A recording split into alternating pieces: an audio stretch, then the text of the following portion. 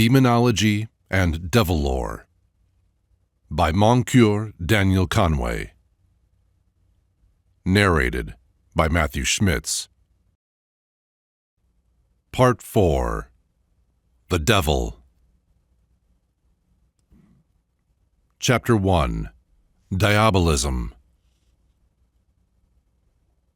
We are all nothing other than wills, says St. Augustine, and he adds that of the good and the bad angels, the nature is the same, the will different. In harmony with this, John Beaumont says, "A good desire of mind is a good God," to which all the mythology of evil adds, "A bad desire of mind is a devil." Every personification of an evil will looks beyond the outward phenomena of pain and conceives a heart that loves evil, a spirit that makes for wickedness. At this point, a new element altogether enters. The physical pain, incidentally represented by the demon, generalized and organized into a principle of harmfulness in the dragon, begins now to pass under the shadow cast by the ascending light of man's moral nature. Man becomes conscious of moral and spiritual pains. They may be still imaginatively connected with bodily agonies, but these drop out of the immediate conception, disappear into a distant future, and are even replaced by the notion of an evil symbolized by pleasure. The fundamental difference between either a demon or a dragon and a devil may be recognized in this. We never find the former voluntarily bestowing physical pleasure or happiness on man, whereas it is a chief part of the notion of a devil that he often confers earthly favors in order to corrupt the moral nature. There are indeed apparent exceptions to this theorem presented in the Agatho-dragons, which have already been considered in our chapter on the basilisk, but the reader will observe that there is no intimation in such myths of any malign ulterior purpose in the good omens brought by those exceptional monsters, and that they are really forms of malevolent power whose afflictive intent is supposed to have been vanquished by the superior might of the heroes or saints to whose glory they are reluctantly compelled to become tributary. Undoubtedly, the dragon attended this moral and religious development of man's inward nature very far, and still occupies, as at once prisoner and gaoler in the underworld, a subordinate relation to it. In the long process, he has undergone certain transformations, and in particular his attribute of wings, if not derived from the notion of his struggle against holier beings, seems to have been largely enhanced thereby. The exceptional wings given to serpents in Greek art, those, for instance, which draw Demeter and Persephone in their chariot, are trifling as compared with the fully developed wings of our conventional dragon of the Christian era. Such wings might have been developed occasionally to denote the flying cloud, the fire-breathing storm, or explain how some Rahu was enabled to pursue the sun and moon and swallow them temporarily in the phenomena of eclipse. But these wings grew to more important dimensions when they were caught up into the Semitic conception of winged genii and destroying angels, and associated with an ambitious assault on heaven and its divine or angelic occupants. There was war in heaven, says the Apocalypse. The traditional descriptions of this war follow pretty closely, in dramatic details, other and more ancient struggles which reflect man's encounters with the hardships of nature. In those encounters, man imagined the gods descending earthward to mingle in the fray, but even where the struggle mounted highest, the scenery is mainly terrestrial and the issues those of place and power, the dominion of visible light established above darkness, or of a comparatively civilized over a savage race. The wars between the Devas and Asuras in India, the Devs and Ahuras in Persia, Buddha and the Nagas in Ceylon, Garura and the serpent men in the north of India, gods and frost giants in Scandinavia, still concern man's relation to the fruits of the earth, to heat and frost, to darkness or storm, and sunshine. But some of these at length find versions which reveal their tendency towards spiritualization. The differences presented by one of these legends, which has survived among us in nearly its ancient form, from the same which remains in a partly mystical form, will illustrate the transitional phase. Thus, Garura, expelling the serpents from his realm in India, is not a saintly legend. This exterminator of serpents is said to have compelled the reptile race to send him one of their number daily, that he might eat it, and the rationalized tradition interprets this as the prince's cannibalism. The expulsion of Nagas or serpents from Ceylon by Buddha in order that he might consecrate that island to the holy law marks the pious accentuation of the fable. The expulsion of snakes from Ireland by St. Patrick is a legend conceived in the spirit of the curse pronounced upon the serpent in Eden, but in this case the modern myth is the more primitive morally and more nearly represents the exploit of Garura. St. Patrick expels the snakes that he may make Ireland a paradise, physically, and establish his reputation as an apostle by fulfilling the signs of one named by Christ, and in this particular it slightly rises above the Hindu story.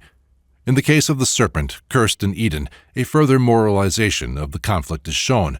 The serpent is not present in Eden, as in the realms of Garura and St. Patrick, for purposes of physical devastation or pain, but to bestow a pleasure on man with a view to success in a further issue between himself and the deity. Yet in this Eden myth, the ancient combat is not yet fairly spiritualized, for the issue still relates, as in that between the Devas and Asuras, to the possession of a magical fruit which by no means confers sanctity. In the apocalyptic legend of the war in heaven, the legend has become fairly spiritualized. The issue is no longer terrestrial, it is no longer for mere power. The dragon is arrayed against the woman and child, and against the spiritual salvation of mankind, of whom he is accuser and deceiver. Surely nobody could be deceived by a great fiery red dragon having 7 heads and 10 horns. In this vision, the dragon is pressed as far as the form can go in the symbolization of evil. To devour the child is its legitimate work, but as accuser of the brethren before God, day and night, the monstrous shape were surely out of place by any mythologic analogy, and one could hardly imagine such a physiognomy capable of deceiving the whole world. It is not wonderful, therefore, that the dragon's presence in heaven is only mentioned in connection with his fall from it. It is significant that the wings are lost in this fall, for while his angelic relationship suggests the previous wings, the woman is able to escape the fallen monster by the 2 wings given her. Wingless now, the old serpent once more, the monster's shape has no adaptation to the moral and religious struggle which is to ensue, for his shape is a method, and it means the perfection of brute force. That indeed also remains in the sequel of this magnificent myth. As in the legend of the Hydra, 2 heads spring up in place of that which falls, so in this Christian legend out of the overthrown monster, henceforth himself concealed, 2 arise from his inspiration, the 7-headed, 10-horned beast who continues the work of wrath and pain, but also a lamb-like beast with only 2 horns, far less terrible and able to deceive by his miracles, for he is even able to call down fire from heaven. The ancient serpent dragon, the expression of natural pain, thus goes to pieces. His older part remains to work mischief and hurt, and the cry is uttered, "Be merry, ye heavens, and ye that tabernacle in them. Woe to the earth and the sea, for the devil is come down unto you, having great wrath because he knows that he has a short time." But there is a lamb-like part of him too, and his relation to the dragon is only known by his voice. This subtle adaptation of the symbol of external pain to the representative of the moral struggle, wherein the hostile power may assume deceptive forms of beauty and pleasure, is only one impressive illustration of the transfer of human conceptions of evil from outward to inward nature. The transition is from a malevolent, fatal principle of harmfulness to the body of a malevolent, fatal principle of evil to the conscience. The demon was natural. The dragon was both physical and metaphysical. The devil was, and is, theological. In the primitive Zoroastrian theology, where the devil first appears in clear definition, he is the opponent of the good mind, and the combat between the two, Ormuzd and Ahriman, is the spiritualization of the combat between light and darkness, pain and happiness, in the external world. As these visible antagonists were supposed to be exactly balanced against each other, so are their spiritual correlatives. The 2 minds are described as twins. Those old spirits, who are twins, made known what is good and what is evil in thoughts, words, and deeds. Those who are good distinguished between the 2, not so those who are evil-doers. When these 2 spirits came together, they made first life and death, so that there should be at last the most wretched life for the bad, but for the good, blessedness. Of these 2 spirits, the evil one chose the worst deeds. The kind spirit, he whose garment is the immovable sky, chose what is right. This metaphysical theory follows closely the primitive scientific observations on which it is based. It is the cold of the cold, the gloom of the darkness, the sting of death, translated into some order for the intellect, which, having passed through the dragon, we find appearing in this Persian devil. And against his blackness the glory of the personality from whom all good things proceed shines out in a splendor no longer marred by association with the evil side of nature. Ormuzd is celebrated as father of the pure world, who sustains the earth and the clouds that they do not fall, and has made the kindly light and the darkness, the kindly sleep and the awaking, at every step being suggested the father of the impure world, the unkindly light, darkness, or sleep. The ecstasy which attended man's first vision of an ideal life deified the contradictory facts of outward and inward nature. So soon as he had beheld a pure image of himself rising above his own animalism, he must not only regard that animalism as an instigation of a devil, but also the like of it in nature. And this conception will proceed pari passu with the creation of pure deities in the image of that higher self. There was as yet no philosophy demanding unity of the cosmos, or forbidding man to hold as accursed so much of nature as did not obviously accord with his ideals. Mr. Edward B. Tyler has traced the growth of animism from man's shadow and his breathing. Sir John Lubbock has traced the influence of dreams in forming around him a ghostly world. Mr. Herbert Spencer has given an analysis of the probable processes by which this invisible environment was shaped for the mental conception in accordance with family and social conditions. But it is necessary that we should here recognize the shadow that walked by the moral nature, the breathings of religious aspiration, and the dreams which visited a man whose moral sense was so generally at variance with his animal desires. The code established for the common good, while necessarily having a relation to every individual conscience, is a restriction upon individual liberty. The conflict between selfishness and duty is thus inaugurated. It continues in the struggle between the law in the members and the law in the spirit, which led Paul to beat his body to keep it in subjection. It passes from the Latin poet to the Englishman, who turns his experience to a rune. I see the right, and I approve it too. Condemn the wrong, and yet the wrong pursue. As the light which cast it was intense, even so intense was the shadow it cast beneath all it could not penetrate. Passionate as was the saintliest man's love of good, even so passionate was his spiritual enemy's love of evil. High as was the azure vault that mingled with his dreams of purity, so deep was the abyss beneath his lower nature. The superficial equalities of phenomena, painful and pleasurable, to his animal nature, had cast the mold into which his theories of the inward and the moral phenomena must be cast, and thus man, in an august moment, surrendered himself to the dreadful conception of a supreme principle of wickedness. Wherever good was, there stood its adversary. Wherever truth, there its denier. No light shone without the dark presence that would quench it. Innocence had its official accuser, virtue its accomplished tempter, peace its breaker, faith its disturber and mocker. Nay, to this impersonation was added the last feature of fiendishness, a nature which found its supreme satisfaction in ultimately torturing human beings for the sins instigated by himself. It is open to question how far any average of mankind really conceived this theological dogma, easy as it is to put into clear verbal statement, readily as the analogies of nature supply arguments for and illustrations of a balance between moral light and darkness, love and hatred. Yet is man limited in subjective conceptions to his own possibilities, and it may almost be said that to genuinely believe in an absolute fiend, a man would have to be potentially one himself. But any human being, animated by causeless and purposeless desire to inflict pain on others, would be universally regarded as insane, much more one who would, without motive, corrupt as well as afflict. Even theological statements of the personality of evil, and what that implies, are rare. The following is brave enough to be put on record, apart from its suggestiveness. It cannot be denied that, as there is an inspiration of holy love, so is there an inspiration of hatred, or frantic pleasure, with which men surrender themselves to the impulses of destructiveness. And when the popular language speaks of possessions of Satan, of incarnate devils, there lies at the bottom of this grave truth that men, by continued sinning, may pass the ordinary limit between human and diabolic depravity, and lay open in themselves a deep abyss of hatred, which, without any mixture of self-interest, finds its gratification in devastation and woe.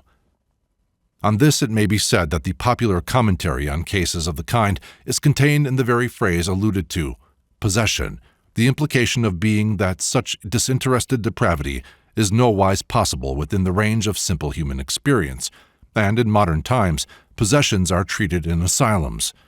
Morbid conditions, however, are of such varied degrees that it is probable many have imagined a being in whom their worst impulses are unrestrained, and thus there have been sufficient popular approximations to an imaginative conception of a devil to enable the theological dogma, which few can analyze, to survive.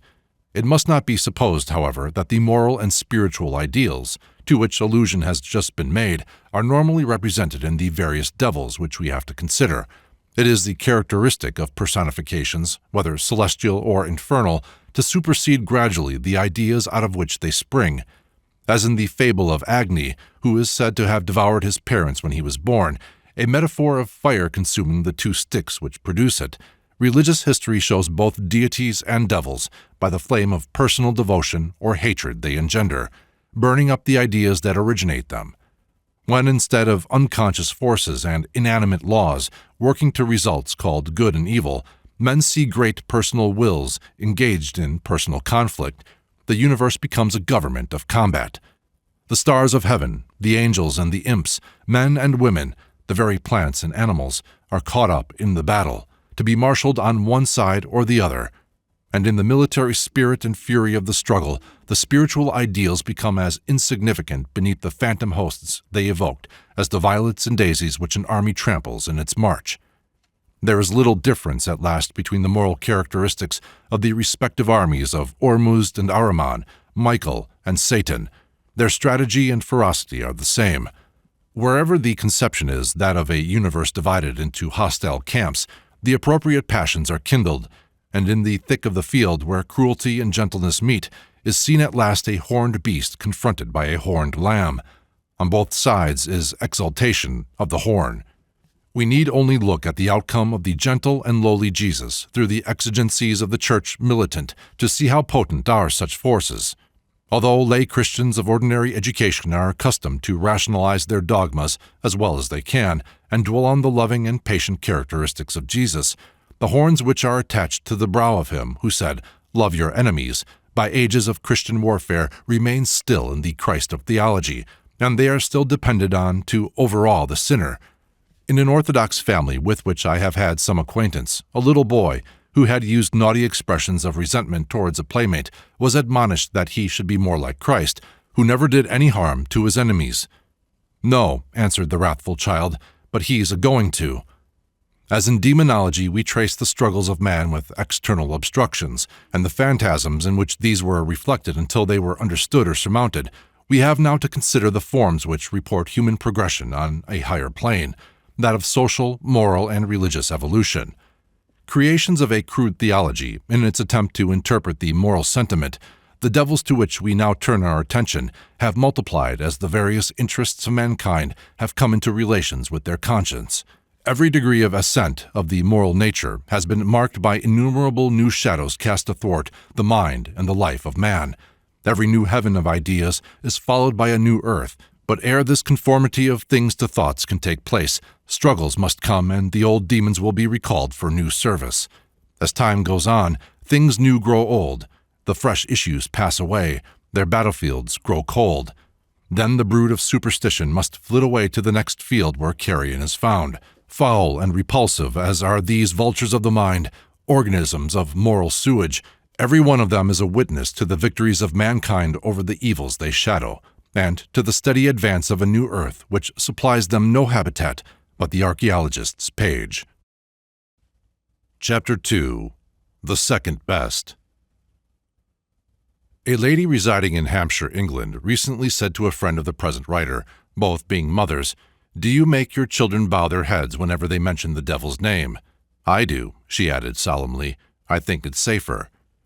This instance of reverence for the devil's name, occurring in a respectable English family, may excite a smile, but if my reader has perused the 3rd and 4th chapters of Part 1 of this work, in which it was necessary to state certain facts and principles which underlie the phenomena of degradation in both demonology and devil lore, he will already know the high significance of nearly all the names which have invested the personifications of evil, and he will not be surprised to find their original sanctity, though lowered, sometimes surviving in such imaginary forms after the battles in which they were vanquished have passed out of all contemporary interest. If, for example, instead of the devil, whose name is uttered with respect in the Hampshire household, any theological bogey of our own time were there mentioned, such as atheist, it might hardly receive such considerate treatment. The 2 chapters just referred to anticipate much that should be considered at this point of our inquiry.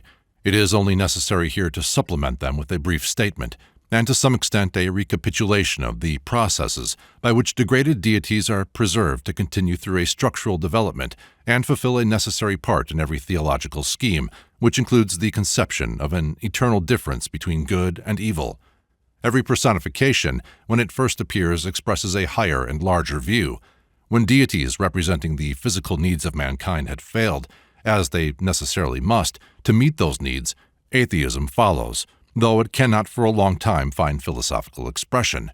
It is an atheism ad hoc, so to say, and works by degrading particular gods instead of by constructing anti-theistic theories.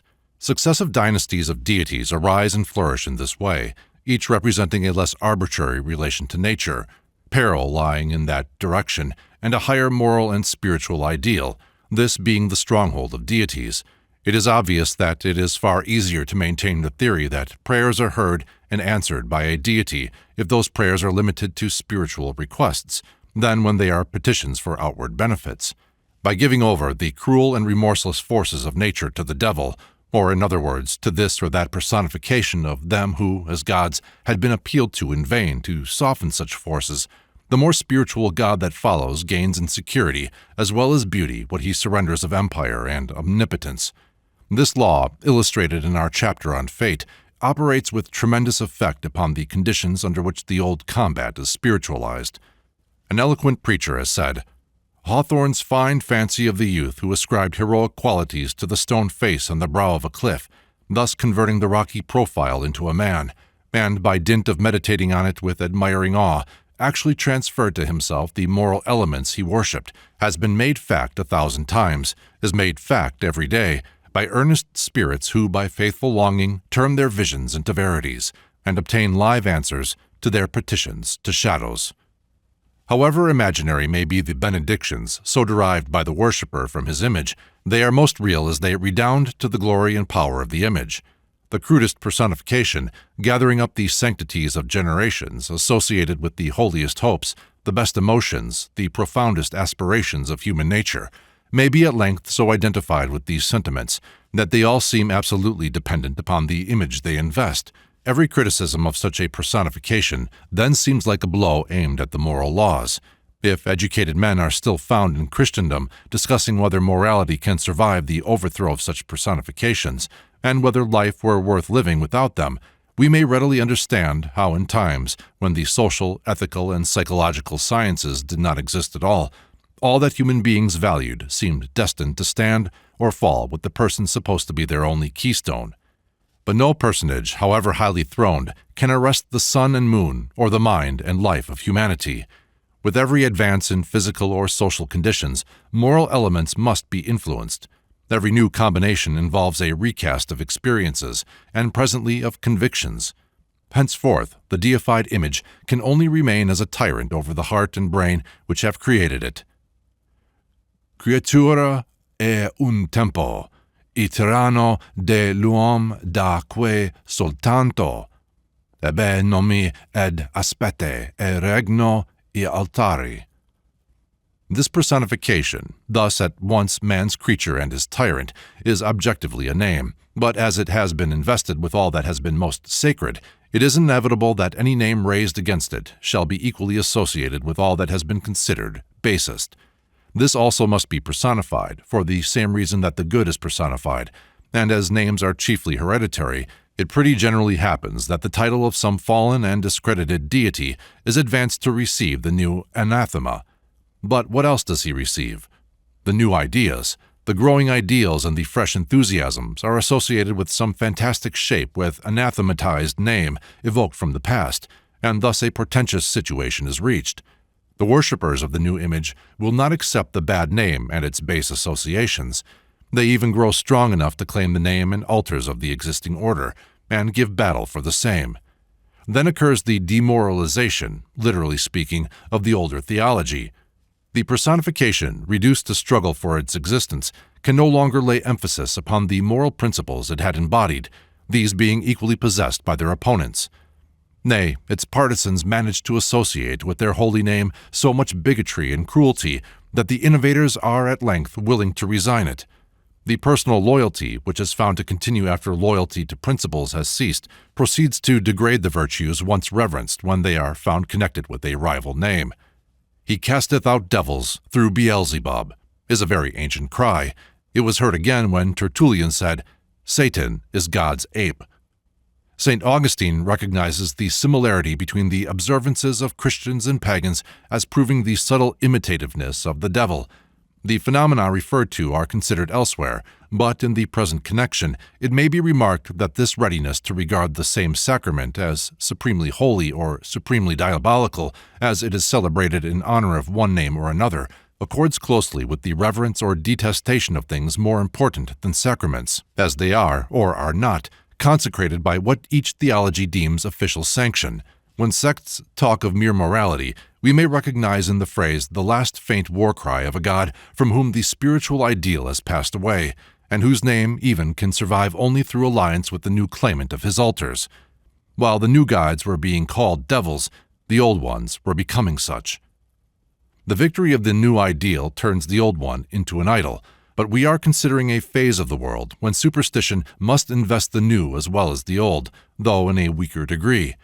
A new religious system prevails chiefly through its moral superiority to that it supersedes, but when it has succeeded to the temples and altars consecrated to previous divinities, when the ardour of battle is over, and conciliation becomes a policy as well as a virtue, the old idol is likely to be treated with respect, and may not impossibly be brought into friendly relation with its victorious adversary.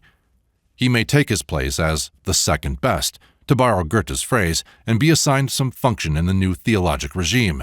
Thus, behind the simplicity of the Hampshire lady instructing her children to bow at mention of the devil's name, stretch the centuries in which Christian divines have as warmly defended the existence of Satan as that of God himself, with sufficient reason. That infernal being, sometime God's ape and rival, was necessarily developed into his present position and office of agent and executioner under the divine government. He is the great second best, and it is a strange hallucination to fancy that, in an age of peaceful inquiry, any divine personification can be maintained without this patient goat, who bears blame for all the faults of nature, and who relieves divine love from the odium of supplying that fear which is the mother of devotion, at least in the many millions of illogical eyes into which priests can still look without laughing. Such, in brief outline, has been the interaction of moral and intellectual forces operating within the limits of established systems and of the nations governed by them. But there are added factors, intensifying the forces on each side when alien are brought into rivalry and collision with national deities. In such a contest, besides the moral and spiritual sentiments and the household sanctities, which have become intertwined with the internal deities, national pride is also enlisted, and patriotism. But on the other side is enlisted the charm of novelty and the consciousness of fault and failure in the home system. Every system imported to a foreign land leaves behind its practical shortcomings, puts its best foot forward, namely its theoretical foot, and has the advantage of suggesting a way of escape from the existing routine which has become oppressive. Napoleon I said that no people profoundly attached to the institutions of their country can be conquered, but what people are attached to the priestly system over them. That internal dissatisfaction which, in secular government, gives welcome to a dashing Corsican or a Prince of Orange has been the means of introducing many an alien religion and giving to many a prophet the honor denied him in his own country. Buddha was a Hindu, but the triumph of his religion is not in India. Zoroaster was a Persian, but there are no Parsis in Persia. Christianity is hardly a colonist even in the native land of Christ. These combinations and changes were not effected without fierce controversies, ferocious wars or persecutions, and the formation of many devils. Nothing is more normal in ancient systems than the belief that the gods of other nations are devils. The slaughter of the priests of Baal corresponds with the development of their god into Beelzebub.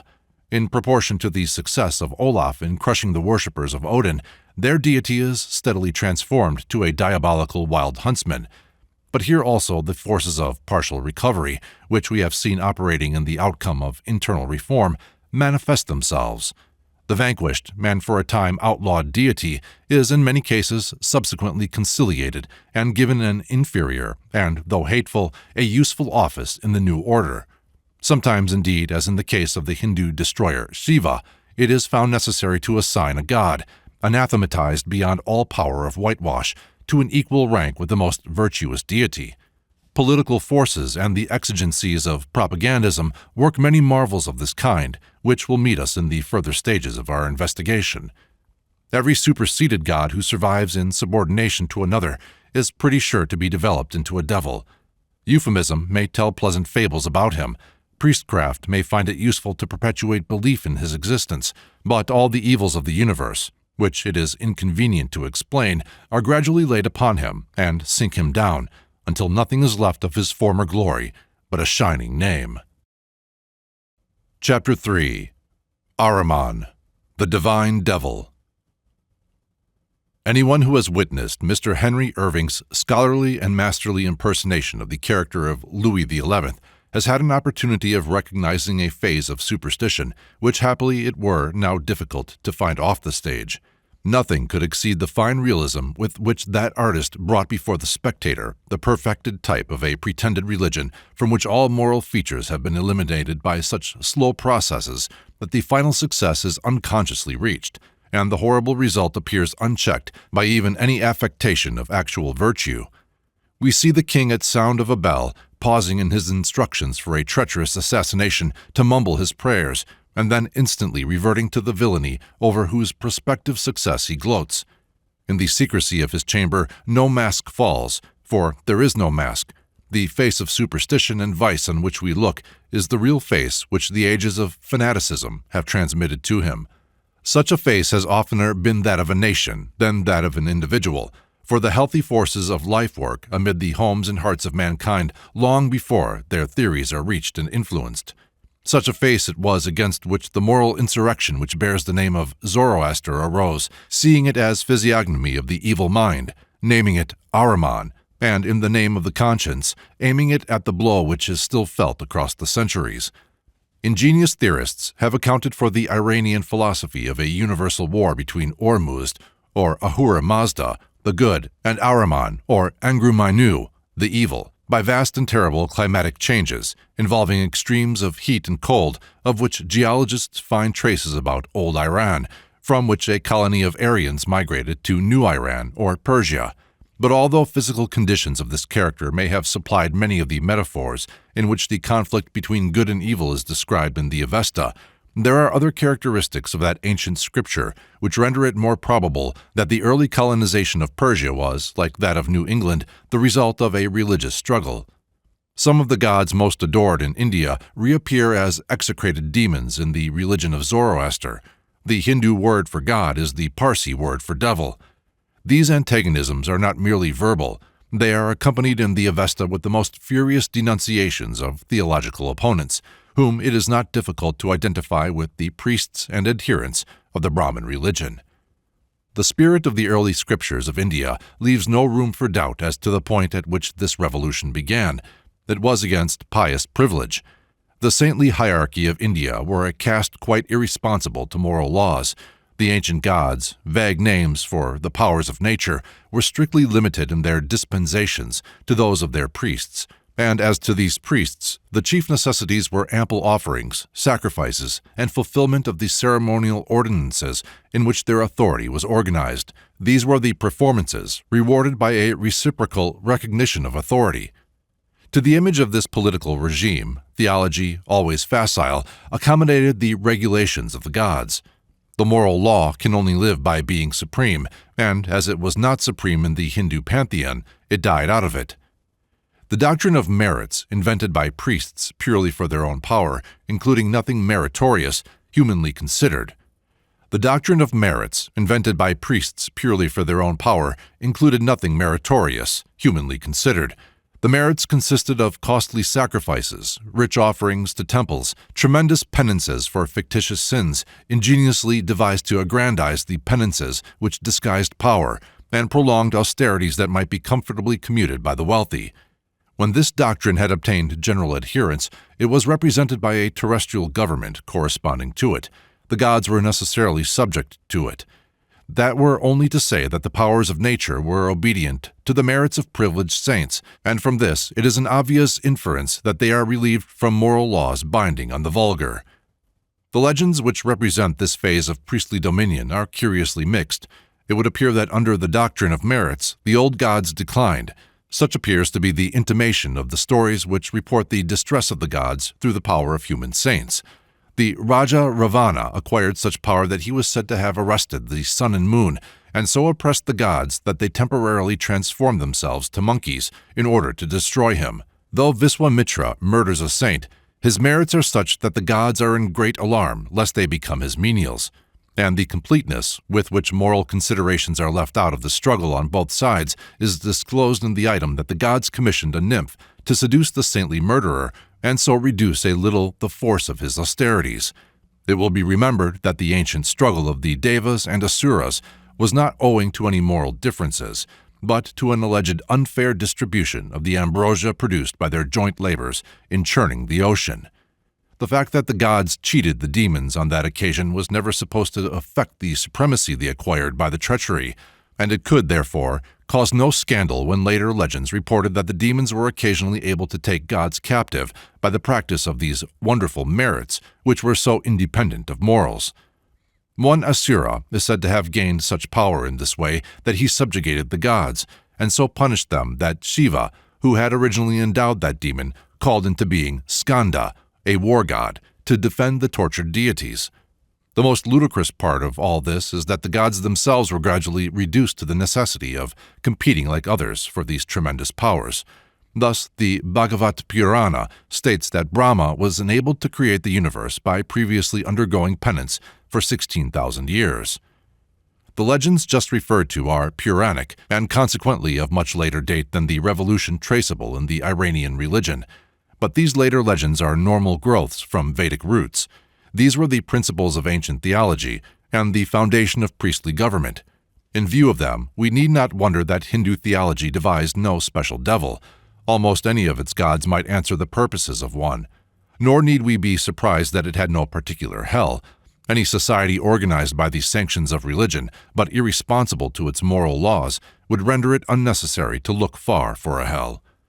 From this cosmological chaos, the more intelligent Hindus were of course liberated, but the degree to which the fearful training had corrupted the moral tissues of those who had been subjected to it was revealed in the bald principle of their philosophers, that the superstition must continue to be imposed on the vulgar, whilst the learned might turn all the gods into a scientific terminology. The first clear and truthful eye that touched the system would transform it from a heaven to an inferno. So was it changed under the eye of Zoroaster. That ancient pantheon which had become a refuge for all the lies of the known world, whose gods were liars and their supporters liars, was now turned into a realm of organized disorder, of systematized wrong, a vast creation of wickedness at whose center sat its creator and inspirer, the immoral god, the divine devil, Ahriman. It is indeed impossible to ascertain how far the revolt against the old Brahmanic system was political. It is, of course, highly improbable that any merely speculative system would excite a revolution. But at the same time, it must be remembered that, in early days, an importance was generally attached to even abstract opinions, such as we still find among the superstitious, who regard an atheistic sentiment as worse than a theft. However this may have been, the Avesta does not leave us in any doubt as to the main fact, namely that at a certain time and place, man came to a point where he had to confront antagonism to fundamental moral principles, and that he found the so-called gods against him. In the establishment of those principles, priests recognized their own disestablishment. What those moral laws that had become necessary to society were is also made clear. We worship the pure, the Lord of purity. We honor the good spirit, the good kingdom, the good law. All that is good. Evil doctrine shall not again destroy the world. Good is the thought, good the word, good the deed of the pure Zarathustra. In the beginning the two heavenly ones spoke, the good to the evil. Thus our souls, doctrines, words, works do not unite together. These sentences are from the oldest gathas of the Avesta. The following is a very ancient gatha.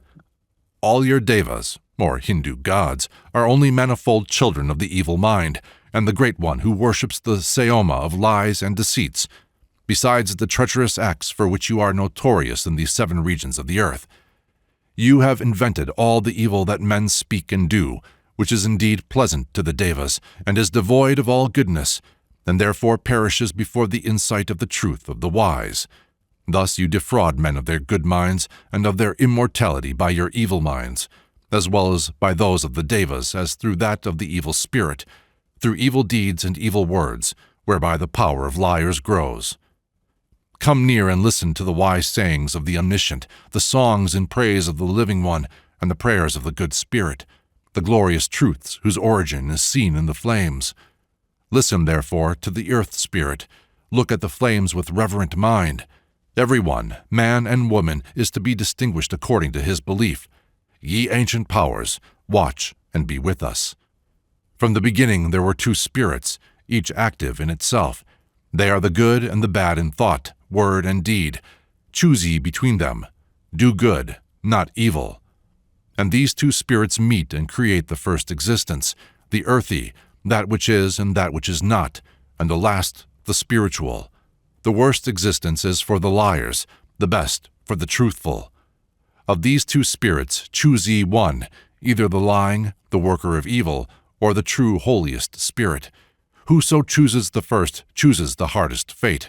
Whoso the last honors Ahura Mazda in faith and in truth by his deeds. Ye cannot serve both of these 2.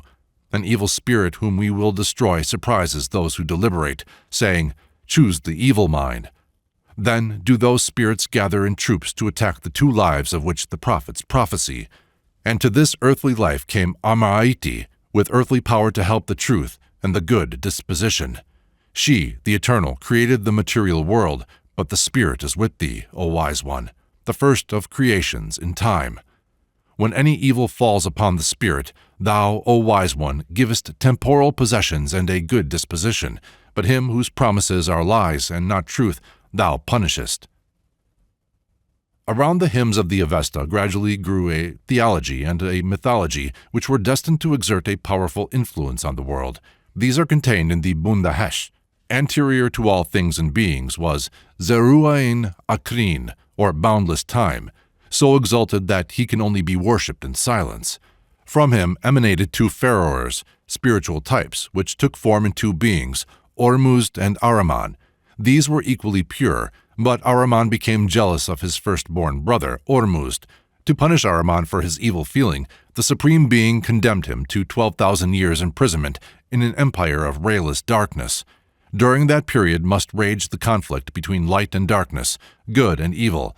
As Ormuzd had his pre-existing type, or pharaoh, so by a similar power, much the same as the Platonic logos or word, he created the pure or spiritual world, by means of which the empire of Ahriman should be overthrown. On the earth, still spiritual, he raised the exceeding high mountain Elbruz, or Snow Mountain, on whose summit he fixed his throne.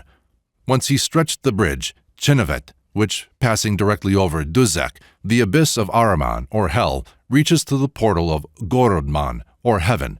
All this was but a pharaoh world, a prototype of the material world. In anticipation of its incorporation in a material creation, Ormuzd, by emanations, created in his own image 6 Amshaspans, or agents of both sexes, to be models of perfection to lower spirits, and to mankind when they should be created, and offer up their prayers to himself. The second series of emanations were the Izeds, benevolent genii and guardians of the world, 28 in number, of whom the chief is Mithras, the mediator. The third series of emanations were the innumerable pharaohs of things and men, for each must have its soul, which shall purify them in the day of resurrection. In antagonism to all these, Ahriman produced an exactly similar host of dark and evil powers. These devas rise, rank on rank, to their arch-devs, each of whom is chained to his planet. and their head is Ashmog, the two-footed serpent of lies, who seems to correspond to Mithras, the divine mediator. After a reign of 3,000 years, Ormuzd entered on the work of realizing his spiritual emanations in a material universe. He formed the sun as commander-in-chief, the moon as his lieutenant, the planets as captains of a great host, the stars, who were soldiers in his war against Ahriman. The dog Sirius he set to watch at the bridge Chinnavet, the Milky Way, lest thereby Ahriman should scale the heavens. Ormuzd then created earth and water, which Ahriman did not try to prevent, knowing that darkness was inherent in these. But he struck a blow when life was produced. This was in form of a bull, and Ahriman entered it and it perished. But on its destruction there came out of its left shoulder the seed of all clean and gentle animals, and out of its right shoulder, man. Ahriman had matched every creation thus far, but to make man was beyond his power, and he had no recourse but to destroy him. However, when the original man was destroyed, there sprang from his body a tree which bore the first human pair, whom Ahriman, however, corrupted in the manner elsewhere described.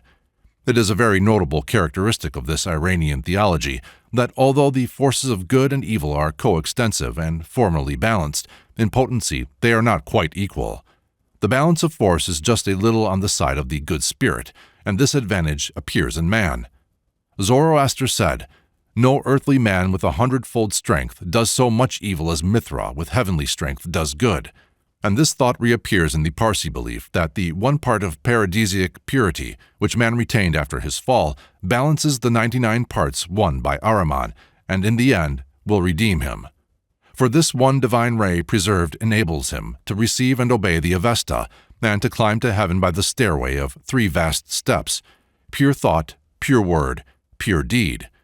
The optimistic essence of the mythology is further shown in the belief that every destructive effort of Ahriman resulted in a larger benefit than Ormuzd had created. The bull, or life, destroyed, man and animals sprang into being. The man destroyed, man and woman appeared. And so on to the end. In the last quarter of the 12,000 years for which Ahriman was condemned, he rises to greater power even than Ormuzd, and finally he will, by a fiery comet, set the visible universe in conflagration. But while this scheme is waxing to consummation, Ormuzd will send his holy prophet, Sosiak, who will convert mankind to the true law, so that when Ahriman's comet consumes the earth, he will really be purifying it. Though the vast stream of melted metals and minerals the righteous shall pass, and to them it will be as a bath of warm milk, the wicked, in attempting to pass, shall be swept into the abyss of Duzak. Having then suffered 3 days and nights, they shall be raised by Ormuzd, refined and purified. Duzak itself shall be purified by this fire, and last of all Ahriman himself shall ascend to his original purity and happiness. Then from the ashes of the former world shall bloom a paradise that shall remain forever. In this system it is notable that we find the monster serpent of Vedic mythology, Ahi, transformed into an infernal region, Duzak. The dragon, being a type of physical suffering, passes away in Iranian, as in the later Semitic mythology before the new form, which represents the stings of conscience, though it may be beneath external pleasure. In this respect, therefore, Ahriman fulfills the definition of a devil already given. In the Avesta he fulfills also another condition essential to a devil, the love of evil in and for itself. But in the later theology it will be observed that evil in Ahriman is not organic. The war being over and its fury past, the hostile chief is seen not so black as he had been painted. The belief obtains that he does not actually love darkness and evil. He was thrust into them as a punishment for his jealousy, pride, and destructive ambition. And because that dark kingdom was a punishment, therefore not congenial, it was at length, the danger past, held to be disciplinary. Growing faith in the real supremacy of good discovers the immoral God to be an exaggerated anthropomorphic egoist. This divine devil is a self-centered potentate who had attempted to subordinate moral law and human welfare to his personal ascendancy. His fate having sealed the sentence on all ambitions of that character, humanity is able to pardon the individual offender and find a hope that Ahriman, having learned that no real satisfaction for a divine nature can be found in mere power detached from rectitude, will join in the harmony of love and loyalty at last. Chapter 4. Viswamitra, the Theocratic Devil. Priestcraft in government means pessimism in the creed and despair in the heart. Under sacerdotal rule in India, it seemed paradise enough to leave with the world, and the only hell dreaded was a return to it. The twice-born man, says Manu, who shall without intermission have passed the time of his studentship, shall ascend after death to the most exalted of regions, and no more spring to birth again in this lower world. Some clause was necessary to keep the twice-born man from suicide. Buddha invented a plan of suicide in life combined with annihilation of the gods, which was driven out of India because it put into the minds of the people the philosophy of the schools. Thought could only be trusted among classes interested to conceal it. The power and authority of a priesthood can only be maintained on the doctrine that man is saved by the deeds of a ceremonial law. Any general belief that morality is more acceptable to gods than ceremonies must be fatal to those occult and fictitious virtues which hedge about every pious impostor. Sacerdotal power in India depended on superstitions carefully fostered concerning the mystical properties of a stimulating juice, or soma, litanies, invocations, and benedictions by priests, upon sacrifices to the gods, including their priests, austerities, penances, pilgrimages, and the like. One characteristic running through all the performances, their utter worthlessness to any being in the universe except the priest. An artificial system of this kind has to create its own materials and evoke forces of evolution from many regions of nature. It is a process requiring much more than the wisdom of the serpent and more than its harmfulness. And there is a bit of nature's irony in the fact that when the Brahman Rishi gained supremacy, the cobra was also worshipped as belonging to precisely the same caste and sanctity. There are traces of long and fierce struggles preceding this consummation. Even in the Vedic age, in the very dawn of religious history, Tetzel appears with his indulgences, and Luther confronts him. The names they bore in ancient India were Viswamitra and Vasishta. Both of these were among the 7 powerful rishis who made the hierarchy of India in the earliest age known to us. Both were composers of some of the chief hymns of the Vedas, and their respective hymns bear the stamp of the sacerdotal and the anti-sacerdotal parties, which contended before the priestly sway had reached its complete triumph. Viswamitra has champion of the high priestly party and its political pretensions. In the Rig Veda, there are 40 hymns ascribed to him and his family, nearly all of which celebrate the divine virtues of soma juice and the soma sacrifice. As the exaltation of the priestly caste in Israel was connected with a miracle in which the Jordan stopped flowing till the ark had been carried over, so the rivers Sutlej and Rhea were said to have rested from their course when Viswamitra wished to cross them in seeking the soma. This rishi became identified in the Hindu mind for all time with political priestcraft. On the other hand, Vasishta became equally famous for his hostility to that power, as well as for his profoundly religious character. The finest hymns of the Vedas, as to moral feeling, being those that bear his name. The anti-sacerdotal spirit of Vasishta is especially revealed in a strange satirical hymn in which he ridicules the ceremonial Brahmins under the guise of a panegyric on frogs. In this composition occur such verses as these: like Brahmins at the soma sacrifice of Ataratra, sitting round a full pond and talking, you, O frogs, celebrate this day of the year when the rainy season begins. These Brahmins, with their soma, have had their say, performing the annual rite. These Adwaryus, sweating while they carry the hot pots, pop out like hermits. They have always observed the order of the gods, as they are to be worshipped in the 12th month. These men do not neglect their season.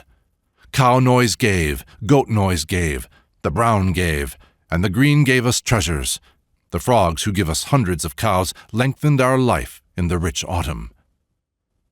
Viswamitra and Vasishta appear to have been powerful rivals in seeking the confidence of King Sudas, and from their varying fortunes came the tremendous feud between them, which plays so large a part in the traditions of India. The men were both priests, and are both ritualists and broad churchmen in the present day. They were born on the stream of mythologic evolution, 2 representative regions very different from any they could have contemplated. Vasishta, ennobled by the moral sentiment of ages, appears as the genius of truth and justice, maintaining these as of more merit than any ceremonial perfections. The Brahmins, whom he once ridiculed, were glad enough in the end to make him their patron saint, though they did not equally honor his principles. On the other hand, Viswamitra became the type of that immoral divinity which received its Iranian anathema in Ahriman. The murder he commits is nothing in a personage whose Soma celebrations have raised him so high above the trivialities of morality. It is easy to see what must be the further development of such a type as Viswamitra when he shall have passed from the guarded pages of Puranic tradition to the terrible simplicities of folklore. The saint whose majesty is built on merits, which have no relation to what the humble deem virtues, naturally holds such virtues in cynical contempt. Naturally also, he is indignant if anyone dares to suggest that the height he has reached by costly and prolonged observances may be attained by poor and common people through the practice of virtue. The next step is equally necessary.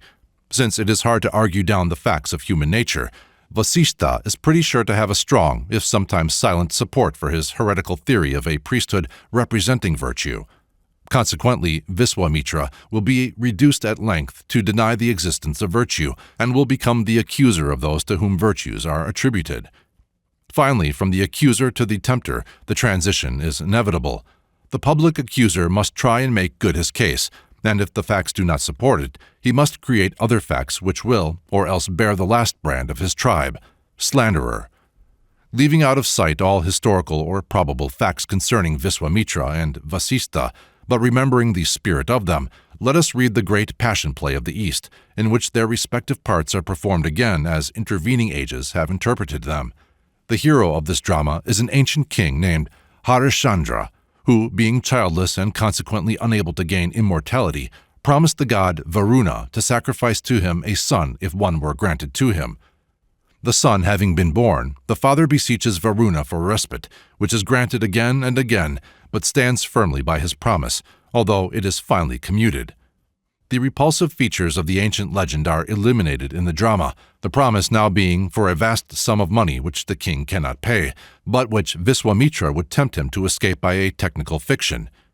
Sir Muthu Kamara Swami, whose translation I follow, presents many evidences of the near relation in which this drama stands to the religious faith of the people in southern India and parts of Ceylon, where its representation never fails to draw vast crowds from every part of the district in which it may occur, the impression made by its being most profound. We are first introduced to Harishchandra, king of Ayodhya, or Oudh, in his palace, surrounded by every splendor, and by the devotion of his prosperous people. His first word is an ascription to the God of gods. His ministers come forward and recount the wealth and welfare of the nation. The first act witnesses the marriage of Harishchandra with the beautiful princess Chandravati, and it closes with the birth of a son. The second act brings us into the presence of Indra, in the abode of the gods. The chief enters the audience hall of his palace, where an assembly of deities and sages has awaited him. These sages are holy men who have acquired supernatural power by their tremendous austerities, and of these the most august is Viswamitra. By the magnitude and extent of his austerities, he has gained a power beyond even that of the triad, and can reduce the worlds to cinders. All the gods court his favor. As the council proceeds, Indra addresses the sages. Holy men, as gifted with supernatural attributes, you roam the universe with marvelous speed. There is no place unknown to you. I am curious to learn who, in the present times, is the most virtuous sovereign on the earth below. What chief of mortals is there who has never told a lie, who has never swerved from the course of justice? Vasishtha, a powerful sage and family priest of Harishchandra, declares that his royal disciple is such a man, but the more powerful Viswamitra denounces Harishchandra as cruel and a liar. The quarrel between the two rishis waxes fierce until Indra puts a stop to it by deciding that an experiment shall be made on Harishchandra. Vasishtha agrees that if his disciple can be shown to have told a lie or can be made to tell one, the fruit of his lifelong austerities and all the power so gained shall be added to Viswamitra, while the latter must present his opponent with half of his merits if Harishchandra be not made to swerve from the truth. Viswamitra is to employ any means whatever, neither Indra or any other interfering. Viswamitra sets about his task of trying and tempting Harishchandra by informing that king that, in order to perform a sacrifice of special importance, he has need of a mound of gold as high as a missile slung by a man standing on an elephant's back. With the demand of so sacred a being, Harishchandra has no hesitation in complying, and is about to deliver the gold when Viswamitra requests him to be custodian of the money for a time, but perform the customary ceremony of transfer. Holding Harishandra's written promise to deliver the gold whensoever demanded, Viswamitra retires with compliments. Then wild beasts ravage Harishandra's territory. These being expelled, a demon boar is sent, but is vanquished by the monarch.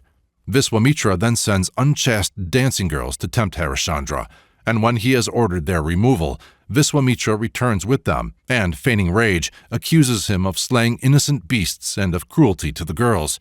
He declares that unless Harishandra yields to the pariah damsels, he himself shall be reduced to a pariah slave. Harishandra offers all his kingdom and possessions if the demand is withdrawn, absolutely refusing to swerve from his virtue. This Viswamitra accepts, is proclaimed sovereign of Ayodhya, and the king goes forth a beggar with his wife and child. But now, as these are departing, Viswamitra demands that mound of gold which was to be paid when called for. In vain, Harishandra pleads that he has already delivered up all he possesses, the gold included. The last concession is declared to have nothing to do with the first. Yet Viswamitra says he will be charitable if Harishandra will simply declare that he never pledged the gold, or, having done so, does not feel bound to pay it. He will cancel that debt. "Such a declaration I can never make," replies Harishandra. "I owe thee the gold, and pay it I shall. Let a messenger accompany me, and leave me not till I have given him thy due." From this time the efforts of Viswamitra are directed to induce Harishandra to declare the money not due. Amid his heartbroken people, who cry, "Where are the gods? Can they tolerate this?" he who was just now the greatest and happiest monarch in the world goes forth on the highway a wanderer with his Chandravati and their son, Devarata, dressed in coarsest garments. His last royal deed is to set the crown on his tempter's head. The people and officers follow and beg his permission to slay Viswamitra, but he rebukes them and counsels submission. Viswamitra orders a messenger, Nakshatra, to accompany the three wretched ones and inflict the severest sufferings on them until the gold is paid, and amid each ordeal to offer Harishandra all his former wealth and happiness if he will utter a falsehood. They come to a desert whose sands are so hot that the wife faints. Harishandra bears his son in his arms, but in addition is compelled to bear Nakshastra, the Brahmin and tormentor, on his shoulders. They so pass amid snakes and scorpions, and receive terrible stings. They pass through storm and flood, and yet vainly does Nakshatra suggest the desired falsehood. Then follows the ordeal of demons, which gives an interesting insight into Tamil demonology. One of the company exclaims, "How frightful they look! Who can face them? They come in battalions, young and old, small and great. All welcome us. They disport themselves with a wild dance. Flames shoot from their mouths, their feet touch not the earth. They move in the air. Observe you the bleeding corpses of human beings in their hands. They crunch them and feed on the flesh. The place is one mass of gore and filth. Wolves and hyenas bark at them. Jackals and dogs follow them. They are near. May Shiva protect us." Nakshatra: "How dreadful! Harishandra, what is this? Look, evil demons stare at me. I tremble for my life. Protect me now, and I ask you no more for the gold." Harishandra: "Have no fear, Nakshatra. Come, place thyself in the midst of us." Chief of the Goblins: "Men, little men, human vermin, intrude ye thus into my presence? Know that, save only the Brahmin standing in the midst of you, you are all my prey tonight." Harishandra: "Goblin, certainly thou art not an evildoer, for thou hast accepted this holy Brahmin. As for ourselves, we know that the bodies which begin to exist upon earth must also cease to exist on it. What matters it when death comes? If he spares us now, he reserves us only for another season. Good, kind demon, destroy us then together. Here we await our doom." Nakshatra: "Harishandra, before you thus desert me, make the goblin promise you that he will not hurt me." Harishandra: "Thou hast no cause for alarm. Thou art safe." Chief of the Goblins: "Listen, I find that all four of you are very thin. It is not worth my while to kill you. On examining closely, I perceive that the young Brahmin is plump and fat as a wild boar. Give him up to me. I want not the rest." Nakshatra: "O gods, O Harishandra, you are a great monarch. Have mercy on me. Save me, save me. I will never trouble you for the gold, but treat you considerately hereafter." Harishandra: Sir, thy life is safe. Stand still. Nakshatra. Allow me, sirs, to come closer to you and to hold you by the hand. He grasps their hands. Harishandra. King of the goblins, I address thee in all sincerity. Thou wilt confer on us a great favor indeed by dispatching us speedily to the judgment hall of the god of death. The Brahmin must not be touched. Devour us. The goblin, grinding his teeth in great fury. What? Dare you disobey me? Will you not deliver the Brahmin? Harishandra. No, we cannot. We alone are thy victims. Day breaks, and the goblins disappear. Having thus withstood all temptation to harm his enemy or to break a promise he had given to treat him kindly, Harishandra is again pressed for the gold or the lie, and, still holding out, an ordeal of fire follows.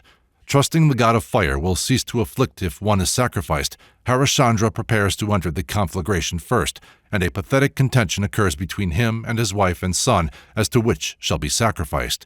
In the end, Harishandra rushes in, but does not perish.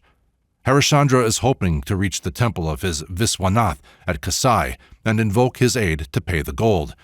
To the temple he comes only to plead in vain, and Nakshatra tortures him with his instruments. Finally, Harishandra, his wife and child are sold as slaves to pay the debt, but Viswamitra, invisibly present, only redoubles his persecutions. Harishandra is subjected to the peculiar degradation of having to burn dead bodies in a cemetery. Chandravati and her son are subjected to cruelties. The boy is one day sent to the forest, is bitten by a snake, and dies. Chandravati goes out in the night to find the body. She repairs with it to the cemetery. In the darkness, she does not recognize her husband, the burner of the bodies, nor he his wife. He has strictly promised his master that every fee shall be paid, and reproaches the woman for coming in the darkness to avoid payment. Chandravati offers in payment a sacred chain which Shiva had thrown round her neck at birth, invisible to all but a perfect man. Harishandra alone has ever seen it, and now recognizes his wife.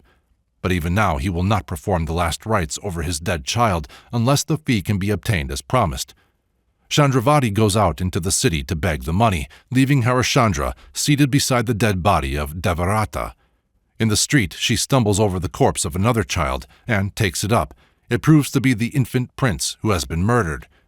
Chandravati, arrested and dragged before the king, in a state of frenzy declares she has killed the child. She is condemned to death, and her husband must be her executioner, but the last scene must be quoted nearly in full. Varak Vu, Harishandra's master, leading on Chandravati. Slave! This woman has been sentenced by our king to be executed without delay. Draw your sword and cut her head off. Harishandra. I obey, master. Draws the sword and approaches her. Chandravati, coming to consciousness again. My husband, what? Do I see thee again? I applaud thy resolution, my lord. Yes, let me die by thy sword. Be not unnerved, but be prompt, and perform thy duty unflinchingly. Harishandra. My beloved wife, the days allotted to you in this world are numbered. You have run through the span of your existence. Convicted as you are of this crime, there is no hope for your life. I must presently fulfill my instructions. I can only allow you a few seconds. Pray to your tutelary deities. Prepare yourself to meet your doom. Viswamitra, who has suddenly appeared. Harishandra, what? Are you going to slaughter this poor woman? Wicked man, spare her. Tell a lie even now and be restored to your former state. Harishandra. I pray, my lord, attempt not to beguile me from the path of rectitude. Nothing shall shake my resolution. Even though thou didst offer to me the throne of Indra, I would not tell a lie. Pollute not thy sacred person by entering such unholy grounds. Depart. I dread not thy wrath. I no longer court thy favor. Depart. Viswamitra disappears. My love, lo, I am thy executioner. Come, lay thy head gently on this block with thy sweet face turned towards the east. Chandravati, my wife, be firm, be happy. The last moment of our sufferings has at length come, for to sufferings too there is happily an end. Here cease our woes, our griefs, our pleasures. Mark, Yet a while, and thou wilt be as free as the vultures that now soar in the skies. This keen saber will do its duty.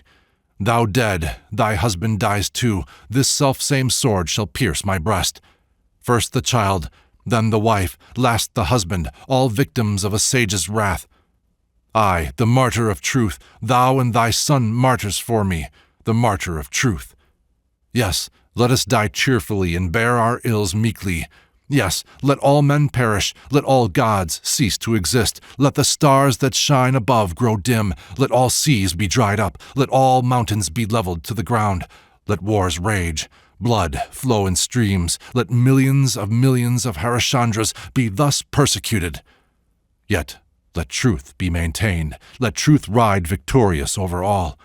Let truth be the light, truth the guide, truth alone the lasting solace of mortals and immortals. Die, then, O goddess of chastity. Die at this, the shrine of thy sister goddess of truth. Strikes the neck of Chandravati with great force. The sword, instead of harming her, is transformed into a string of superb pearls, which winds itself around her.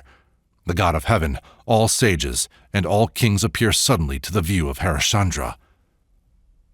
Shiva, the first of the gods. Harishchandra, be ever blessed. You have borne your severe trials most heroically, and have proved to all men that virtue is of greater worth than all the vanities of a fleeting world. Be you the model of mortals.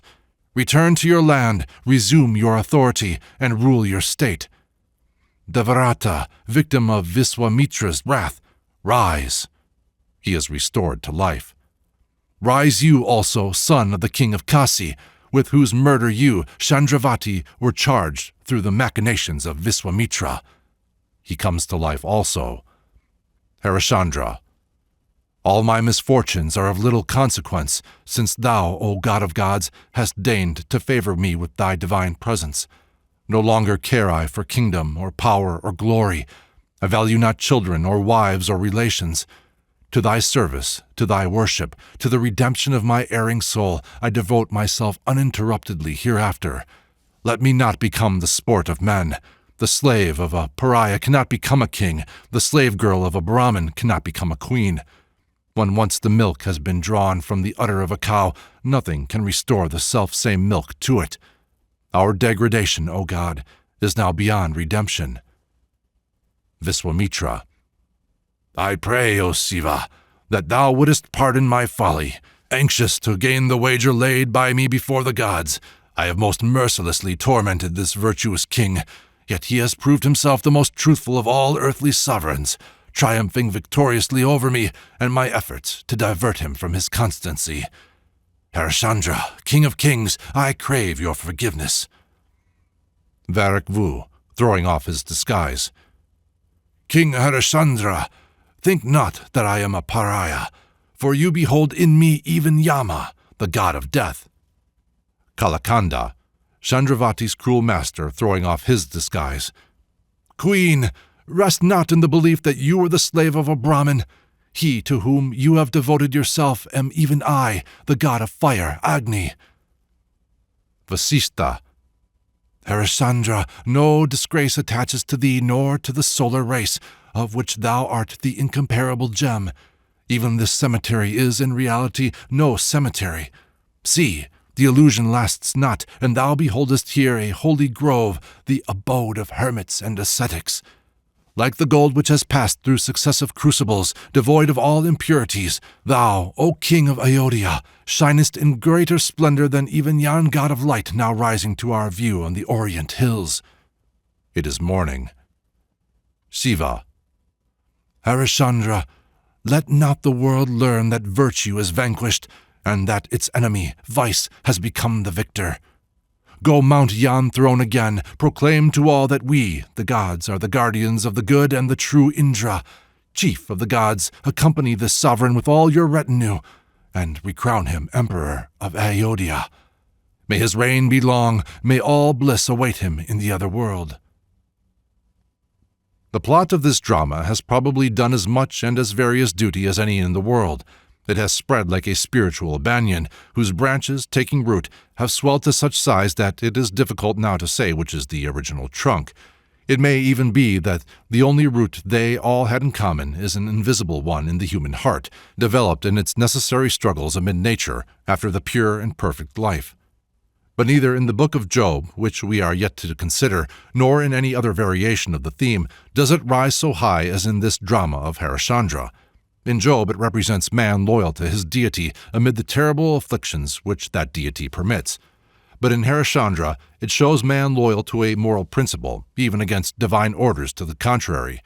Despite the hand of the licenser and the priestly manipulations visible here and there in it, especially towards the close, sacerdotalism stands confronted by its reaction at last, and receives its sentence in the joy with which the Hindu sees the potent rishis, with all their pretentious merits, and the gods themselves kneeling at the feet of the man who stands by the truth.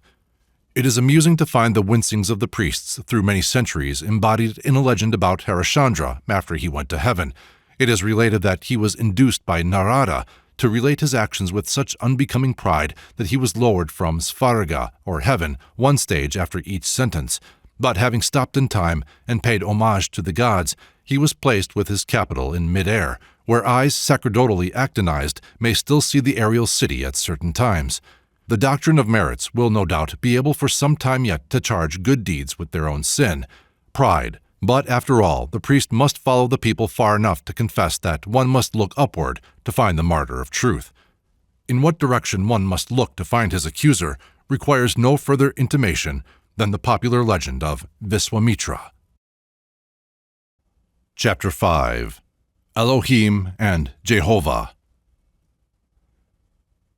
The sacred books of the Hebrews bring us into the presence of the gods, or Elohim, supposed to have created all things out of nothing. Nature gods, just as they are in transition to the conception of a single will and personality. Though the plural is used, gods, a singular verb follows. The tendency is already to that concentration which resulted in the enthronement of one supreme sovereign, Jehovah. The long process of evolution which must have preceded this conception is but slightly traceable in the Bible. It is, however, written on the face of the whole world, and the same process is going on now in its every phase. Whether with Gesenius we take the sense of the word Elohim to be the revered, or with First, the mighty, makes little difference. The fact remains that the word is applied elsewhere to gods in general, including such as were afterwards deemed false gods by the Jews.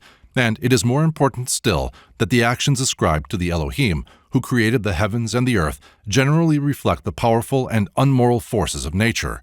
The work of creation in Genesis 1 and 2, 1-3, is that of giants without any moral quality whatever. Whether or not we take in their obvious sense the words, Elohim created man in his own image, male and female created he them, there can be no question of the meaning of Genesis 6, 1-2. The sons of Elohim saw the daughters of men, that they were beautiful, and they took to themselves for wives whomsoever they choose. When good and evil come to be spoken of, the name Jehovah at once appears. The Elohim appear again in the flood, the wind that assuaged it, the injunction to be fruitful and multiply, the cloud and rainbow, and gradually the germs of a moral government begin to appear in their assigning the violence of mankind as the reason for the deluge, and in the covenant with Noah. But even after the name Jehovah had generally blended with, or even superseded, the other, we find Elohim often used where strength and wonder-working are thought of, such as, Thou art the God that doest wonders. Psalms. This way is in the sea, and thy path in the great waters, and thy footsteps are not known. Against the primitive nature deities, the personality and jealous supremacy of Jehovah was defined. The golden calf built by Aaron was called Elohim, plural, though there was but one calf. Solomon was denounced for building altars to the same, and when Jeroboam built altars to 2 calves, they are still so called. Other rivals, Dagon, Astaroth, Chemosh, Milcom, are called by the once honored name. The English Bible translates Elohim, God, Jehovah, the Lord, Jehovah Elohim, the Lord God, and the critical reader will find much that is significant in the varied use of these names. Thus, it is Elohim that demands the sacrifice of Isaac, Jehovah that interferes to save him. At the same time, in editing the story, it is plainly felt to be inadmissible that Abraham should be supposed loyal to any other god than Jehovah. So Jehovah adopts the sacrifice as meant for himself, and the place where the ram was provided in place of Isaac is called Jehovah Ireh. However, when we can no longer distinguish the two antagonistic conceptions by different names, their actual incongruity is even more salient and, as we shall see, develops a surprising result.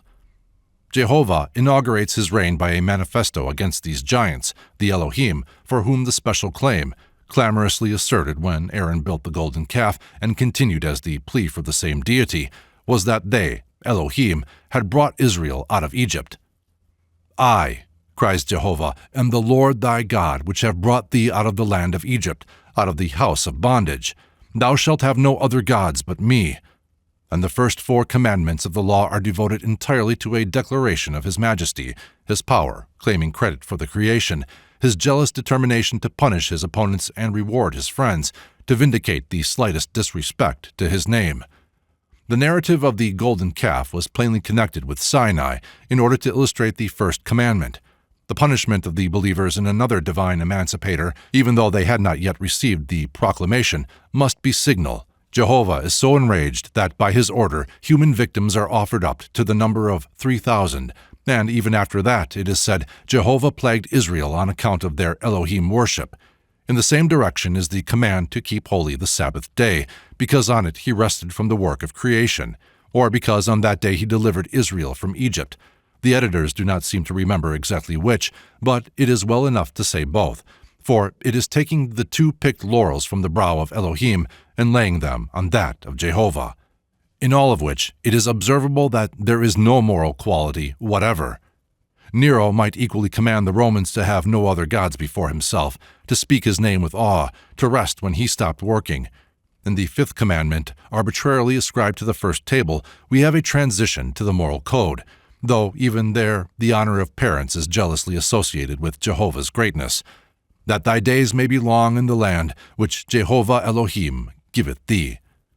The nature gods were equal to that, for the Elohim had begotten the giants who were in the earth in those days. Elohim spake unto Moses, and said unto him, I am Jehovah, and I appeared unto Abraham, unto Isaac, and unto Jacob, by the name of God Almighty, El Shaddai, but by my name Jehovah was I not known to them. The ancient gods, the Elohim, were in the process of absorption into the one great form, the repository of their several powers, distinguishable and, though for the most part, they bear names related to the forces of nature, now and then they reflect the tendencies to humanization. Thus we have the Most High God, El Elyon, the everlasting God, El Elim, the jealous God, El Kana, the mighty God and terrible, El Gadol and Nora, the living God, El Chai, the God of heaven, El Shemim, the God Almighty, El Shaddai. These Elohim, with each of whose names I have referred to an instance of its characteristic use, became epithets, as the powers they represented were more and more absorbed by the growing personality of Jehovah. But these epithets were also characters, and their historic expressions had also to undergo a process of slow and difficult digestion. The all-devouring grandeur of Jehovah showed what it had fed on. Not only all the honors, but many of the dishonors of the primitive deities adhered to the sovereign whose rule was no doubt inaugurated by their disgrace and their barbarism. The costliness of the glory of divine absolutism is again illustrated in the evolution of the premature monotheism, which had for its figurehead the dread Jehovah, who, as heir of the nature gods, became responsible for the monstrosities of a tribal demonolatry, thus being compelled to fill simultaneously the roles of the demon and the lawgiver. The 2 tables of the law, one written by Jehovistic theology, the other by the moral sense of mankind, ascribed to this dual deity, for whom unity was so fiercely insisted on, may be read in their outcome throughout the Bible. They are here briefly, in a few examples, set forth side by side. Table of Jehovah 1. Exodus. Slay every man his brother, every man his companion, and every man his neighbor. Numbers. While the children of Israel were in the wilderness, they found a man that gathered sticks upon the Sabbath day, and they put him in ward, because it was not declared what should be done to him. And the Lord said unto Moses, The man shall be surely put to death. All the congregation shall stone him with stones without the camp. Neither this nor the similar punishment for blasphemy were executions of existing law. For a fearful instance of murder inflicted on the innocent and accepted as a human sacrifice by Jehovah, see Samuel, and for the brutal murder of Shimei, who denounced and resented the crime which hung the 7 sons of Saul before the Lord, see Kings, but the examples are many. In the story of Abraham, Sarai and Hagar, Lot and his daughters, Abraham's presentation of his wife to Abimelech, the same done by Isaac, Judah, Tamar, and other cases where the grossest violations of the 7th commandment go unrebuked by Jehovah, while in constant communication with the guilty parties, we see how little the second table was supported by the first. The extortions, frauds, and thefts of Jacob in Genesis, which brought upon him the unparalleled blessings of Jehovah, the plundering of Nabal's property by David and his fellow bandits, the smiting of the robbed farmer by Jehovah, and the taking of his treacherous wife by David, are narratives befitting a Bible of footpads. Jehovah said, "Who shall deceive Ahab?" And there came forth a spirit and stood before Jehovah and said, "I will deceive him." And Jehovah said, "Wherewith?" And he said, "I will go forth and be a lying spirit in the mouth of all these thy prophets." And he said, "Thou shalt deceive him, and prevail also. Go forth and do so. Now, therefore, Jehovah hath put a lying spirit in the mouth of all these thy prophets, and Jehovah hath spoken evil concerning thee." Kings, see Ezekiel. Deuteronomy is a complete instruction for invasion, murder, rapine, eating the spoil of the invaded, taking their wives, their cattle, etc., all such as might have been proclaimed by a supreme Bashi Bazuk. Table of Jehovah 2. Exodus, thou shalt not kill. Exodus, thou shalt not commit adultery. Exodus, thou shalt not steal. Exodus, thou shalt not bear false witness against thy neighbor. Exodus, thou shalt not covet thy neighbor's wife. Thou shalt not covet thy neighbor's wife, nor his manservant, nor his maidservant, nor his ox, nor his ass, nor anything that is thy neighbor's. Instances of this discrepancy might be largely multiplied. Anyone who cares to pursue the subject can trace the building upon the powerful personal Jehovah of a religion of human sacrifices, anathemas, and priestly despotism, while around the moral ruler and judge of the same name, whose personality is more and more dispersed in pantheistic ascriptions, there grows the common law, and then the more moral law of equity, and the corresponding sentiments which gradually evolve the idea of a parental deity. It is obvious that the more this second idea of the deity prevails, the more he is regarded as merciful, long-suffering, a God of truth and without iniquity, just and right, delighting not in sacrifice but mercifulness, good to all, and whose tender mercies are all over his works, and having no pleasure in the death of him that dieth, the less will it be possible to see in the very same being the man of war, God of battles, the jealous, angry, fire-breathing one, who visits the sin of the fathers upon the children, who laughs at the calamities of men, and mocks when their fear cometh. It is a structural necessity of the human mind that these two shall be gradually detached, the one from the other. From one of the Jehovahs represented in parallel columns came the Father, whom Christ adored. From the other came the devil he abhorred. Chapter 6. The Consuming Fire. That Abraham was a fire worshipper might be suspected from the immemorial efforts of all Semitic authorities to relieve him of traditional connection with that particular idolatry. When the good and evil powers were being distinguished, we find the burning and the bright aspects of fire severely regarded. The sign of Jehovah's covenant with Abram included both. It came to pass that when the sun went down, and it was dark, behold, a smoking furnace and a burning lamp that passed between those pieces of the sacrifice. In the legend of Moses we have the glory resting on Sinai, and the burning bush, the bush which, it is specially remarked, was not consumed, an exceptional circumstance in honor of Moses. To these corresponded the Urim and Thummim, marking the priest as source of light and of judgment. In his favorable and adorable aspect, Jehovah was the brightness of fire. This was the Shekinah. In the Targum, Jonathan Bel Uziel, to the prophets, it is said, "The mountains trembled before the Lord. The mountains Tabor, Hermon, Carmel, said one to the other, Upon me the Shekinah will rest, and to me it will come. But the Shekinah rested upon Mount Sinai, weakest and smallest of all the mountains. This Sinai trembled and shook, and its smoke went up as the smoke of an oven, because of the glory of the God of Israel, which had manifested itself upon it." The brightness passed on to illumine every event associated with the divine presence in Semitic mythology. It was the glory of the Lord, shining from the Star of Bethlehem, and the figure of the Transfiguration. The consuming fire also had its development. Among the spiritual it was spiritualized.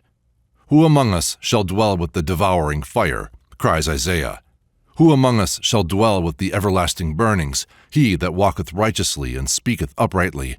He that despiseth the gain of oppressions, that shaketh his hands from holding of bribes, that stoppeth his ears from hearing of blood, and shutteth his eyes from seeing evil." It was by a prosaic route that the devouring fire became the residence of the wicked.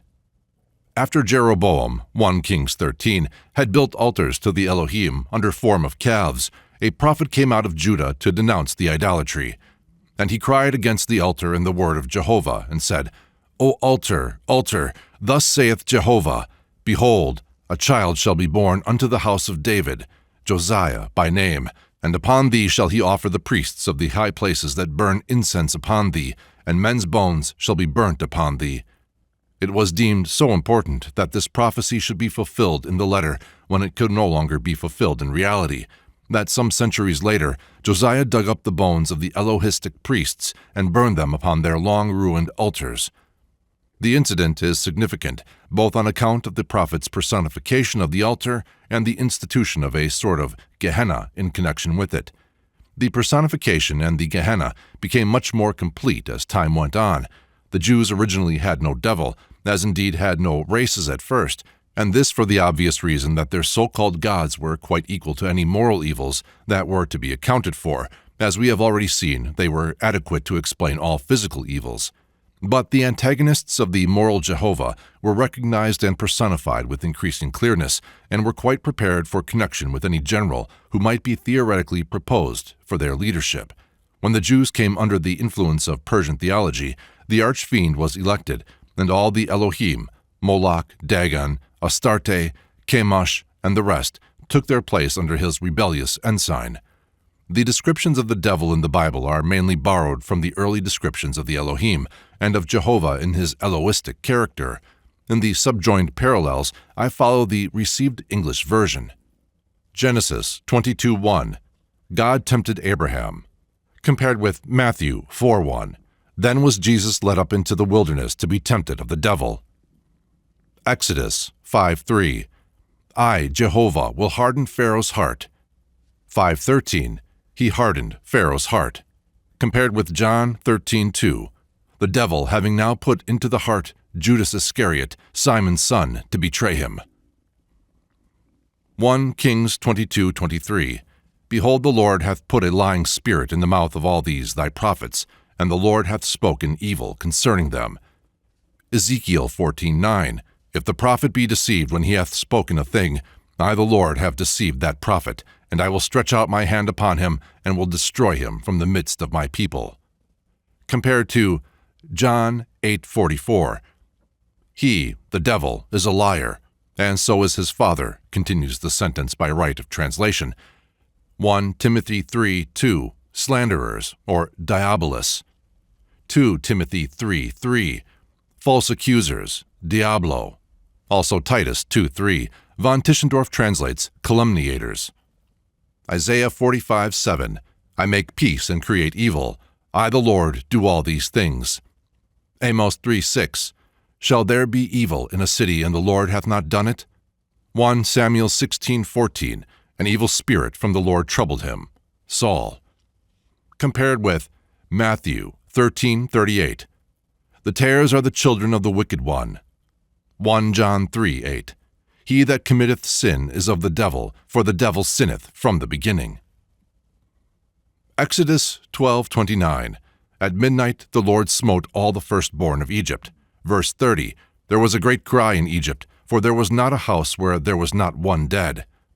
Exodus 33:27, thus saith the Lord God of Israel, put every man his sword by his side, and go in and out from gate to gate throughout the camp, and slay every man his brother, and every man his companion, and every man his neighbor. Compare with John 8:44. He, the devil, was a murderer from the beginning. Exodus 6:9. Take thy rod and cast it before Pharaoh, and it shall become a serpent. Verse 12. Aaron's rod swallowed up their rods. Numbers 21:6. Jehovah sent fiery serpents, or seraphim, among the people.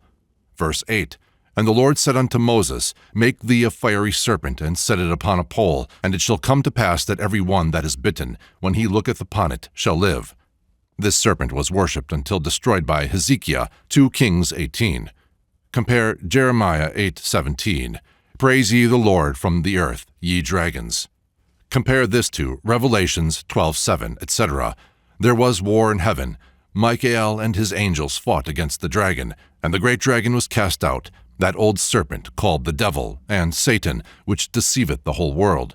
Woe to the inhabitants of the earth and of the sea, for the devil has come down to you, having great wrath. Genesis 19:24. The Lord rained upon Sodom and Gomorrah brimstone and fire from the Lord out of heaven. Deuteronomy 4:24. The Lord thy God is a consuming fire. Psalms 11:6. Upon the wicked he shall rain snares, fire, and brimstone. Psalms 18:8. There went up a smoke out of his nostrils. Psalms 97:3. A fire goeth before him, and burneth up his enemies round about. Ezekiel 38:19, etc. For in my jealousy and in the fire of my wrath have I spoken. I will plead against him with pestilence and with blood, and I will rain upon him fire and brimstone. Isaiah 30:33. Tophet is ordained of old. Yea, for the king is it prepared. He hath made it deep and wide. The pile thereof is fire and much wood. The breath of the Lord, like a stream of brimstone, doth kindle it. Compared to Matthew 25:41. Depart from me, ye cursed, into everlasting fire, prepared for the devil and his angels. Mark 9:44. Where their worm dieth not, and the fire is not quenched. Revelations 20:10. And the devil that deceiveth them was cast into the lake of fire and brimstone. In Revelations 9, Abaddon, or Apollyon, is represented as the king of the scorpion tormentors, and the diabolical horses with stinging serpent tails are described as killing with smoke and brimstone from their mouths. In addition to the above passages, may be cited a notable passage from Paul's epistle to the Thessalonians. Let no man deceive you by any means, for that day of Christ shall not come, except there come a falling away first, and that man of sin be revealed, the son of perdition, who opposeth and exalteth himself above all that is called God, or that is worshipped, so that he, as God, sitteth in the temple of God, showing himself that he is God. Remember ye not that, when I was yet with you, I told you these things? And now ye know what withholdeth, that he might be revealed in his time. For the mystery of iniquity doth already work, only he who now letteth will let, until he be taken out of the way.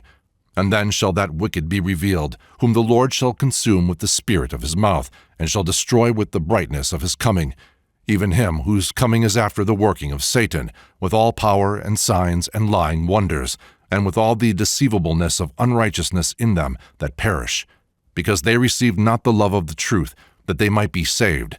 And for this cause God shall send them strong delusion, that they should believe a lie, that they all might be damned, who believed not the truth, but had pleasure in unrighteousness. This remarkable utterance shows how potent was the survival in the mind of Paul of the old Elohist belief.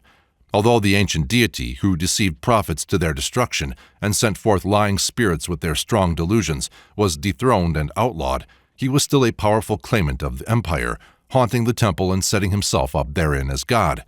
He will be consumed by Christ's breath when the day of triumph comes, but meanwhile he is not only allowed great power in the earth, but utilized by the true God, who even so far cooperates with the false as to send on some men strong delusions, or a working of error, von Tischendorf translates, in order that they may believe the lie and be damned.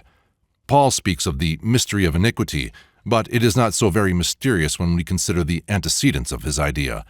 The dark problem of the origin of evil and its continuance in the universe under the rule of a moral governor still threw its impenetrable shadow across the human mind. It was a terrible reality, visible in the indifference or hostility with which the new gospel was met on the part of the cultured and powerful, and it could only then be explained as a mysterious provisional arrangement connected with some divine purpose far away in the depths of the universe. But the passage quoted from Thessalonians shows plainly that all those early traditions about the divinely deceived prophets and lying spirits sent forth from Jehovah Elohim had finally, in Paul's time, become marshaled under a leader, a personal man of sin. But this leader, while opposing Christ's kingdom, is in some mysterious way a commissioner of God.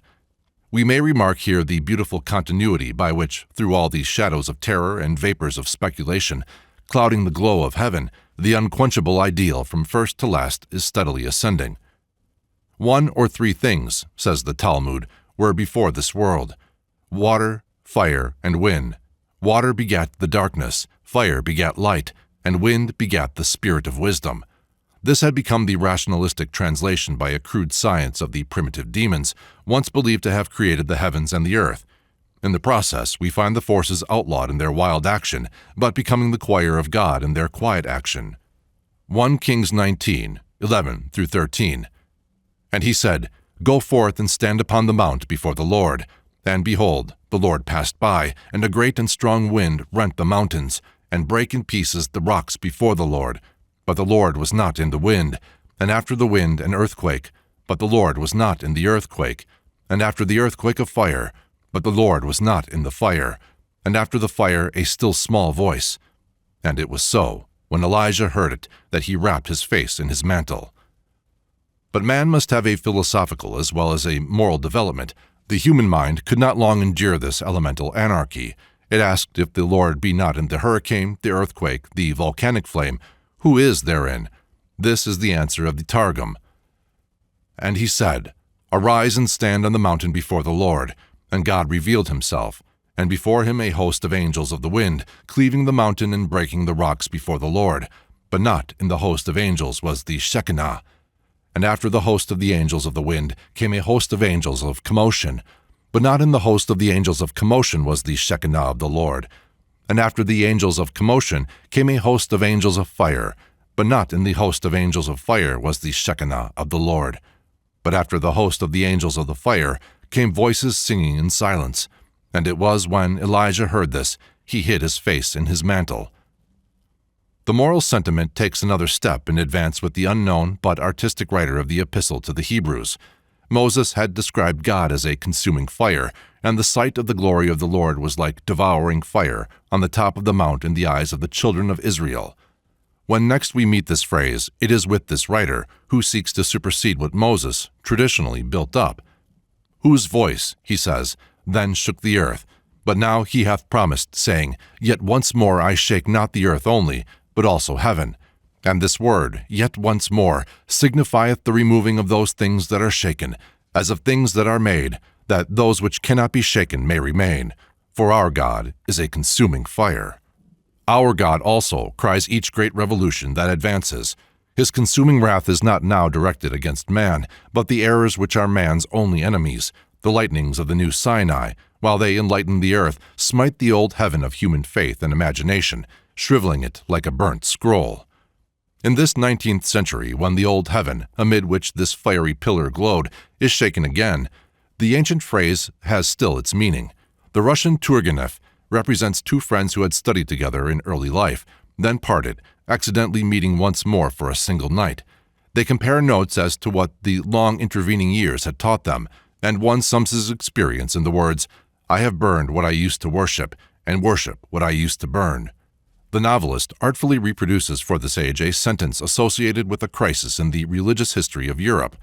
Clovis, king of the Franks, invoked the god of his wife Clotilda to aid him against the Germans, vowing to become a Christian if successful, and when after his victory he was baptized at Rheims, Saint Remy said to him, Bow thy head meekly, Sicambrian, burn what thou hast worshipped, and worship what thou hast burned. Clovis followed the bishop's advice in literal fashion, carrying fire and sword amid his old friends, the pagans, right zealously. But the era has come in which that which Clovis's sword and St. Remy's theology set up for worship is being consumed in its turn. Turgenev's youths are consuming the altar on which their forerunners were consumed, and in this rekindled flame, the world now sees shriveling the heavens once fresh, but now reflecting the aggregate selfishness of mankind, the hells representing their aggregate cowardice, and feeds its nobler faith with this vision of the eternal fire which evermore consumes the false and refines the world. Chapter 7. Paradise and the Serpent. Montfaucon has among his plates one representing an antique agate, which he supposes to represent Zuth and Athena, but which probably relates to the myth of Heracles and Athena in the garden of Hesperides. The hero, having penetrated this garden, slays the dragon which guards its immortalizing fruit, but when he has gathered this fruit, Athena takes it from him, lest man shall eat it and share the immortality of the gods. In this design, the two stand on either side of the tree, around which a serpent is twined from root to branches. The history which Montfaucon gives of the agate is of equal interest with the design itself. It was found in an old French cathedral, where it had long been preserved and shown as a holy picture of the temptation. It would appear also to have previously deceived some rabbins, for on the border is written in Hebrew characters, much more modern than the central figures, "The woman saw that the tree was good for food, and that it was pleasant to the eyes, and a tree to be desired to make one wise." This mystification about a design, concerning whose origin and design there is now no doubt, is significant. The fable of Paradise and the Serpent is itself more difficult to trace. So many have been the races and religions which have framed it with their holy texts and preserved it in their sacred precincts. In its essence, no doubt, the story grows from a universal experience. In that aspect, it is a mystical rose that speaks all languages. When man first appears, his counterpart is a garden. The moral nature means order. The wild forces of nature, the Elohim, build no fence, forbid no fruit. They say to man as the supreme animal, "Subdue the earth." Every tree and herb shall be your meat, every animal your slave. Be fruitful and multiply. But from the conflict the more real man emerges, and his sign is a garden hedged in from the wilderness and a separation between good and evil. The form in which the legend appears in the book of Genesis presents one side in which it is simple and natural. This has already been suggested, in Volume 1, page 330, but the legend of man defending his refuge from wild beasts against the most subtle of them is here overlaid by a myth in which it plays the least part. The mind which reads it, by such light as may be obtained only from biblical sources, can hardly fail to be newly puzzled at every step. So much, indeed, is confessed in the endless and diverse theological theories which the story has elicited. What is the meaning of the curse on the serpent, that it should forever crawl thereafter? Had it not crawled previously? Why was the tree of the knowledge of good and evil forbidden? Why, when its fruit was tasted, should the tree of life have been for the first time forbidden and jealously guarded? These riddles are nowhere solved in the Bible, and have been left to the fanciful inventions of theologians and the ingenuity of rabbins. Dr. Adam Clark thought the serpent was an ape before his sin, and many rabbins concluded he was camel-shaped, but the remaining enigmas have been fairly given up. The ancient Jews, they who wrote and compiled the Old Testament, more candid than their modern descendants and our omniscient Christians, silently confessed their inability to make anything out of this snake story. From the 3rd chapter of Genesis to the last verse of Malachi, the story is not once alluded to. Such a phenomenon would have been impossible had this legend been indigenous with the Hebrew race. It was clearly as a boulder among them which had floated from regions little known to their earlier writers. After lying naked through many ages, it became overgrown with rabbinical lichen and moss, and at the Christian era, while it seemed part of the Hebrew landscape, it was exceptional enough to receive special reverence as a holy stone. That it was made the cornerstone of Christian theology may be to some extent explained by the principle of omne ignotum pro mirifico, but the boulder itself can only be explained by tracing it to the mythologic formation from which it crumbled. How would a Parsi explain the curse on a snake which condemned it to crawl? He would easily give us evidence that at the time when most of those Hebrew scriptures were written, without allusion to such a serpent, the ancient Persians believed that Ahriman had tempted the first man and woman through his evil mediator, his anointed son, Ashmog, the two-footed serpent. But let us pass beyond the Persian legend, carrying that and the biblical story together, for submission to the criticism of a Brahmin. He will tell us that this Ashmog of the Parsi is merely the ancient Ahishma Daiva of the Avesta, which in turn is Ahi, the great Vedic serpent monster whom Indra prostrated beneath the feet of the stream he had obstructed, every stream having its deity. He would remind us that the Vedas describe the earliest dragon slayer, Indra, as crushing the head of his enemy, and that this figure of the god with his heel on a serpent's head has been familiar to his race from time immemorial. And he would tell us to read the Rig Veda, verse 32, and the Mahabharata, and we would find all the elements of the story told in Genesis. In the hymn referred to, we find a graphic account of how, when Ahi was sleeping on the waters he obstructed, Indra hurled at him his thunderbolt. It says that when Indra had annihilated the weapon of that mighty beast from him, Ahi, another more powerful, conceiving himself one and unmatched, was generated. This wrath-born son, a walker in darkness, had managed to get a hold of the sacred soma, the plant monopolized by the gods, and having drunk this juice, he lay slumbering and enveloping the world. And then fierce Indra seized upon him, and having previously discovered the vital part of him who thought himself invulnerable, struck that incarnation of many-formed Ahi, and he was made the lowest of all creatures. But one who has perused the philological biography of Ahi already given in Volume 1, page 357, will not suppose that this was the end of him. We must now consider in further detail the great episode of the Mahabharata, to which reference has been made in other connections. During the deluge, the most precious treasure of the gods, the Amrita, the ambrosia that rendered them immortal, was lost, and the poem relates how the Devas and Asuras, otherwise gods and serpents, together churned the ocean for it. There were two great mountains, Meru the golden and beautiful, adorned with healing plants, pleasant streams and trees, unapproachable by the sinful, guarded by serpents. Mandar, rocky, covered with rank vegetation, infested by savage beasts. The first is the abode of the gods, the last of demons. To find the submerged Amrita, it was necessary to uproot Mandar and use it to churn the ocean. This was done by calling on the king's serpent, Ananta, who called in the aid of another great serpent, Vasuki, the latter being used as a rope coiling and uncoiling to whirl the mountain. At last the Amrita appeared, but there also streamed forth from the ocean bed a terrible stench and venom, which was spreading through the universe when Shiva swallowed it to save mankind, the drug having stained his throat blue, whence his epithet, Blue Neck.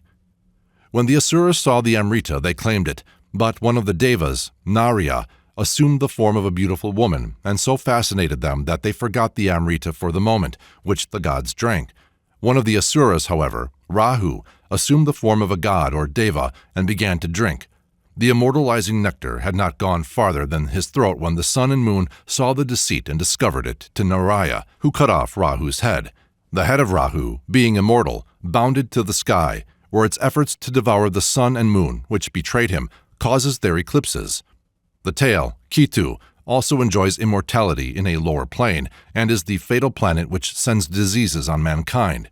A furious war between the gods and the Asuras have been waged ever since.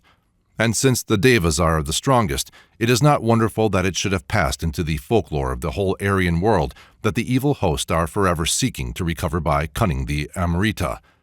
The serpents, guarding the paradise of the Devas, have more than once, in a mythological sense, been induced to betray their trust and glide into the divine precincts to steal the coveted draught. This is the Kvasir of the Scandinavian mythology, which is the source of that poetic inspiration whose songs have magical potency.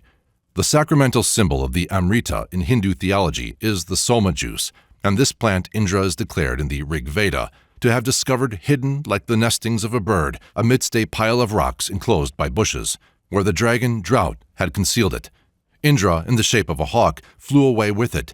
In the prose Edda, the frost giant Suttung had concealed the sacred juice, and it is kept by the maid Gunlauth in a cavern overgrown with bushes. Bragi bored a hole through the rock. Odin, in the shape of a worm, crept through the crevice, then resuming his godlike shape, charmed the maid into permitting him to drink one draught out of the 3 jars, and having left no drop, in form of an eagle flew to Asgard, and discharged in the jars the wonder-working liquid. Hence poetry is called Odin's booty and Odin's gift. Those who attentively compare these myths with the legend in Genesis will not have any need to rest upon the doubtful etymology of Adam to establish the Aryan origin of the latter.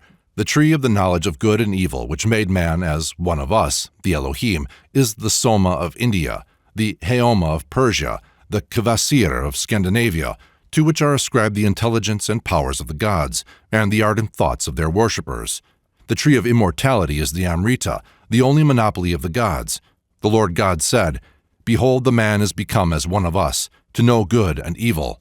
And now, lest he put forth his hand, and take also of the tree of life, and eat, and live forever." Therefore the Lord God sent him forth the Garden of Eden, to till the ground whence he had been taken. So he drove out the man, And he placed on the east of the Garden of Eden cherubim and a flaming sword which turned every way to guard the way of the tree of life. This flaming sword, turning every way, is independent of the cherub and takes the place of the serpent which had previously guarded the Meru paradise, but is now an enemy no longer to be trusted. If the reader will now reread the story in Genesis, with the old names restored, he will perceive that there is no puzzle at all in any part of it. Now Rahu, because he had stolen and tasted Soma, was more subtle than any beast of the field which the Devas had made, and he said to Adaya Sukti, the first woman, "Have the Devas said, 'You shall not eat of every tree in the garden?' And she said unto Rahu, 'We may eat of the fruit of the trees of the garden, but of the Soma plant, which is in the middle of the garden, the Devas had said, We shall not eat or touch it on pain of death.' Then Rahu said to Adaya, 'You will not suffer death by tasting Soma. I have done so, and live. The Devas know that on the day when you taste it, your eyes shall be opened, and you will be equal to them in knowledge of good and evil, and you will be able to at once discover which tree it is that bears the fruit which renders you immortal, the Amrita.' Adaya took of the Soma and did eat, and gave also unto Adaima, her husband, and the eyes of them both were opened. And Indra, chief of the Devas, said to Rahu, 'Because you have done this, you are cursed above all cattle, and above every beast of the field. For they shall transmigrate, their souls ascend through higher forms to be absorbed in the creative principle. But upon thy belly shalt thou go, remaining transfixed in the form you have assumed to try and obtain the Amrita. And instead of the ambrosia you aimed at, you shall eat dirt through all your existence.' And Indra said, 'Adaima and Adaya Sukti have tasted Soma, and become as one of us Devas, so far as to know good and evil. And now, lest man put forth his hand on our precious Amrita, and take also of the tree of life, and eat, and live forever, giving us another race of Asuras or serpent men to compete with.' Indra and the Devas drove Adaima out of Meru, and placed watchdogs at the east of the garden, and a sinuous, darting flame, precisely matched to the now unchangeable form of Rahu, a flaming sword which turned every way, to keep the way of the Amrita from Adaima and Asuras. While the gods and serpents were churning the ocean for Amrita, all woes and troubles for mortals came up first. That ocean shrinks in one region to the box of Pandora, in another to the fruit eaten by Eve. How foreign such a notion is to the Hebrew theology is shown by the fact that even while the curses are falling from the fatal fruit on the earth and man, they are all said to have proceeded solely from Jehovah, who is thus made to supplement the serpent's work. It will be seen that in the above version of the story in Genesis, I have left out various passages. These are in part such as must be more fully treated in the succeeding chapter, and in part the Semitic mosses which have grown upon the Aryan boulder. But even after the slight treatment, which is all I have space to devote the comparative study of the myth in this aspect, it may be safely affirmed that the problems which we found insoluble by Hebrew correlatives no longer exist if an Aryan origin be assumed. We know why the fruit of knowledge was forbidden, because it endangered the further fruit of immortality. We know how the serpent might be condemned to crawl forever without absurdity, because he was of a serpent race, able to assume higher forms, and capable of transmigration, and of final absorption. We know why the eating of the fruit brought so many woes. It was followed by the stream of poison from the churned ocean, which accompanied the Amrita, and which would have destroyed the race of both gods and men, had not Shiva drank it up. If anything were required to make the Aryan origin of the fable certain, it will be found in the fact which will appear as we go on, namely, that the rabbins of our era, in explaining the legend which their fathers severely ignored, did so by borrowing conceptions foreign to the original ideas of their race, notions about human transformation to animal shapes, and about the serpent, which Moses honored, and mainly of a kind travestying the Iranian folklore. Such contact with foreign races for the first time gave the Jews any key to the legend which their patriarchs and prophets were compelled to pass over in silence. Chapter 8. Eve. The insignificance of the serpent of Eden in the scheme and teachings of the Hebrew Bible is the more remarkable when it is considered that the pessimistic view of human nature is therein fully represented. In the story of the temptation itself, there is indeed no such generalization as we find in the modern dogma of the fall of man, but the elements of it are present in the early assumption that the thoughts of man's heart run to evil continually, which must be an obvious fact everywhere, while goodness is identified with fictitious merits. There are also expressions suggesting a theory of heredity of a highly superstitious character, the inheritance being by force of the ancestral word or act, and without reference to inherent qualities. Outward merits and demerits are transmitted for reward and punishment to the third and fourth generation, but the more common-sense view appears to have gradually superseded this, as expressed in the proverb that the fathers ate sour grapes and the children's teeth were on edge. In accounting for this condition of human nature, popular traditions among the Jews always pointed rather to a fall of the gods than to any such catastrophe to man. The sons of the Elohim, or gods, saw the daughters of men that they were beautiful, and they took to themselves for wives whomsoever they chose. There were giants in the earth in those days, and also after that, when the sons of God came in unto the daughters of men, and they bare children to them, the same became mighty men, which were of old men of renown. These giants were to the Semitic mind what the Ahis, Vritras, Sushnas, and other monsters were to the Aryan, or Titans to the Greek mind. They were not traced to the serpent, but to the wild-natured gods, the Elohim, and when Jehovah appears, it is to wage war against them. The strength of this belief is illustrated in the ample accounts given in the Old Testament of the Rephaim and their king Og, the Anakim and Goliath, the Emim, the Zamzummim, and others, all of which gained full representation in Hebrew folklore. The existence of these hostile beings was explained by their fall from angelic estate. The Book of Enoch gives what was no doubt the popular understanding of the fall of the angels and its results. 200 angels took wives of the daughters of men, and their offspring were giants 3,000 yards in height. These giants, having consumed the food of mankind, began to devour men, whose cries were brought to the attention of Jehovah by his angels. One angel was sent to warn Noah of the flood, another to bind Azazel in a dark place in the desert till the judgment day. Gabriel was dispatched to set the giants to destroying one another. Michael was sent to bury the fallen angels under the hills for 70 generations, till the day of judgment, when they should be sent to the fiery abyss forever. Then every evil work should come to an end, and the plant of righteousness spring up. Such exploits and successes on the part of the legal deity against outlaws, though they may be pitched high in heroic romance, are found beside a theology based upon a reverse situation. Nothing is more fundamental in the ancient Jewish system than the recognition of an outside world given over to idolatry and wickedness, while Jews are a small colony of the children of Israel and chosen of Jehovah. Such a conception in primitive times is so natural, and possibly may have been so essential to the constitution of nations, that it is hardly useful to look for parallels.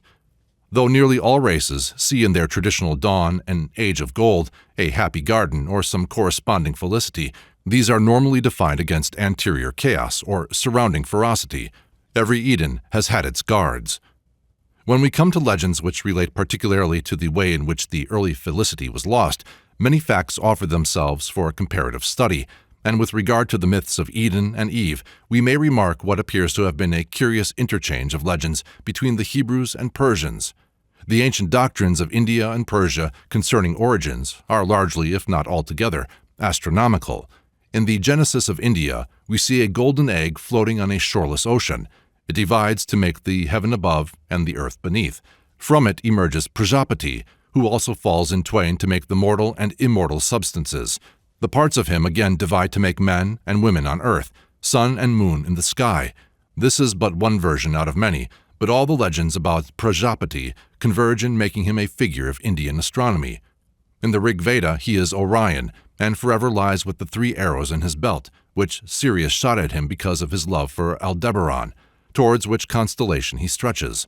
Now, in a sort of antithesis to this, the evil Rahu is also cut in twain, his upper and immortal part pursuing and trying to eclipse the sun and moon, his tail, Ketu, becoming the 9th planet, shedding evil influences on mankind. This tail, Ketu, is quite an independent monster, and we meet with him in the Persian planisphere, where he rules the first of the 6 mansions of Ahriman, and is the crooked serpent mentioned in the book of Job.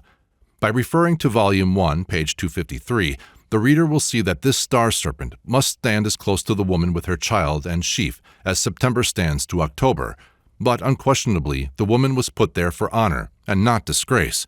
With her child and sheaf she represented the fruitage of the year. There is nothing in Persian mythology going to show that the woman betrayed her mansion of fruitage, the golden year, to the serpent near her feet. In the Bundahesh, we have the original man, Kyomarts, who is slain by Ahriman as Prajapati, or Orion was by Sirius. From his dead form came Meshia and Meshian, the first human pair. Ahriman corrupts them by first giving them goat's milk, an evil influence from Capricorn. After they had thus injured themselves, he tempted them with a fruit which robbed them of 99/100ths of their happiness.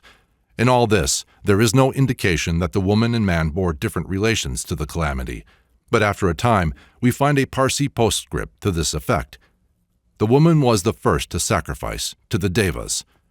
This is the one item in the Parsi mythology which shows bias against woman, and as it is unsupported by the narratives preceding it, we may suppose that it was derived from some foreign country. That country could hardly have been India. There is a story in remote districts of India which relates that the first woman was born out of an expanding lotus on the Ganges, and was there received in his paradise by the first man, a daima or manu.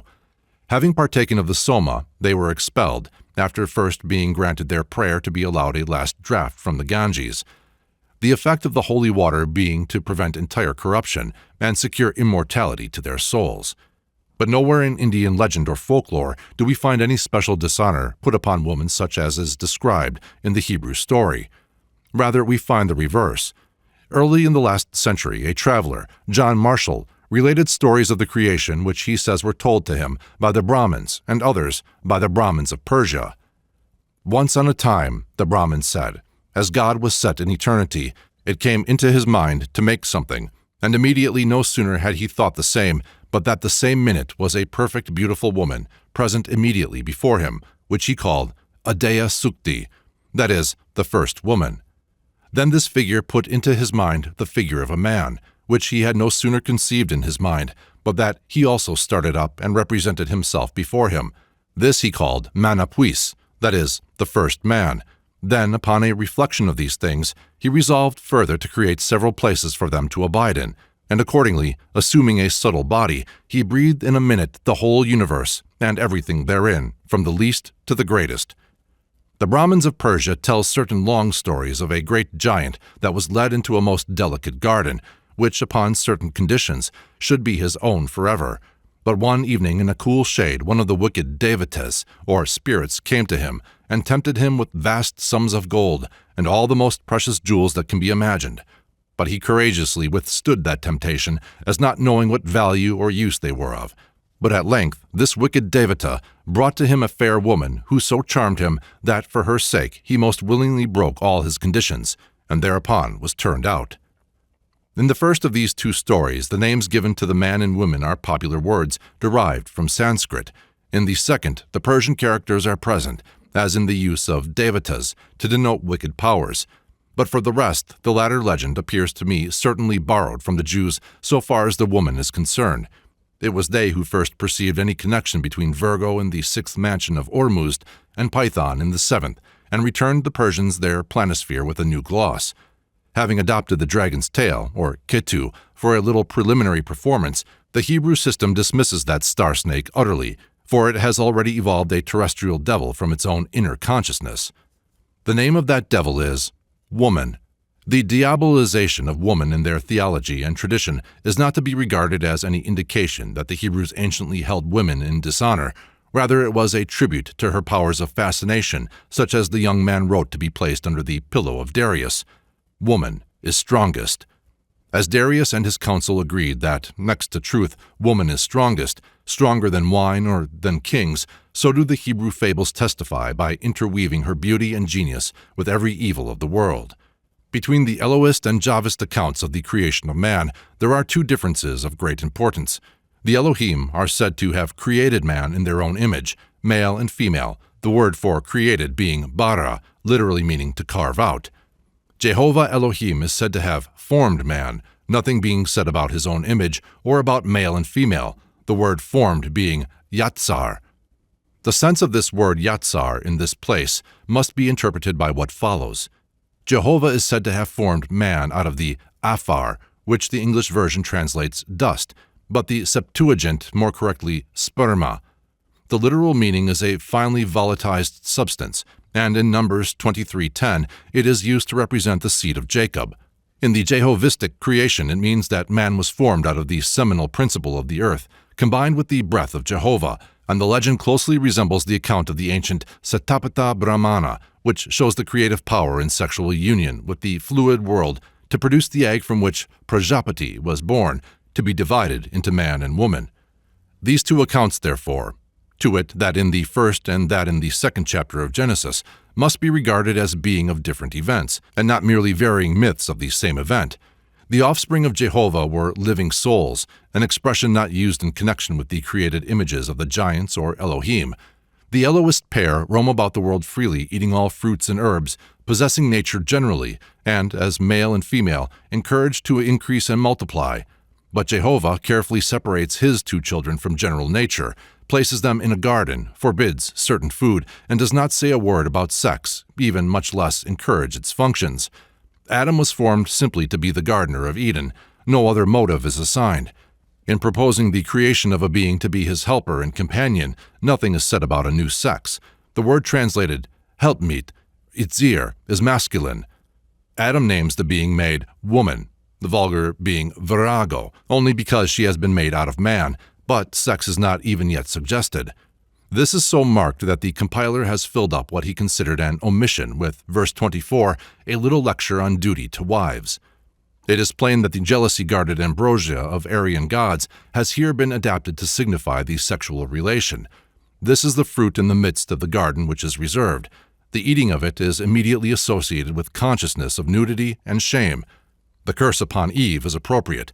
Having taken a human husband, she is to be his slave. She shall bring forth children in sorrow, and many of them. Genesis 3:16. Adam is to lose his position in Jehovah's garden, and to toil in accursed ground, barren and thorny.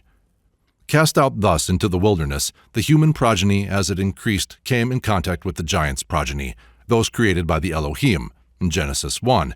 When these had intermarried, Jehovah said that the fact that the human side in such alliance had been originally vitalized by his breath could not now render it immortal, because he, man, also is flesh. In other words, like the creatures of the nature gods. After two great struggles with these titans, drowning most of them, hurling down their tower and scattering them, Jehovah resolved upon a scheme of vast importance, and one which casts a flood of light upon the narrative just given. Jehovah's great aim is shown in the Abrahamic covenant to be found a family on earth, of which he can say, "Thou art my son, I have begotten thee."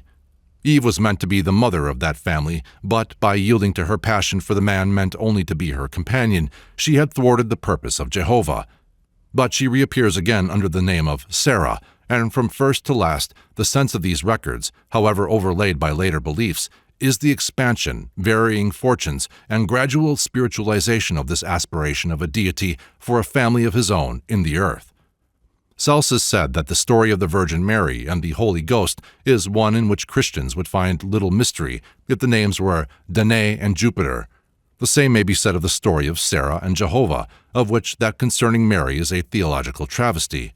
Sarai, as she was called before her transfer to Jehovah, who then forbade Abraham to call her my princess, but only princess, was chosen because she was childless. Abraham was paid a large recompense for her surrender, and provision was made that he should have a mistress, and, by her, a son. This natural son was to be renowned and have great possessions.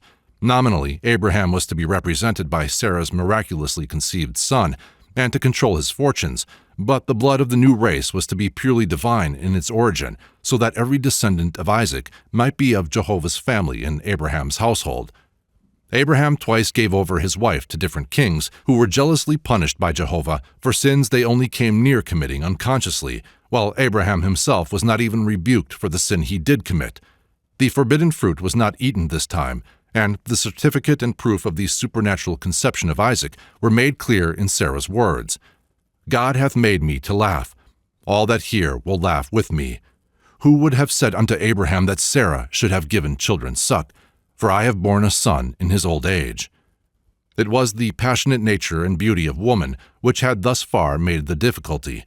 The forbidden fruit was pleasant to the eyes, and Eve ate it, and it was her voice to which Adam had hearkened rather than to that of Jehovah.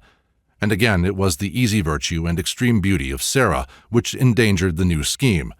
The rabbinical traditions are again on this point very emphatic. It is related that when Abram came to the border of Egypt, he hid Sarah in a chest, and was so taking her into that country. The collector of customs charged that the chest contained raiment, silks, gold, pearls, and Abram paid for all these. But this only increased the official's suspicions, and he compelled Abram to open the chest. When this was done and Sarah rose up, the whole land of Egypt was illumined by her splendor. There is no reason for supposing that the ideas underlying the relation which Jehovah meant to establish with Eve and succeeded in establishing with Sarah were of a merely sensual description. These myths belong to the mental region of ancestor worship, and the fundamental conception is that of founding a family to reign over all other families. Jehovah's interest is in Isaac rather than Sarah, who, after she has borne that patriarch, lapses out of the story almost as completely as Eve. The idea is not, indeed, so theological as it became in the Judaic-Christian legend of the conception of Jesus by Mary as spouse of the deity. It was probably, however, largely ethnical in the case of Eve, and national in that of Sarah. It being considered of the utmost importance that all who claim the advantages in the Jewish commonwealth, accruing only to the legal, though nominal, children of Abraham, should really be of divine lineage, securing must be had against Isaac having any full brother. It being considered of the utmost importance that all who claim the advantages in Jewish commonwealth, accruing only to the legal, though nominal, children of Abraham, should really be of divine lineage, security must be had against Isaac having any full brother. It might be that in after time some natural son of Sarah might claim to be the one born of divine parentage, might carry on the Jewish commonwealth, slay the children of Jehovah by Sarah, and so end the divine lineage with the authority it carried. Careful precautions having been taken that Ishmael should be an irreconcilable, there is reason to suspect that the position of Isaac as Jehovah's only begotten son was secured by means obscurely hinted in the circumcision first undergone by Abraham, and made the sign of the covenant. That circumcision, wheresoever it has survived, is the relic of a more horrible practice of barbarian asceticism, is hardly doubtful. That the original rite was believed to have been that by which Abraham fulfilled his contract with Jehovah appears to me intimated in various passages of the narrative which have survived editorial arrangement in accordance with another view. For instance, the vast inducements offered Abraham and the great horror that fell on the patriarch appear hardly explicable on the theory that nothing was conceded on Abraham's side beyond the surrender of a wife whom he had freely consigned to earthly monarchs. Though the suspicion just expressed as to the nature of Abraham's circumcision may be doubted, it is not questionable that the rite of circumcision bears a significance in rabbinical traditions and Jewish usages which renders its initiation by Abraham at least a symbol of marital renunciation. Thus, the custom of placing in a room where the rite of circumcision was performed a pot of dust was explained by the rabbins to have reference to the dust which Jehovah declared should be the serpent's food. That circumcision should have been traditionally associated with the temptation of Eve is a confirmation of the interpretation which regards her, Eve, as the prototype of Sarah and the serpent as sexual desire. Although, if the original sense of Abraham's circumcision were what has been suggested, it had been overlaid when the book of Genesis in its present form was compiled by different traditions, and that patriarch is described as having married again and had other children, the superior sanctity of Sarah's son was preserved. Indeed, there would seem to have continued for a long time a tradition that the Abrahamic line and covenant were to be carried out by the seed of the woman alone and the paternity of Jehovah. Like Sarah, Rebekah is sterile, and after her Rachel, the birth of Jacob and Esau from one, and of Joseph and Benjamin from the other, being through the intervention of Jehovah. The great power of woman for good or evil, and the fact that it has often been exercised with subtlety, the natural weapon of the weak in dealing with the strong, are remarkably illustrated in the legends of these female figures, which appear in connection with the divine schemes in the book of Genesis. But even more, the perils of women's beauty are illustrated, especially in Eve and Sarah. There were particular and obvious reasons why their representative women could not be degraded or diabolized in their own names or history, even where their fascinations tended to countervail the plans of Jehovah.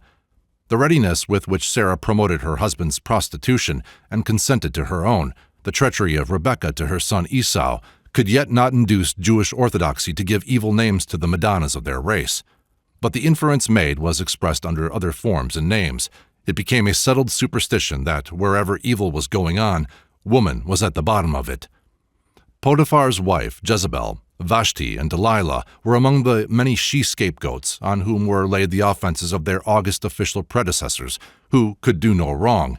Even after Satan has come upon the scene and is engaged in tempting Job, it seems to have been thought essential to the task that he should have an agent beside the troubled man in the wife who bade him, "Curse God and die."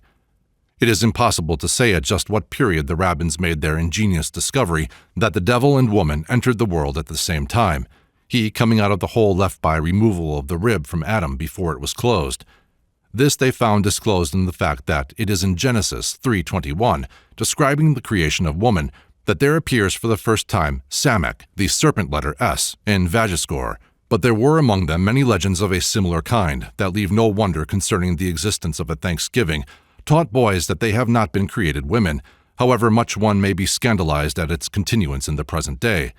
It was only in pursuance of this theory of woman that there was developed at a later day a female assistant of the devil in another design to foil the plans of Jehovah, from the scriptural narrative of which the female role is omitted.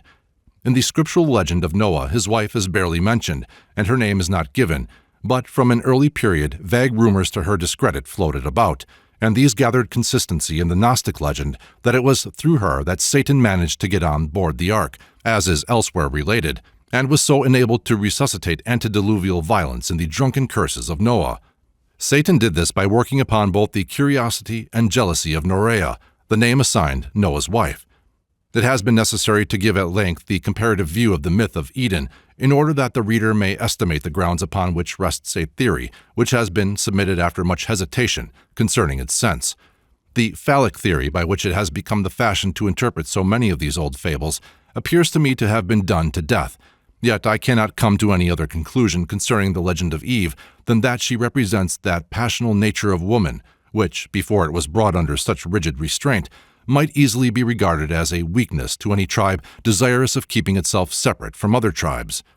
The oath exacted by Abraham of his servant that he should seek out a wife from among his own people, and not among Canaanitish women, is one example among many of this feeling, which indeed survives among Jews at the present day. Such a sentiment might underlie the stories of Eve and Sarah, the one mingling the blood of the family of Jehovah with mere human flesh, the other nearly confusing it with aliens. As the idea of tribal sanctity and separateness became strengthened by the further development of theocratic government, such myths would take on forms representing Jehovah's jealousy in defending his family line against the evil powers which sought to confuse or destroy it. One such attempt appears to underlie the story of the proposed sacrifice of Isaac, although the account we have of that proceeding in the Bible was written at a time when the Elohist and Javist parties had compromised their rivalries to some extent, and suggests the idea that Jehovah himself ordered the sacrifice in order to try the faith of Abraham, enough of the primitive tradition lingers in the narrative to make it probable that its original intent was to relate how one of the superseded Elohim endeavored to tempt Abraham to sacrifice Sarah's only son, and so subvert the aim of Jehovah to perpetuate his seed. The God who tempted Abraham is throughout sharply distinguished from the Jehovah who sent his angel to prevent the sacrifice and substitute an animal victim for Isaac. Although, as we have seen, Sarah was spared degradation into a she-devil in subsequent myths because her body was preserved intact despite her laxity of mind, such was not the case with Eve. The silence concerning her preserved throughout the Bible after her fall is told was broken by the ancient rabbins, and there arose multitudinous legends in which her intimacies with devils are circumstantially reported. Her first child, Cain, was generally believed to be the son of one of the devils, Samael, that consorted with her, and the world was said to be peopled with gnomes and demons, which she brought forth during that 130 years, at the end of which it is stated that Adam begot a son with his own image and likeness, and called his name Seth. The previous children were supposed to be not in purely human form, and not to have been of Adam's paternity. Adam had during that time refused to have any children, knowing that he would only rear inmates of hell. The legend of Eden has gone round the world doing various duty, but nearly always associated with the introduction of moral evil into the world. In the Lateran Museum at Rome, there is a remarkable bas-relief representing a nude man and woman offering sacrifice before a serpent coiled around a tree, while an angel overthrows the altar with his foot. This was probably designed as a fling at the Ophites, and is very interesting as a survival from the ancient Aryan meaning of the serpent. But since the adaptation of the myth by the Semitic race, it has generally emphasized the tree of the knowledge of good and evil, instead of the tree of immortality, Amrita, which is the chief point of interest in the Aryan myth. There are indeed traces of a conflict with knowledge and skepticism in it which we shall have to consider hereafter. The main popular association with it, the introduction into the world of all the ills that flesh is heir to, is perfectly consistent with the sense which has been attributed to its early Hebrew form, for this includes the longing for maternity, its temptations and its pains, and the sorrows and sins which are obviously traceable to it. Some years ago, when the spectacular drama of Paradise was performed in Paris, the temptation was effected by means of a mirror. Satan glided behind the tree as a serpent, and then came forth as a handsome man, and after uttering compliments that she could not understand, presented Eve with a small oval mirror, which explained them all. Millie Abingdon, as Eve, displayed consummate art in her expression of awakening self-admiration, of the longing for admiration from the man before her, and the various stages of self-consciousness by which she is brought under the tempter's power. This idea of the mirror was no doubt borrowed from the corresponding fable of Pandora.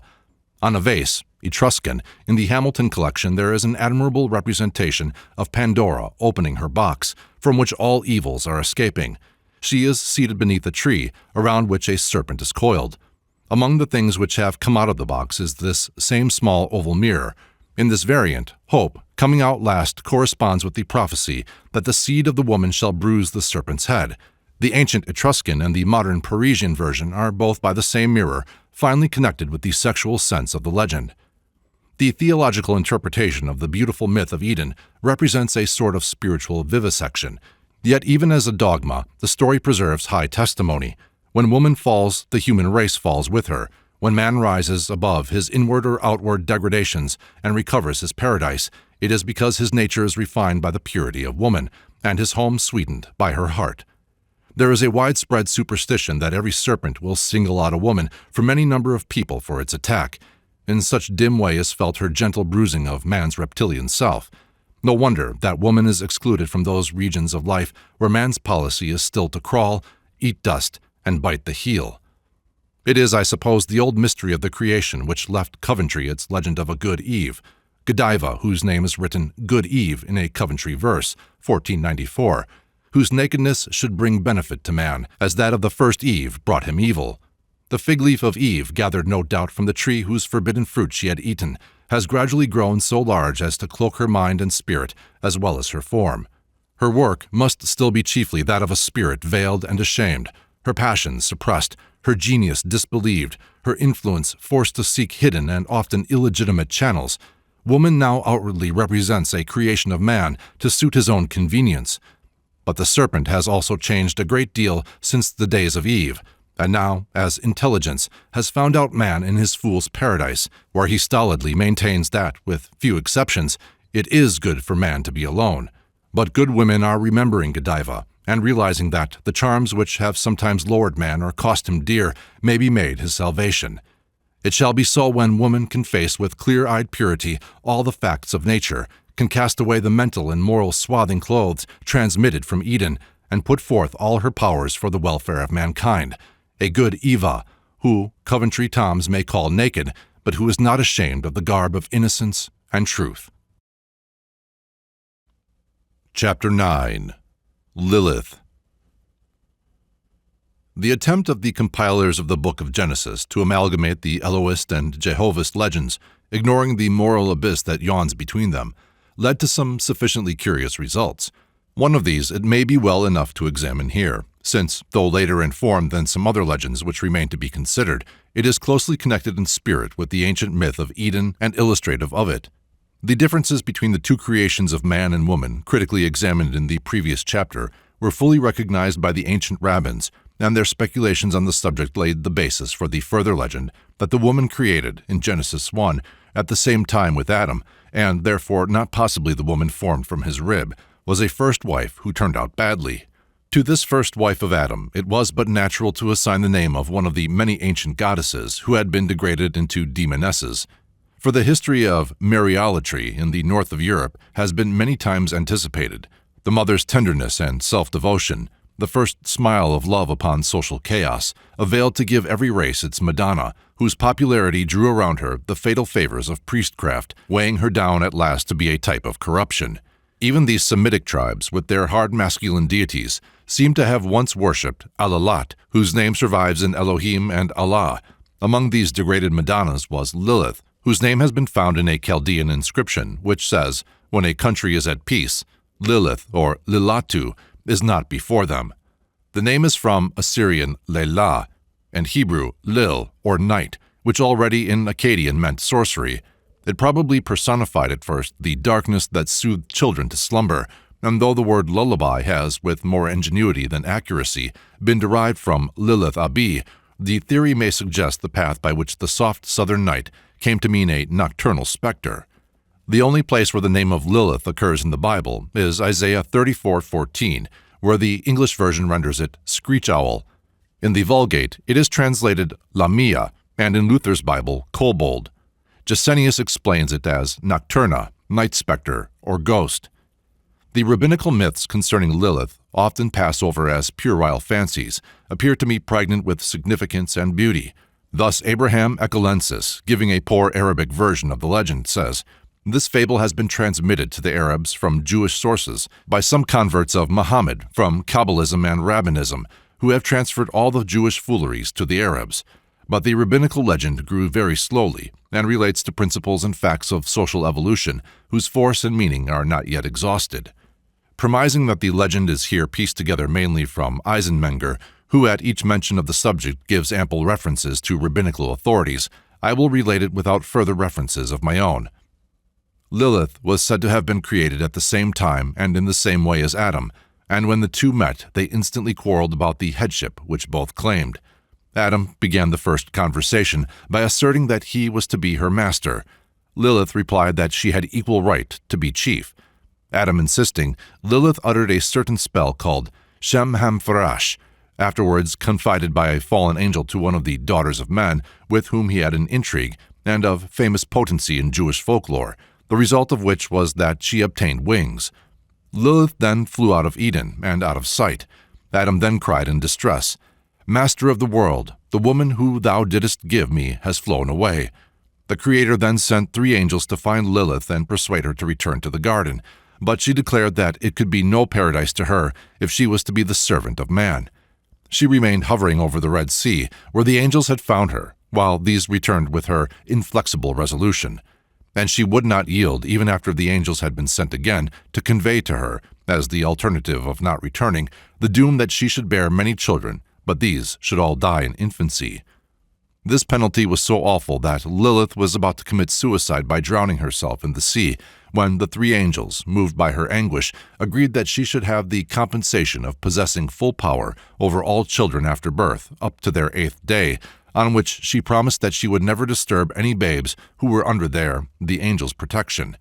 Hence the charm, Camilla, against Lilith hung around the necks of Jewish children, bore the names of these 3 angels, Senoi, Sansenoi, and Semengelef. Lilith has special power over all children born out of wedlock, for whom she watches, dressed in finest raiment, and she has special power on the first day of the month, and on the Sabbath evening. When a little child laughs in its sleep, it was believed that Lilith was with it, and the babe must be struck on the nose 3 times, the words being thrice repeated, "Away, cursed Lilith, thou hast no place here." The divorce between Lilith and Adam being complete, the second Eve, in other words, mother, was now formed, and this time out of Adam's rib in order that there might be no question of her dependence, and that the embarrassing question of woman's rights might never be raised again. But about this time the devils were also created. These beings were the last of the 6 days' creations, but they were made so late in the day that there was no daylight by which to fashion bodies for them. The Creator was just putting them off with the promise that he would make them bodies next day, when lo, the Sabbath, which was for a long time personified, came and sat before him, to represent the many evils which might result from the precedent he would set by working even a little on the day whose sanctity had already been promulgated. Under these circumstances, the Creator told the devils that they must disperse and try to get bodies as they could find them. On this account, they have been compelled ever since to seek carnal enjoyments by nestling in the hearts of human beings and availing themselves of human senses and passions. These devils, as created, were ethereal spirits, They had certain atmospheric forms, but felt that they had been badly treated in not having been provided with flesh and blood, and they were envious of the carnal pleasures which human beings could enjoy. So long as man and woman remained pure, the devils could not take possession of their bodies and enjoy such pleasures, and it was therefore of great importance to them that the first human pair should be corrupted. At the head of these devils stood now a fallen angel, Samael. Of this archfiend more is said elsewhere. At this point it need only be said that he had been an ideal flaming serpent, leader of the seraphim. He was already burning with lust and envy as he witnessed the pleasures of Adam and Eve in Eden when he found beautiful Lilith lamenting her wrongs in loneliness. She became his wife. The name of Samael, by one interpretation, signifies the left, and we may suppose that Lilith found him radical on the question of female equality, which she had raised in Eden. He gave her a splendid kingdom where she was attended by 480 troops, but all this could not compensate her for the loss of Eden. She seems never to have regretted parting with Adam, and for the loss of her children. She remained the Lady of Sorrow. Her great enemy was Makalath, who presided over 478 troops, and who was forever dancing, as Lilith was forever sighing and weeping. It was long believed that at certain times the voice of Lilith's grief could be heard in the air. Samael found in Lilith a willing conspirator against Jehovah and his plans for man and woman. The corruption of these two meant, to the troops of Samael, bringing their bodies down into a plane where they might be entered by themselves, the devils, not to mention at present the manifold other motives by which they were actuated. It may be remarked also that in the rabbinical traditions, after their Aryan impregnation, there are traces of a desire of the devils to reach the tree of life. Truly a wondrous tree. Around it, in its place at the east of Eden, sang 600,000 lovely angels with happy hymns, and it glorified the vast garden. It possessed 500,000 different flavors and odors, which were wafted to the four sides of the world by zephyrs from 7 lustrous clouds that made its canopy. Beneath it sat the disciples of wisdom on resplendent seats, screened from the blaze of sun, moon, and cloud-veiled from potency of the stars. There was no night. And within were the joys referred to in the verse, that I may cause those that love me to inherit substance, and I will fill their treasures. Had there been an order of female rabbins, the story of Lilith might have borne obvious modifications, and she might have appeared as a heroine anxious to rescue her sex from slavery to man. As it is the immemorial prerogative of man to lay all blame upon woman, that being part of the hereditary following of Adam, it is not wonderful that Lilith was in due time made responsible for the temptation of Eve. She was supposed to have been beguiled by the serpent on guard at the gate of Eden to lend her his form for a time, after which theory the curse on the serpent might mean the binding of Lilith forever in that form. This would appear to have originated the notion mentioned in Kamistor, that while the serpent was yet erect, it had a virgin's head. The accompanying example is from a very early missal in the possession of Sir Joseph Hooker, of which I could not discover the date or history, but the theory is traceable in the 8th century. In this picture we have an early example of those which have since become familiar in old Bibles. Pietro de Orvieto painted this serpent woman in his finest fresco at Pisa. Perhaps in no other picture has the genius of Michelangelo been more felicitous than in that on the ceiling of the Sistine Chapel, in which Lilith is portrayed. In this picture, figure 2, the marvelous beauty of his first wife appears to have awakened the enthusiasm of Adam, and indeed it is quite in harmony with the earlier myth that Lilith should be of greater beauty than Eve. An artist and poet of our own time, Rossetti, has by both of his arts celebrated the fatal beauty of Lilith. His Lilith, bringing soft sleep, antedates, as I think, the fair devil of the rabbins, but is also the medieval witch against whose beautiful locks Mephistopheles warns Faust when she appears at the Walpurgis night orgy. The rose and poppy are her flowers, for where is he not found, O Lilith, whom shed scent, and soft shed kisses, and soft sleep shall snare? Lo, as that youth's eyes burned at thine, so went thy spell through him, and left his straight neck bent, and round his heart one strangling golden hair. The potency of Lilith's tresses has probably its origin in the hairy nature ascribed by the rabbins to all demons, Shadim, and found fully represented in Esau. Perhaps the serpent locks of Medusa had a similar origin. Nay, there is a suggestion in Dante that these tresses of Medusa may have once represented fascinating rather than horrible serpents. As she approaches, Virgil is alarmed for his brother poet. turn thyself back, and keep thy vision hid. For if the Gorgons show, and then behold, 'twould all be over with ever returning up. So did the Master say, and he himself turned me, and to my own hands trusted not, but that with his two he should cover me.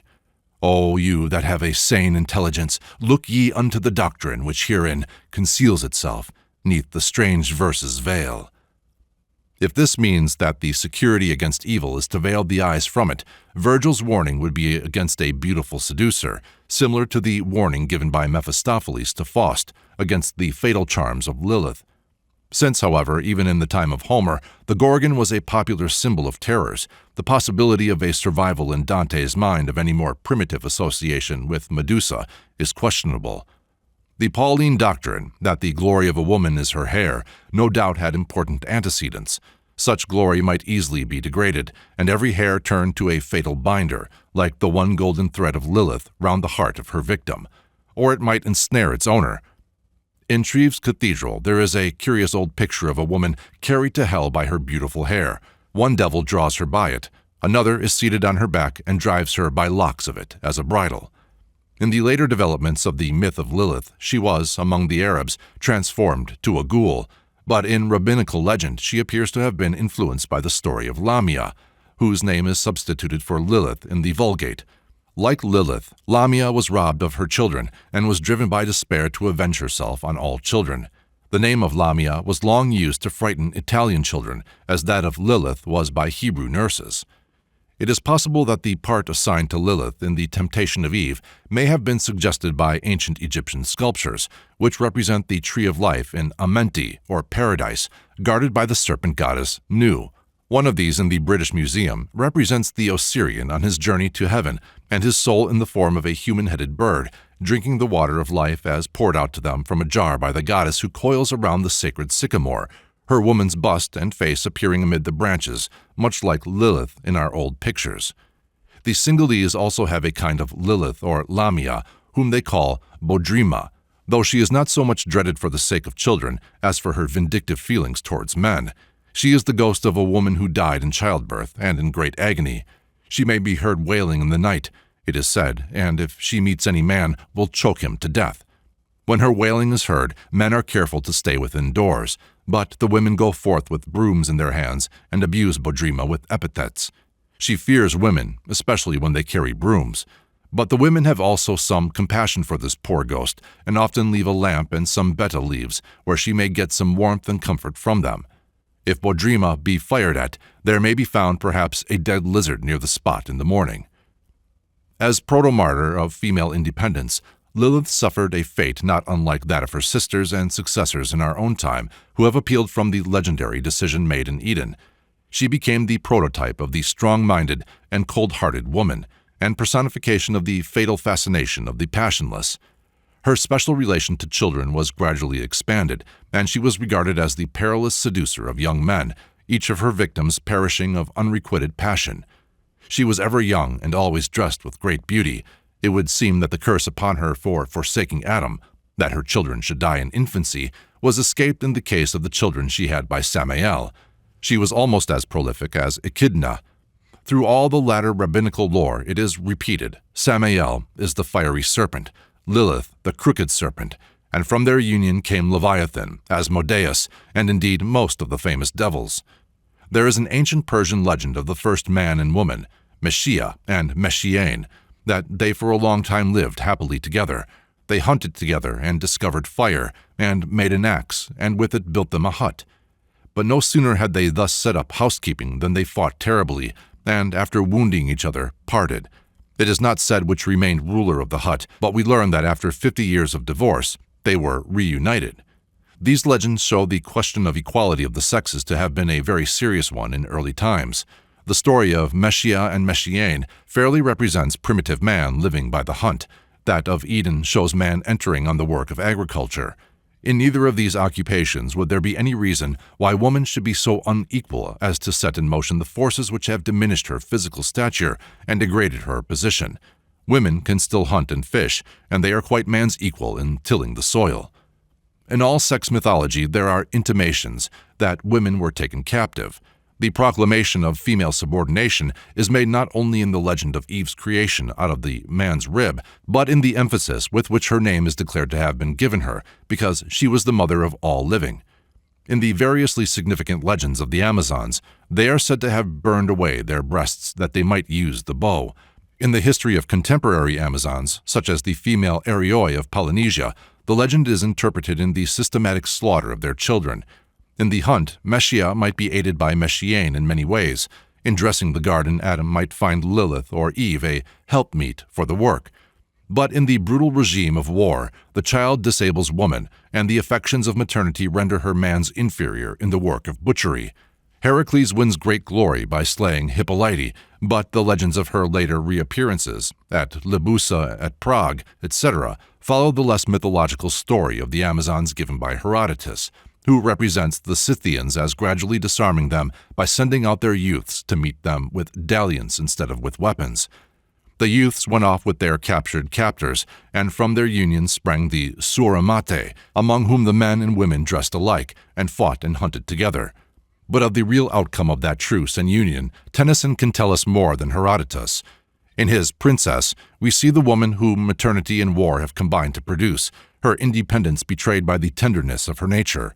The surrender, once secured, was made permanent for ages by the sentiments and sympathies born of the child's appeal for compassion.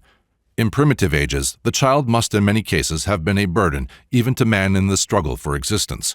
The population question could hardly have failed to press its importance upon men, as it does even upon certain animals, and it would be an especial interest to a man not to have his hut overrun with offspring not his own, turning his fair labor into drudgery for their support, and so cursing the earth for him. Thus, while polyandry was giving rise to the obvious complications under which it must ultimately disappear, it would be natural that the devils of lust should be invented to restrain the maternal instinct. But as time went on, the daughters of Eve would have taken the story of her fall and hardships too much to heart. The pangs and perils of childbirth were ever-present monitors, whose warnings might be followed too closely. The early Jewish laws bear distinct traces of the necessity which had arrived for insisting on the command to increase and multiply. Under these changed circumstances, it would be natural that the story of a recusant and passionless Eve should arise and suffer the penalties undergone by Lilith, the necessity of bearing, as captive, a vast progeny against her will, only to lose them again, and to long for human children she did not bring forth and could not cherish. The too passionate and the passionless woman are successively warned in the origin and outcome of the myth. It is a suggestive fact that the descendants of Adam should trace their fall not to the independent Lilith, who asserted her equality at cost of becoming the devil's bride, but to the apparently submissive Eve, who stayed inside the garden. The serpent found out the guarded and restrained woman as well as the free and defiant, and with much more formidable results. For craft is the only weapon of the weak against the strong. The submissiveness of the captive woman must have been for a long time outward only. When Adam found himself among thorns and briars, he might have questioned whether much had been gained by calling Eve his rib, when, after all, she really was a woman, and prepared to take her intellectual rights from the serpent if denied her in legitimate ways. The question is, indeed, hardly out of date yet when the genius of woman is compelled to act with subtlety and reduced to exert its influence too often by intrigue. It is remarkable that we find something like a similar development to the two wives of Adam in Hindu mythology also. Kali and Durga have the same origin. The former is represented dancing on the prostrate form of her lord and master, and she becomes the demoness of violence, the mother of the diabolical Kalas of Sinhalese demonology. Durga sacrificed herself for her husband's honor and is now adored. The counterpart of Durga worship is the Zenana system. In countries where the Zenana system has not survived, but some freedom has been gained for women, it is probable that Kali will presently not be thought of as necessarily trampling on man, and Lilith not be regarded as the devil's wife, because she will not submit to be the slave of man. When man can make him a home and garden which shall not be a prison, and in which knowledge is unforbidden fruit, Lilith will not have to seek her liberty by a revolution against his society, nor Eve hers by intrigue. Unfitness for cooperation with the ferocities of nature will leave her a helpmeet for the rearing of children, and for the recovery and culture of every garden, whether within or without the man who now asserts over a woman a lordship unnatural and unjust. Chapter 10. War in Heaven. In none of the ancient scriptures do we get back to any theory or explanation of the origin of evil or of the enemies of the gods. In a Persian text at Persepolis of Darius I, Ahriman is called with simplicity the other, Aniya, and the hater, Duvasant, Zend, Daisat. And that is about as much as we are really told about the devils of any race. Their existence is taken for granted. The legends of rebellion in heaven and of angels cast down and transformed to devils may supply an easy explanation to our modern theologians, but when we trace them to their origin, we discover that, to the ancients, they had no such significance. The angels were cast down to pits prepared for them from the foundation of the world, and before it, and when they fell, it was into the hands of already existing enemies eager to torment them. Nevertheless, these accounts of rebellious spirits in heaven are of great importance and merit our careful consideration. It is remarkable that the Bible opens with an intimation of the existence of this other. Its second verse speaks of a certain darkness upon the face of the deep.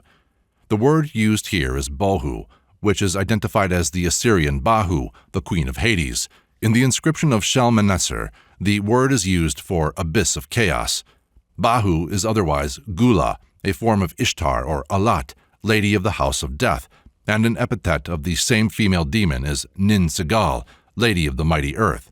The story of the descent of Ishtar into Hades, the realm of Nin Sigal, has already been told. In that version, Ishtar is the same as Astarte, the Assyrian Venus. But like the moon with which she was associated, she waned and declined, and the beautiful legend of her descent, like Persephone into Hades, seems to have found a variant in the myth of Bel and the dragon. There she is a sea monster and is called Tiamat, or the Lot of Berosus. That is, the deep over which rests the darkness described in Genesis 1:2. The process by which the moon would share the evil repute of Tiamat is obvious. In the Babylonian belief, the dry land rested upon the abyss of watery chaos from which it was drawn. This underworld ocean was shut in by gates. They were opened when the moon was created to rule the night, therefore, Prince of Darkness. The formation of Anu, of this moon god, Uru, from Tiamat, might even have been suggested by the rising of the tides under his sway. The Babylonians represent the moon as having been created before the sun, and he emerged from a boiling in the abyss. At the beginning of the month, at the rising of the night, his horns are breaking through to shine on in heaven.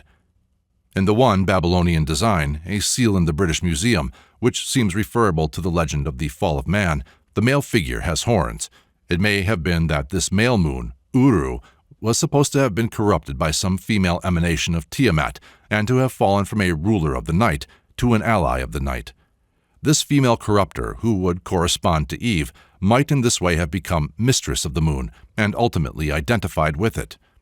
Although the cause of the original conflict between the abyss beneath and the heaven above is left by ancient inscriptions and scriptures to imagination, it is not a very strained hypothesis that ancient chaos regarded the upper gods as aggressors on her domain in the work of creation. When above, runs the Babylonian legend, were not raised the heavens, and below on the earth a plant had not grown. The chaos, or water, Tiamat was the producing mother of the whole of them.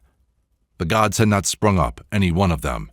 Indeed, in the legend of the conflict between Bel and the dragon, on the Babylonian cylinders, it appears that the god Sar addressed her as wife, and said, "The tribute to thy maternity shall be forced upon them by thy weapons."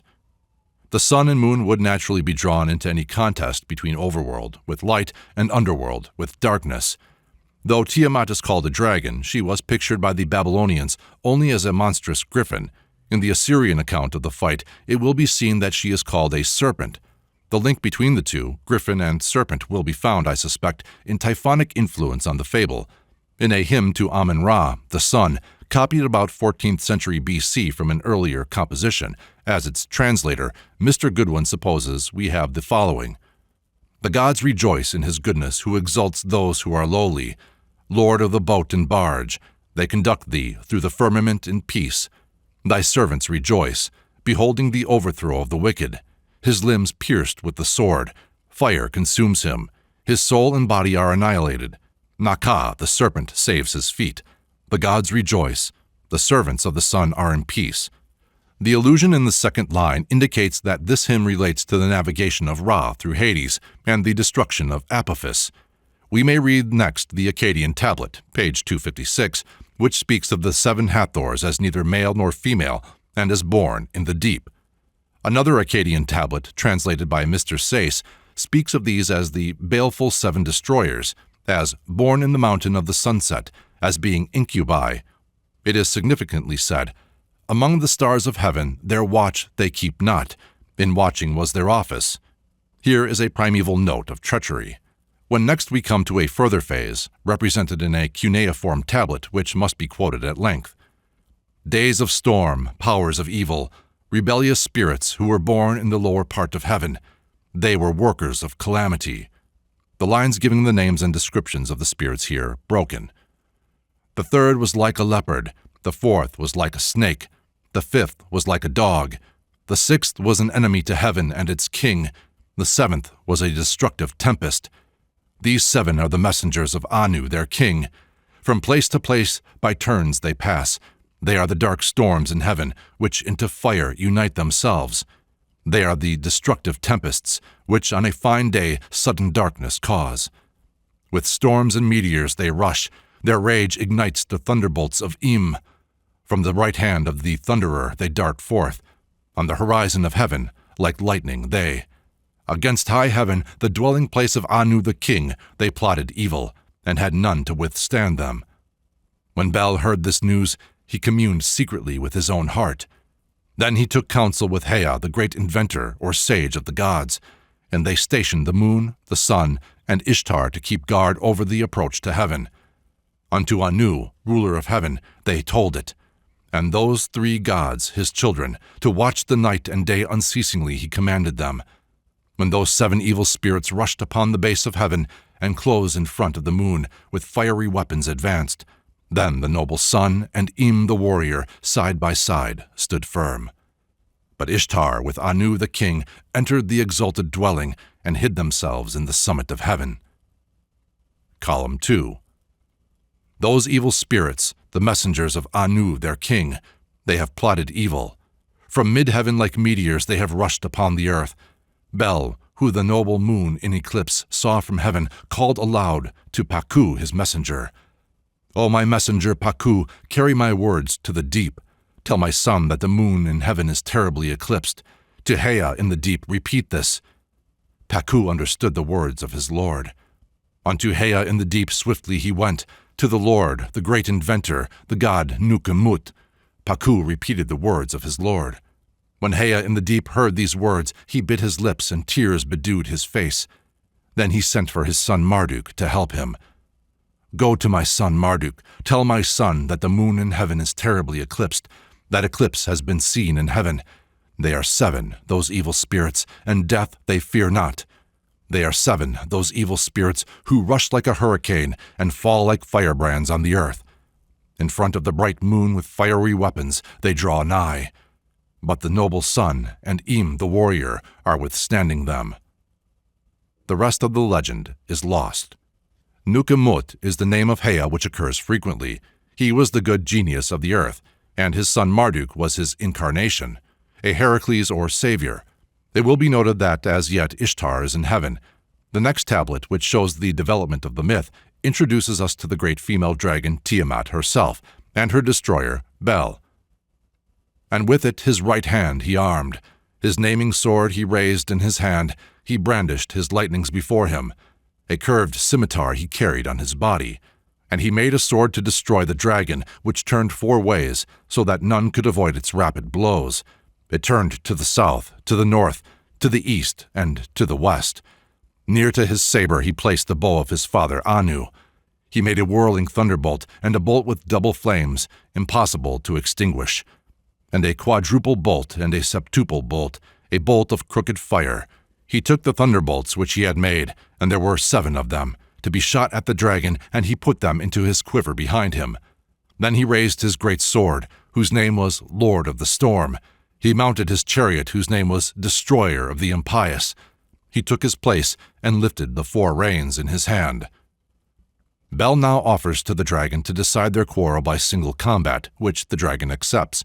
This agrees with the representations of the combat on Babylonian cylinders in Mr. Smith's Chaldean Genesis, page 62, etc. Why seekest thou thus to irritate me with blasphemies? Let thy army withdraw, let thy chiefs stand aside. Then I and thou alone, we will do battle." When the dragon heard this, "Stand back," she said, and repeated her command. Then the tempter rose watchfully on nigh. Turning and twisting, she shifted her standing point. She watched his lightnings. She provided for a retreat. The warrior angels sheathed their swords. Then the dragon attacked the just prince of the gods. Strongly they joined in the trial of battle. The king drew his sword and dealt rapid blows. Then he took his whirling thunderbolt and looked well behind and before him. And when the dragon opened her mouth to swallow him, he flung the bolt into her before she could shut her lips. The blazing lightning poured into her inside. He pulled out her heart. Her mouth he rent open. He drew his falchion and cut open her belly. He cut into her inside and extracted her heart. He took vengeance on her and destroyed her life. When he knew she was dead, he boasted over her. After that, the dragon, their leader, was slain. Her troops took to flight. Her army was scattered abroad. And the angels, her allies, who had come to help her, retreated, grew quiet, and went away. They fled from thence, fearing for their own lives, and saved themselves, flying to places beyond pursuit. He followed them. Their weapons he broke up.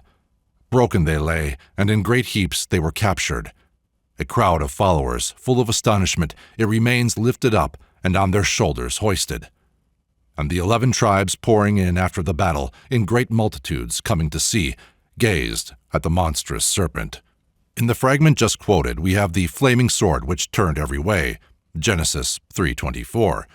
The 7 distinct forms of evil are but faintly remembered in the 7 thunderbolts taken by Bel. They are now all virtually gathered into the one form he combats, and are thus on their way to form the 7-headed dragon of the Apocalypse, where Michael replaces Bel.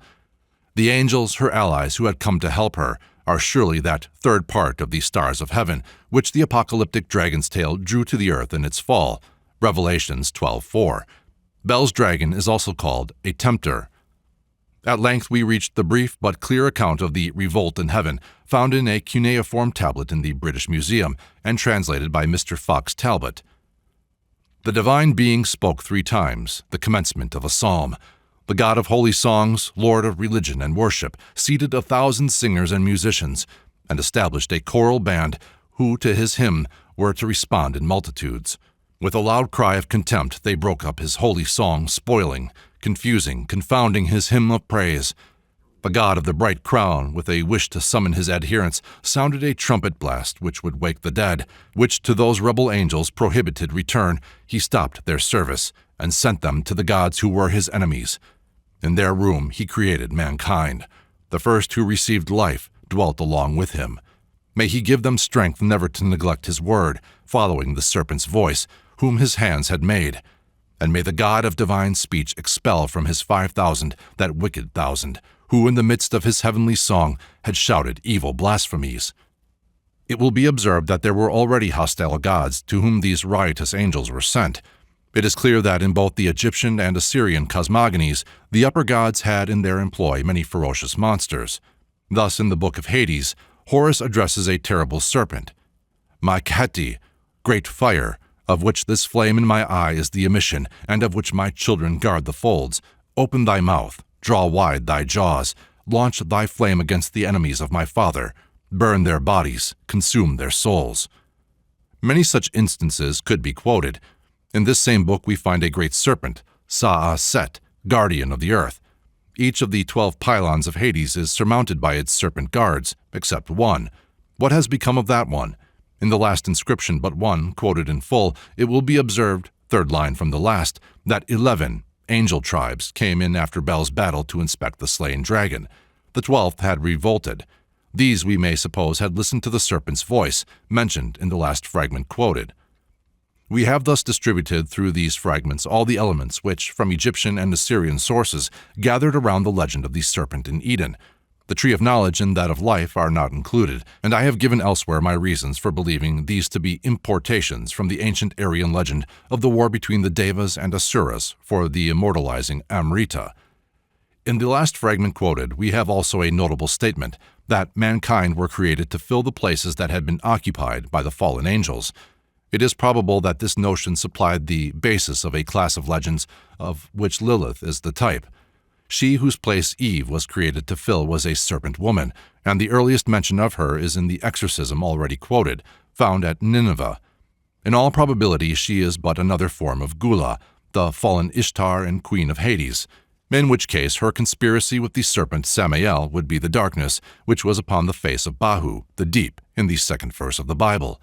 The Bible opens with the scene of the gods conquering the dragon of darkness with light. There is a rabbinical legend that when light issued from under the throne of God, the prince of darkness asked the Creator wherefore he had brought light into existence. God answered that it was in order that he might be driven back to his abode of darkness. The evil one asked that he might see that, and entering the stream of light, he saw across time and the world, and beheld the face of the Messiah. Then he fell upon his face and cried, "This is he who shall lay low and ruin me and all the inhabitants of hell." What the Prince of Darkness saw was the vision of a race, beginning with the words in Genesis 1:3-4, God said, "Let there be light," and there was light, and God saw the light, that it was good, and God divided between the light and the darkness, ending with Revelations 21:2, And I saw an angel come down from heaven having the key of the bottomless pit, and a great chain in his hand, and he lay hold on the dragon, that old serpent, which is the devil and Satan, and bound him 1,000 years. Chapter 11. War on Earth. Rejoice, ye heavens, and ye that dwell in them. Woe to the earth and the sea, for the devil is come down to you, having great wrath, because he knoweth that he hath but a short time. This passage from the book of Revelations is the refrain of many and much earlier scriptures. The Assyrian accounts of the war in heaven, given in the preceding chapter, by no means generally support the story that the archdragon was slain by Bel. Even the one that does describe the chief dragon's death leaves her comrades alive, and the balance of testimony is largely in favor of the theory which prevailed, that the rebellious angels were merely cast out of heaven and went to swell the ranks of the dark and fearful abode from which the beginning had been peopled by the enemies of the gods. The nature of this abode is described in various passages of the Bible and in many traditions. Out of the north an evil shall break forth upon all the inhabitants of the land. So said Jeremiah 1:14, in pursuance of nearly universal traditions as to the region of space in which demons and devils had their abode. Hell is naked before him, says Job 26:6, and destruction hath no covering. He stretcheth out the north over the empty place. According to the Hebrew mythology, this habitation of demons was a realm of perpetual cold and midnight, which Jehovah, in creating the world, purposely left chaotic.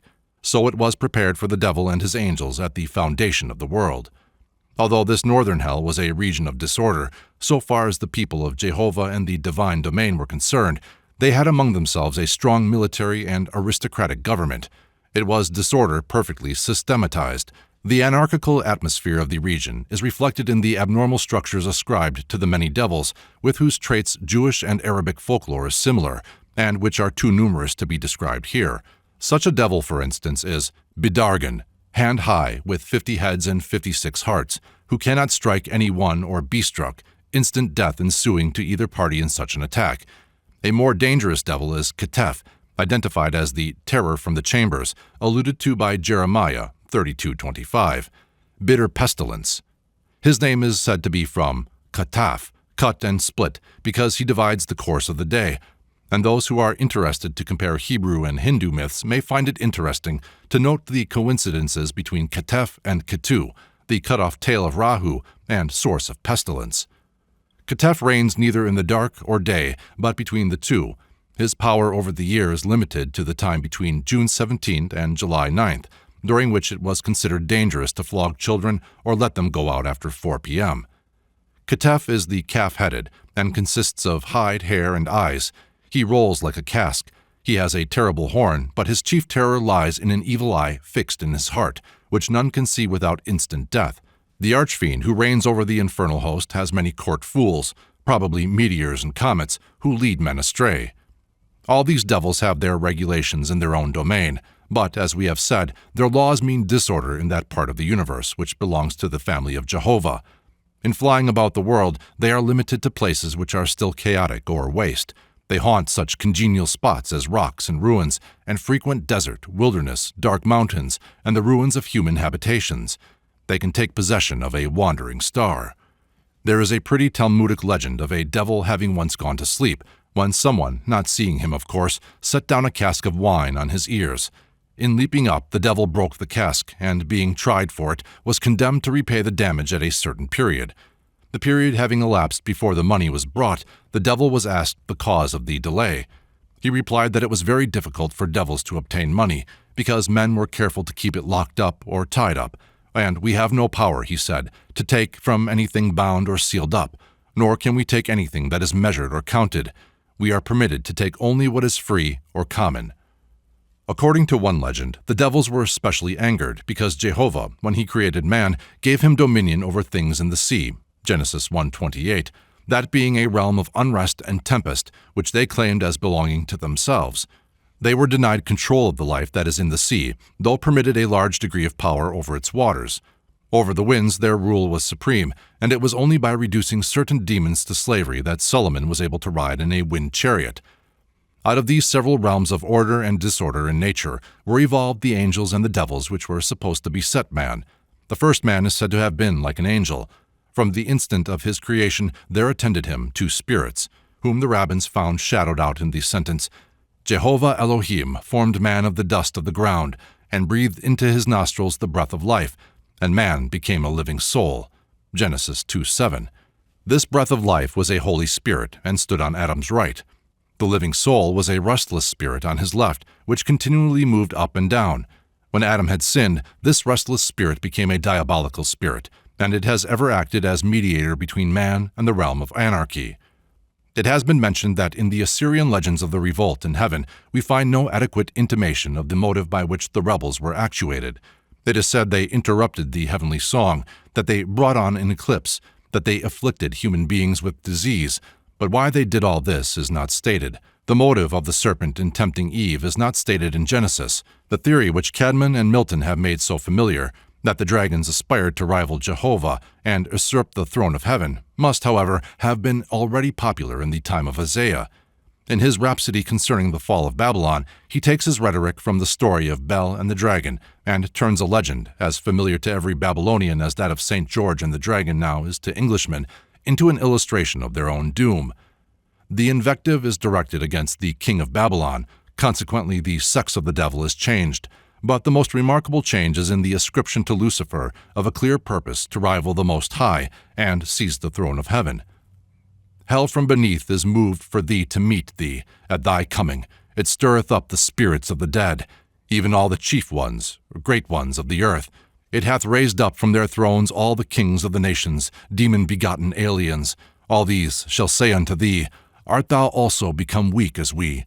Art thou become like unto us? Thy splendor is brought down to the underworld, and the noise of thy vials. The worm is spread under thee, and the worms cover thee. How art thou fallen, O Lucifer, day-star, son of the morning! How art thou cut down to the ground, which didst weaken the nations! For thou hast said in thy heart, I will ascend into the upper heaven, I will exalt my throne above the stars and archangels of God. I will sit and reign also upon the mount of the congregation, the assembly of the enemies of God, in the sides of the north. I will ascend above the heights of the clouds, the thunder throne of Jehovah. I will be like the Most High, yet shalt thou be brought down to hell, to the sides of the pit. In this passage we mark the arena of the combat shifted from heaven to earth. It is not the throne of heaven, but that of the world at which the fiends now aim. Nay, there is confession in every line of the prophecy that the enemy of Jehovah has usurped his throne, hell has prevailed, and Lucifer is the prince of this world. The celestial success has not been maintained on earth. This would be the obvious fact to a humiliated, oppressed, heavily taxed people who believe themselves the one family on earth sprung from Jehovah, and their masters the offspring of demons. This situation gave to the vague traditions of a single combat between Bel and the dragon, about an eclipse or a riot, the significance which it retained ever afterward of a mighty conflict on earth between the realms of light and darkness, between which the Elohim had set a boundary line, Genesis 1:4, in the beginning. A similar situation returned when the Jews were under the sway of Rome, and then all that had ever been said of Babylon was repeated against Rome under the name of Edom. It recurred in the case of those Jews who acknowledged Jesus as their Messiah. In the pomp and glory of the Caesars, they beheld the triumph of the powers of darkness, and the burden of Isaiah against Lucifer was raised again in that of the Apocalypse against the seven-headed dragon. It is notable how these writers left out of sight the myth of Eden so far as it did not belong to their race. Isaiah does not say anything even of the serpent. The Apocalypse says nothing of the two wonderful trees, and the serpent appears only as a dragon from whom the woman is escaping, by whom she is not at all tempted. The shape of the devil and the combat with him have always been determined by dangers and evils that are actual, not such as are archaeological. A gypsy near Edinburgh gave me this version of the combat between God and Satan as follows. When God created the universe and all things in it, Satan tried to create a rival universe. He managed to match everything pretty well except man. There he failed, and God, to punish his pride, cast him down to the earth and bound him with a chain. But this chain was so long that Satan was able to move over the whole face of the earth. There had got into this wanderer's head some bit of the Babylonian story, and it was mingled with Gnostic traditions about Yaldabaoth, but there was also a quaint suggestion in Satan's long chain of the migration of this mythical combat, not only round the world, but through the ages. The early followers of Christ came before the glories of paganism with the legend that the lowly should inherit the earth, and though they speedily surrendered to the rulers of the world in Rome and made themselves into a Christian aristocracy, when they came into northern Europe, the Christians were again brought to confront with a humble system the religion of thrones and warriors. St. Gaetian, celebrating Mass in a cavern beside the Loire, meant as much weakness in presence of paganism as the Huguenots felt 12 centuries later hiding in the like caverns from St. Gaetian's priestly successors. The burden of Isaiah is heard again, and with realistic intensity, in the 7th century, and in the north with our patriarchal poet Caedmon. The all-powerful had angel tribes. Through might of hand, the Holy Lord, 10 established, in whom he trusted well, that they his service would follow, work his will. Therefore gave he them wit, and shaped them with his hands. The Holy Lord, he had placed them so happily. One he had made so powerful, so mighty in his mind's thought, he let him sway over so much. Highest after himself in heaven's kingdom, he had made him so fair, so beauteous was his form in heaven, that came to him from the Lord of hosts. He was like to the light stars. It was his to work the praise of the Lord. It was his to hold dear his joys in heaven, and to thank his Lord for the reward that he had bestowed on him in that light. Then had he let him long possess it. But he turned it for himself to a worse thing, began to raise war upon him against the highest ruler of heaven, who sitteth in the holy seat. Dear was he to our Lord, but it might not be hidden from him that his angel began to be presumptuous, raised himself against his master, sought speech of hate, words of pride towards him, would not serve God, said that his body was light and beauteous, fair and bright of hue. He might not find in his mind that he would, God, in subjection, his Lord serve. Seemed to himself that he a power and force had greater than the holy God could have of adherents. Many words spake the angel of presumption. Thought, through his own power, how he for himself a stronger seat might make. Higher, in heaven, said that him his mind impelled, that he west and north would begin to work, would prepare structures. Said it to him seemed doubtful, that he to God would be a vassal. Why shall I toil, said he. To me it is no whit needful. To have a superior, I can with my hands as many wonders work. I have great power to form a diviner throne, a higher in heaven. Why shall I for his favor serve, bend to him in such vassalage? I may be a god as he, stand by me, strong associates, who will not fail me in the strife. Heroes, stern of mood, they have chosen me for chief. Renowned warriors, with such may one devise counsel, with such capture his adherents. They are my zealous friends, faithful in their thoughts. I may be their chieftain, sway in this realm. Thus to me it seemeth not right, that I in aught need cringe, to God for any good. I will no longer be his vassal. When the all-powerful it all had heard, that his angel devised great presumption to raise up against his master, and spake proud words foolishly against his Lord, then must he expiate the deed, share the work of war, and for his punishment must have of all deadly ills the greatest. So doth every man who against his Lord deviseth to war with crime against the great ruler. Then was the mighty angry. The highest ruler of heaven hurled him from the lofty seat. Hate, had he gained at his Lord. His favor he had lost. Incensed with him was the good in his mind, therefore must he seek the gulf of hard hell torment. For that he had warred with heaven's ruler, he rejected him then from his favor, and cast him into hell, into the deep parts, where he became a devil. The fiend with all his comrades fell then from heaven above, through as long as 3 nights and days, the angels from heaven into hell.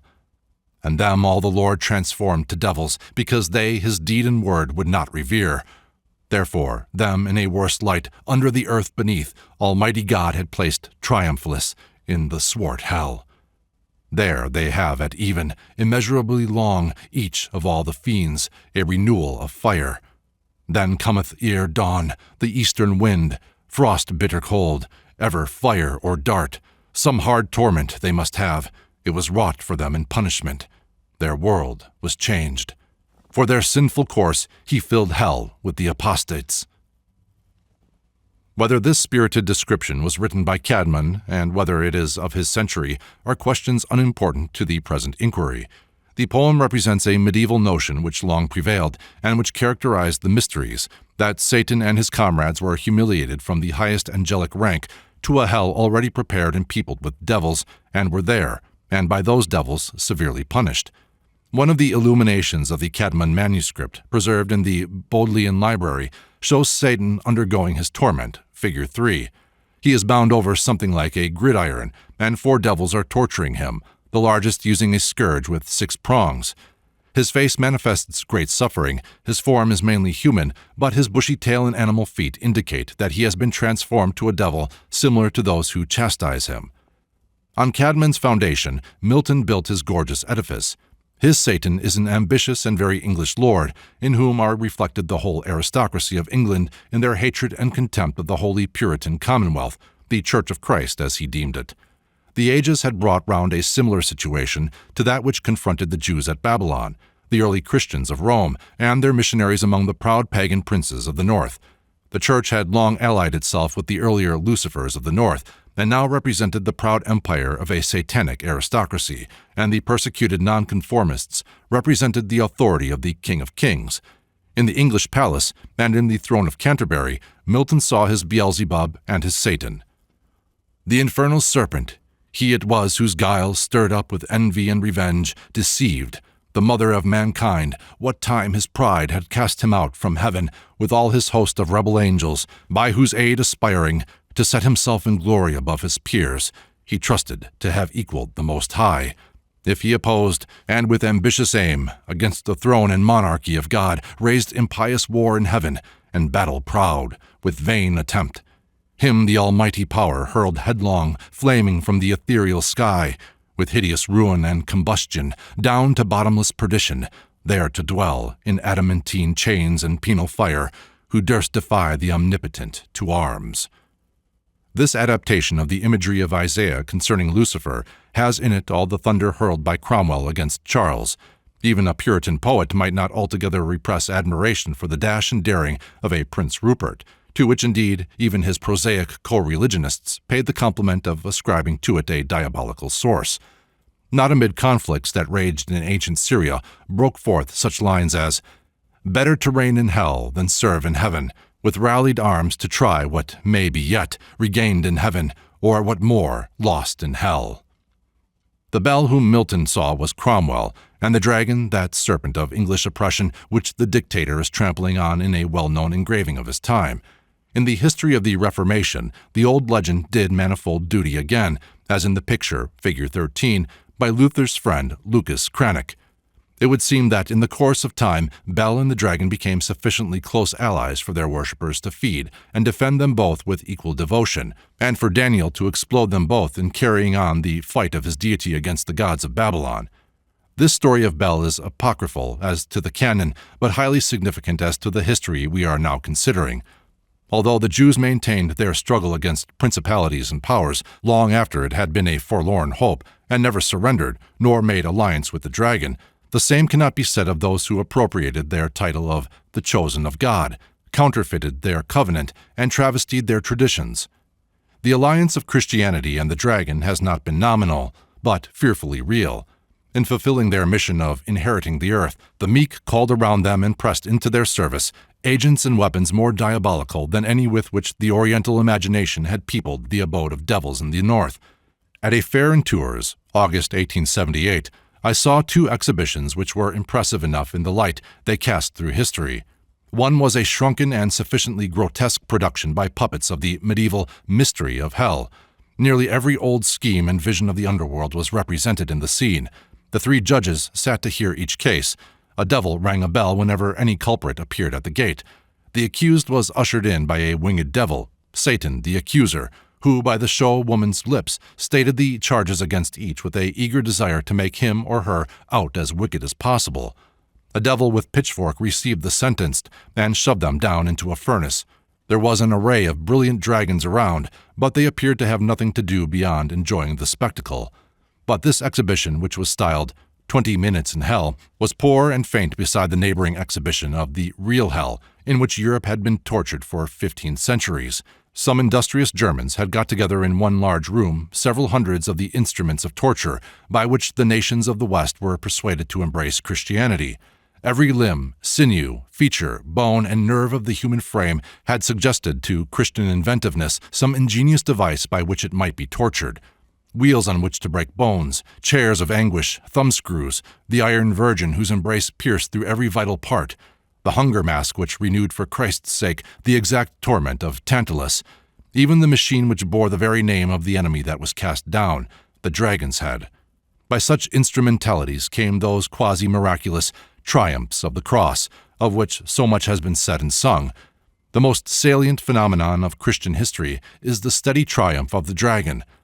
Misleader and deceiver to the last, he is quite willing to sprinkle his fork and rack with holy water, to cross himself, to label his cauldrons divine justice, to write Christ upon his forehead. By doing so he was able to spring his infernal engine on the best nations, and cow the strongest hearts, till from their pallid lips were wrung the confessions of faith, or the last cry of martyred truth. So was he able to assault the pure heavens once more, to quench the stars of human faith and hope, and generate a race of polite, learned, and civilized hypocrites. But the ancient sunbeams are after him. The mandate has again gone forth. Let there be light. And the light that now breaks forth is not of that kind which respects the limit of darkness. Chapter 12. Strife. Who is this that cometh from Edom, in dyed garments from Bozrah? This that is glorious in his apparel, traveling in the greatness of his strength. I who promise deliverance, mighty to save, wherefore art thou red in thine apparel, and thy garments like him that treadeth the wine-vat? I have trodden the wine-press alone, and of the peoples there was none with me, and I will tread them in mine anger, and trample them in my fury, and their blood shall be sprinkled upon my garments, and I will stain all my raiment.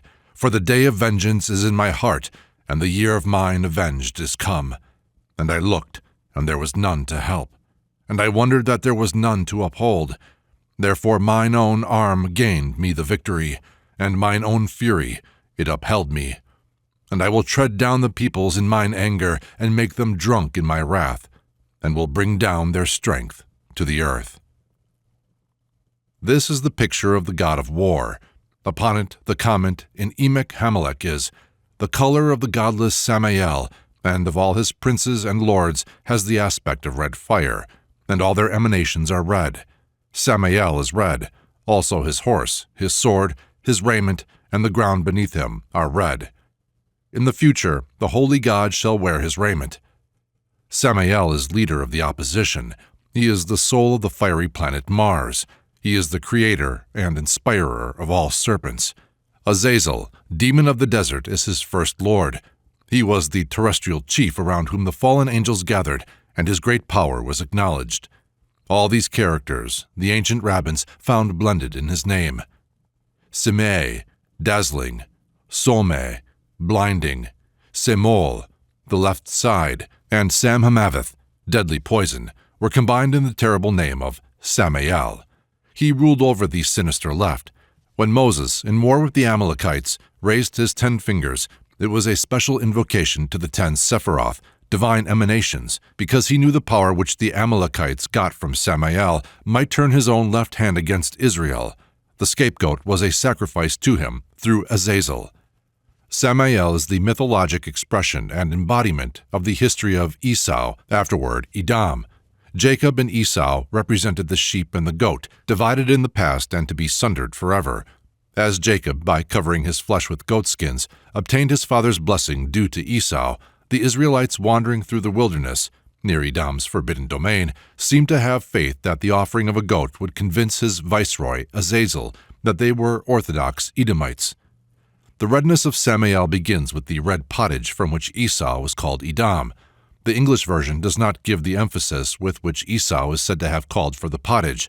The red, the red.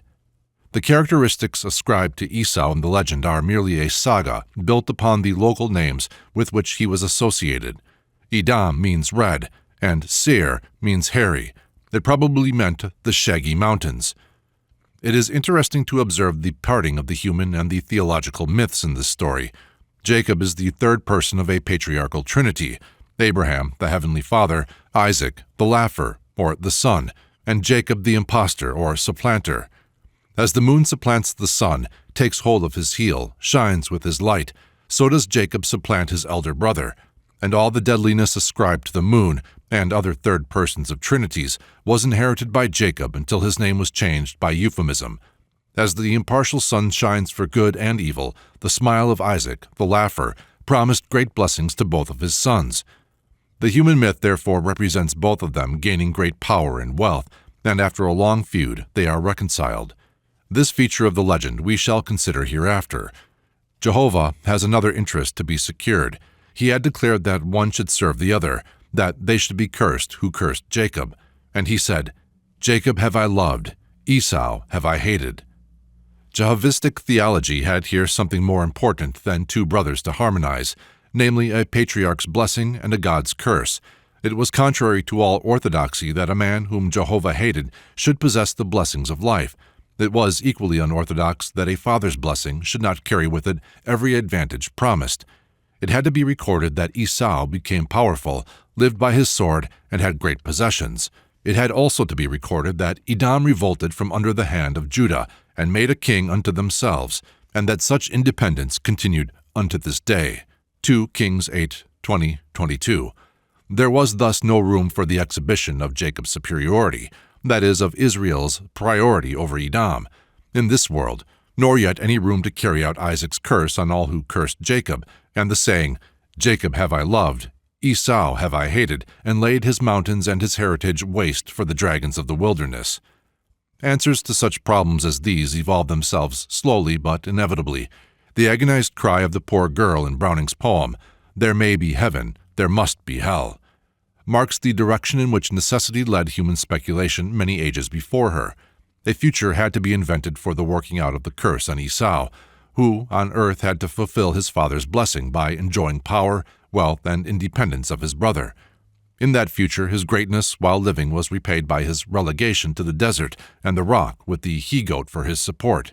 Esau was believed to have been changed into a terrible, hairy devil, but still there followed him, in his phantasmal transformation, a ghostly environment of his former power and greatness. The boldest and holiest could not afford to despise or set aside that share which had been allotted him in the legend, and could not be wholly set aside in the invisible world. Jacob's share began with a shrewd bargain with his imprudent brother. Jacob, by his cunning in the breeding of the streaked animals, by which he outwitted Laban, and other maneuvers, was really the cause of bringing on the race called after him that repute for extortion, affixed to them in such figures as Shylock, in which they have found it so hard to live down. In becoming the great barterers of the East, their obstacle was the plunderer, sallying forth from the mountain fastnesses, or careering over the desert. These were the traditional descendants of Esau, who gradually included the Ishmaelites as well as the Edomites, afterwards merged in the Idumeans. But as the tribal distinctions became lost, the ancient hostility survived in the abstract form of this Satan of strife, Samael. He came to mean the spirit that stirs up antagonism between those who should be brethren. He finally became, and among the more superstitious Jews still is, instigator of the cruel persecutions which have so long pursued their race, and the prejudices against them which survive even in countries to whose wealth, learning, and arts they have largely contributed. In Jewish countries, Edom has long been a name for the power of Rome and Romanism, somewhat in the same way as the same are called Babylon by some Christians. Jacob, when passing into the wilderness of Edom, wrestled with the invisible power of Esau, or Samael, and had not been able to prevail except with a lame thigh, a part which, in every animal, Israel thereafter held sacred to the opening power and abstained from eating. A rabbinical legend represents Jacob as having been bitten by a serpent while he was lingering about the boundary of Edom, and before his gift of goats and other cattle had been offered to his brother. The fiery serpents which afflicted Israel were universally attributed to Samael, and the raising of the brazen serpent for the homage of the people was an instance of the uniform deference to Esau's power in his own domain which was long inculcated. As I write, fiery Mars, near enough for the astronomer to detect its moons, is a wondrous phenomenon in the sky. Beneath it, fearful famine is desolating 3 vast countries, war is raging between 2 powerful nations, and civil strife is smiting another ere it has fairly recovered from the wounds of a foreign struggle. The dismissal conditions seem to have so little root in political necessity that one might almost be pardoned even now for dreaming that some subtle influence has come among men from the red planet that has approached the earth. How easy, then, must it have been in a similar conjunction of earthly and celestial phenomena to have imagined Samael, the planetary spectre, to be at work with his fatal fires. Whatever may have been the occasion, the red light of Mars at an early period fixed upon that planet the odium of all the burning, blighting, desert-producing powers of which it was thought necessary to relieve the adorable sun. It was believed that all born under the planet were quarrelsome, and it was part of the popular Jewish belief in the ultimate triumph of good over evil that under Mars the Messiah was to be born. We may regard Esau Samael, then, as the devil of strife. His traditional son Cain was like himself a murderer from the beginning, but in that early period the conflict was between the nomad and the huntsman on one side, on the other the agriculturalist and the cattle breeder, who was never regarded as a noble figure among these Semitic tribes. In the course of time, some Semitic tribes became agriculturalists, and among them, in defiance of his archaeological character, Samael was saddled with the evils that beset them. As an ox, he brought rinderpest, but his visible appearance was still more generally that of the raven, the wild ass, the hog which brought scurvy, while in shape of a dog he was so generally believed to bring deadly disease that it would seem as if hydrophobia was specially attributed to him. In process of time, benignant peace dwelt more and more with the agriculturalists, but still among the Israelites the tradesman was the coming man, and to him peace was essential. The huntsman, of the Esau clan, figures in many legends, of which the following is translated from the Arabic by Lane. There was a huntsman who from a mountain cave brought some honey in his waterskin, which he offered to an oilman. When the oilman opened the skin, a drop of honey fell, which a bird ate. The oilman's cat sprang on the bird and killed it. The huntsman's hound killed the cat. The oilman killed the dog. The huntsman killed the oilman, and as the 2 men belonged to different villages, their inhabitants rose against each other in battle, and there died of them a great multitude, the number of whom none knoweth but God, whose name be exalted. Esau's character as a wild huntsman is referred to in another chapter. It is as the genius of strife and nomadic war that he more directly stands in contrast with his supplanter. From the wild elemental demons of storm and tempest of the most primitive age to this devil of strife, the human mind has associated evil with unrest. The wicked are like the troubled sea when it cannot rest. Such is the burden of the Japanese oni, throned in the heart of the hurricane, of the wild huntsman issuing forth at the first note of war, of Edom hating the victories of peace, living by the sword.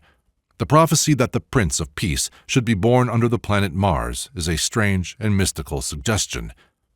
In a powerful poem by Thomas Aird, The Devil's Dream, the last fearful doom of Satan's vision is imprisonment beneath a lake forever still, the spirit of unrest condemned forever to the realm of absolute stillness. There all is solemn idleness, no music here, no jars. Where silence guards the coast, ever thrill her everlasting bars. No sun here shines on wanton isles, but over the burning sheet. A rim of restless halo shakes, which marks the internal heat. As, in the days of beauteous earth, we see with dazzled sight, the red and setting sun overflow with rings of welling light. Oh, here in dread abeyance lurks of uncreated things, the last lake of God's wrath, where he his first great enemy brings. Deep in the bosom of the gulf the fiend was made to stay, till, as it seemed, 10,000 years had over him rolled away. In dreams he had extended life to bear the fiery space, but all was passive, dull, and stern within his dwelling place. Oh, for a blast of tenfold ire to rouse the giant surge, him from that flat-fixed lethargy impetuously to urge. Let him but rise, but ride upon the tempest-crested wave. Of fire enridged tumultuously, each angry thing he'd brave.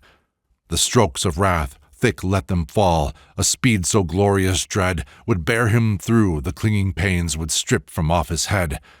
The vision of this last stern lake, oh, how it plagued his soul, type of that dull eternity that on him soon must roll, when plains and issues all must cease that earlier care beguiled, and never era more shall stand a landmark on the wild. Nor failure, nor success is there, nor busy hope, nor fame, but passive fixed endurance, all eternal and the same. Chapter 13. Barbaric Aristocracy. In the preceding chapter, it was noted that there were two myths wrapped up in the story of Jacob and Esau, the one theological, the other human. The former was there treated, the latter may be considered here. Rabbinical theology has made the Jewish race adopt as their founder that tricky patriarch whom Shylock adopted as his model. But any censure on them, for that comes with little grace from Christians who believe that they are still enjoying a covenant which Jacob's extortions and treacheries were the divinely adopted means of confirming. It is high time that the Jewish people should repudiate Jacob's proceedings, and if they do not give him his first name, impostor, back again, at least withdraw from him the name Israel. But it is still more important for mankind to study the phases of their civilization, and not attribute to any particular race the spirit of a legend which represents an epoch of social development throughout the world. When Rebekah asked Jehovah why her unborn babes struggled in her womb, he answered, "Two nations are in thy womb. One people shall be stronger than the other people. The elder shall be subject to the younger." What peoples these were is described in the blessings of Jacob on the two representatives when they had grown up to be, the one red and hairy, a huntsman, the other a quiet man, dwelling in tents and builder of cattle booths. Jacob, cunning, extortionate, fraudulent in spirit, even when technically fair, is not a pleasing figure in the eyes of the 19th century, but he does not belong to the 19th century. His contest was with Esau. The very names of them belong to mythology. They are not individual men. They are conflicting tendencies and interests of a primitive period. They must be thought of as Israel and Edom historically, morally as the barter principle and the bandit principle. High things begin low. Astronomy began as astrology, and when trade began there must have been even more trickery about it than there is now. Conceive of a world made up of nomadic tribes engaged in perpetual warfare. It is a commerce of killing. If a tribe desires the richer soil or larger possessions of another, the method is to exterminate that other. But at last there rises a tribe either too weak or too peaceful to exterminate, and it proposes to barter. It challenges its neighbors to a contest of wits. They try to get the advantage of each other in bargains. They haggle and cheat, and it is not heroic at all, but it is the beginning of commerce and peace. But the Dukes of Edom, as they are called, will not enter into this compact. They have not been used to it. They are always outwitted at a bargain. Just like those other red men in the west of America, whose lands are bought with beads and their territorial birthright taken for a mess of pottage. They prefer to live by the hunt and by the sword. Then between these two peoples is an eternal feud, with an occasional truce, or in biblical phrase, reconciliation. Surrounded by a commercial civilization with its prosaic virtues and its petty vices, we cannot help admiring much about the Duke of Edom, non-producer though he be. Brave, impulsive, quick to forgive as to resent, generous as people can afford to be when they may give what they never earned, His gallant qualities cast a certain meanness over his grasping brother, the Israelite. It is a healthy sign in youth to admire such qualities, the boy who delights in Robin Hood, the youth who feels a stir of enthusiasm when he reads Schiller's Robbers, the ennuis of the clubs and the roughs, with unfulfilled capacities for adventure in them, who admire the gallant Turk, are all lingering in the nomadic age. They do not think of things but of persons. They are impressed by the barbaric dash. The splendor of warriors hides trampled and decimated peasantries. Their courage can gild atrocities. Besides such captivating qualities and thrilling scenes, how poor and commonplace appear thrifty rusticity and the cautious, selfish, money-making tradesmen. But fine and heroic as the Duke of Edam may appear in the distance, it is best to keep him at a distance. When Robin Hood reappeared on Blackheath lately, his warmest admirers were satisfied to hear he was securely lodged in gaol. The Jews had just the same sensations about the Dukes of Edam. They saw that tribe near too, and lived in daily dread of them. They were hirsute barbarians, dwelling amid mountain fastnesses and lording it over a vast territory. The weak tribe of the plains had no sooner got together some herds and a little money than those dashing Edomites fell upon them and carried away their savings and substance in a day. This made the bartering tribe all the more dependent on their cunning. They had to match their wits against the world, and they have had to do the same to this day, when it is a chief element of their survival that their thrift is of importance to the business and finance of Europe. But in the myth it is shown that trade, timorous as it is in the presence of the sword, may have a magnanimity of its own. The supplanter of Edam is haunted by the wrong he has done his elder brother, and driven him to greater animosity. He resolves to seek him, offer him gifts, and crave reconciliation. It is easy to put an unfavorable construction upon his action, but it is not necessary. The supplanter, with droves of cattle, a large portion of his possessions, passes out towards perilous Edam, unarmed, undefended, except by his amicable intentions towards the powerful chieftain he had wronged. At the border of the hostile kingdom, he learns that the chieftain is coming to meet him with 400 men. He is now seized with a mighty spirit of fear. He sends on the herdsmen with the herds, and remains alone. During the watches of the night there closes upon him this phantom of fear, with its presage of death. The tricky tradesman has met his conscience, and it is girt about with terror. But he feels that his nobler self is with it, and that he will win. Finally has Charles Wesley told the story in his hymn, "Come, O thou traveler unknown, whom still I hold but cannot see. My company before is gone, and I am left alone with thee. With thee all night I mean to stay, and wrestle till the break of day." Confident in self-despair, the supplanter conquers his fear. With the dawn he travels onward alone to meet the man he had outraged and his armed men, and to him says, "I have appeared before thee as though I had appeared before God, that thou mightest be favorable to me." The proud duke is disarmed. The brothers embrace and weep together. The chieftain declines the presents and is only induced to accept them as proof of his forgiveness. The tradesman learns for all time that his mere cleverness may bring a demon to his side in the night, and that he never made so good a bargain as when he has restored ill-gotten gains. The aristocrat and warrior returns to his mountain, aware now that magnanimity and courage are not impossible to quiet men living by merchandise. The hunting ground must make way now for the cattle breeder. The sword must yield before the balances.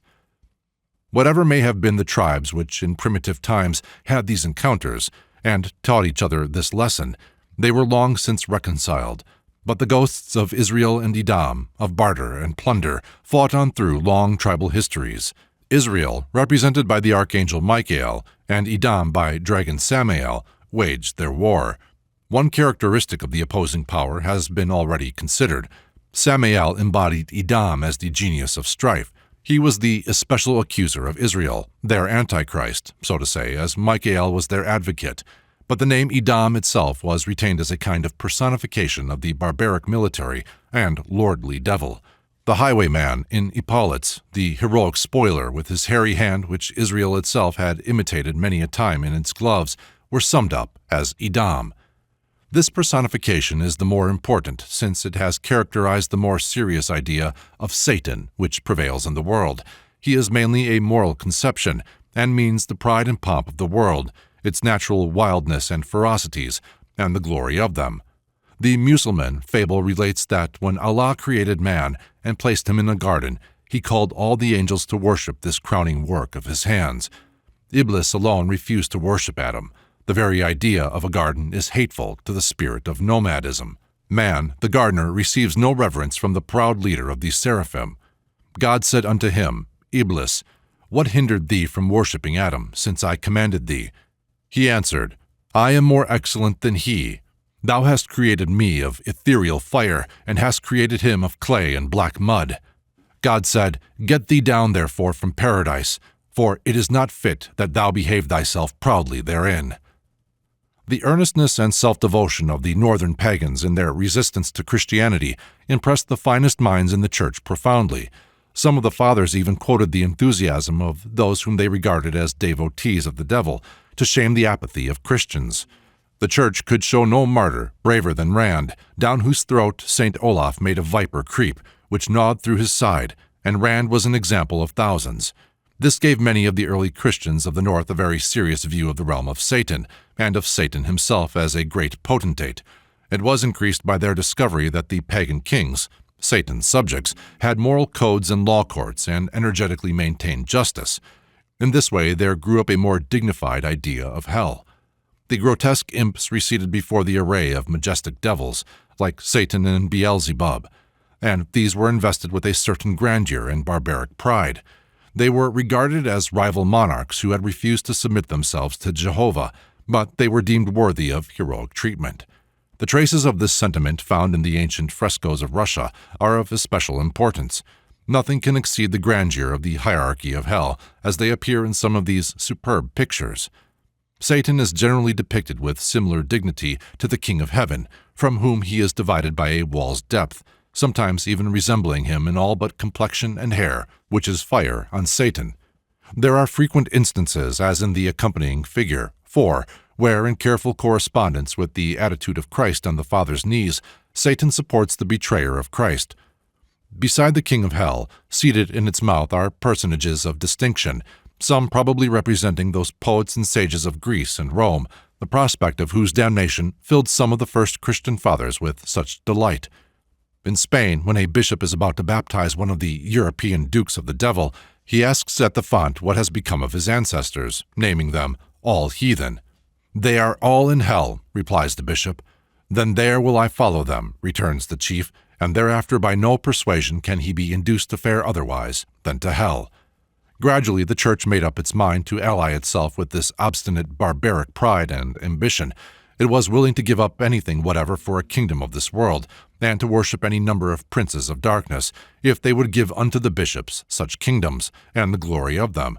They induced Esau to be baptized by promise of their aid in his oppressions, and free indulgences to all his passions. And then, by his help, they were able to lay before weaker Esau's the Christian alternatives: be baptized or burnt.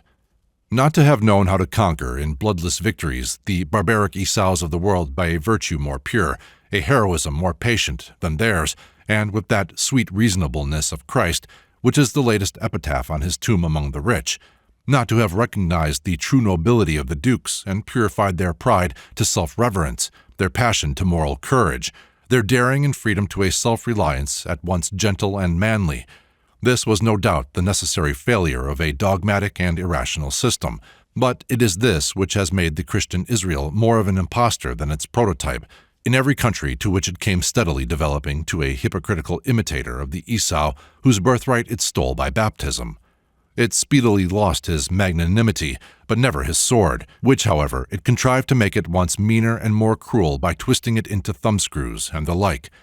For many centuries its voice has been, in a thin phonographic way, the voice of Jesus, but the hands are the hands of Esau, with Samael's claw added. Chapter 14. Job and the Divider. Israel is a flourishing vine, which bringeth forth fruit to itself. According to the increase of his fruit, he hath multiplied his altars. According to the goodness of his hand, he hath made goodly images. Their heart is divided. Now shall they be found guilty. He will break down their altars. He will spoil their images. These words of the prophet Hosea foreshadow the devil which the devout Jehovahist saw growing steadily to enormous strength through all the history of Israel. The germ of this enemy may be found in our chapter on fate. One of its earliest developments is indicated in the account already given of the partition between Jacob and Esau, and the superstition to that which led of a ghostly antagonist, to whom a share had been irreversibly pledged. From the principle thus adopted, there grew a host of demons whom it was believed necessary to propitiate by offering them their share. A divided universe had for its counterpart a divided loyalty in the heart of the people. The growth of a belief in the supremacy of one God was far from being a real monotheism. As a matter of fact, no primitive race has been monotheistic. In 2 Kings 17, it is stated as a belief of the Jews that some Assyrians who had been imported into their territory, Samaria, were slain by lions because they knew not the manner of the God of the land. Spinoza noticed the indications given in this and other narratives that the Jews believed that gods whose worship was intolerable within their own boundaries were yet adapted to other regions. Tractatus 2. With this state of mind, it is not wonderful that when the Jews found themselves in those alien regions, they apprehended that the gods of those countries might also employ lions on such as knew not their manner, but adhered to the worship of Jehovah too exclusively. Among the Jews grew up a more spiritual class of minds, whose feeling towards the mongrel worship around them was that of abhorrence. But these had a very difficult cause to maintain. The popular superstitions were firmly rooted in the fact that terrible evils afflicted mankind, and in the further fact that these did not spare the most pious. Nay, it had for a long time been a growing belief that the bounties and afflictions of nature, instead of following the direction promised by the patriarchs, rewarding the pious, punishing the wicked, were distributed in a reverse way. Dives and Lazarus seemed to have their respective lots before any future paradise was devised for their equalization, as indeed is natural, since Dives attends to his business, while Lazarus is investing his powers in Abraham's bosom. Out of this experience there came at last the demand for a life beyond the grave, without whose redress the pious began to deem themselves of all men the most miserable. But before this heavenly future became a matter of common belief, there were theories which prepared the way for it. It was held by the devout that the evils which afflicted the righteous were Jehovah's tests of their loyalty to him, and that in the end such trials would be repaid. And when observation, following the theory, showed that they were not so repaid, it was said the righteousness had been unreal, the devotee was punished for hidden wickedness. When continued observation had proved that this theory too was false, and that piety was not paid in external bounties, either to the good man or his family, the solution of a future settlement was arrived at. This simple process may be traced in various races, and in its several phases.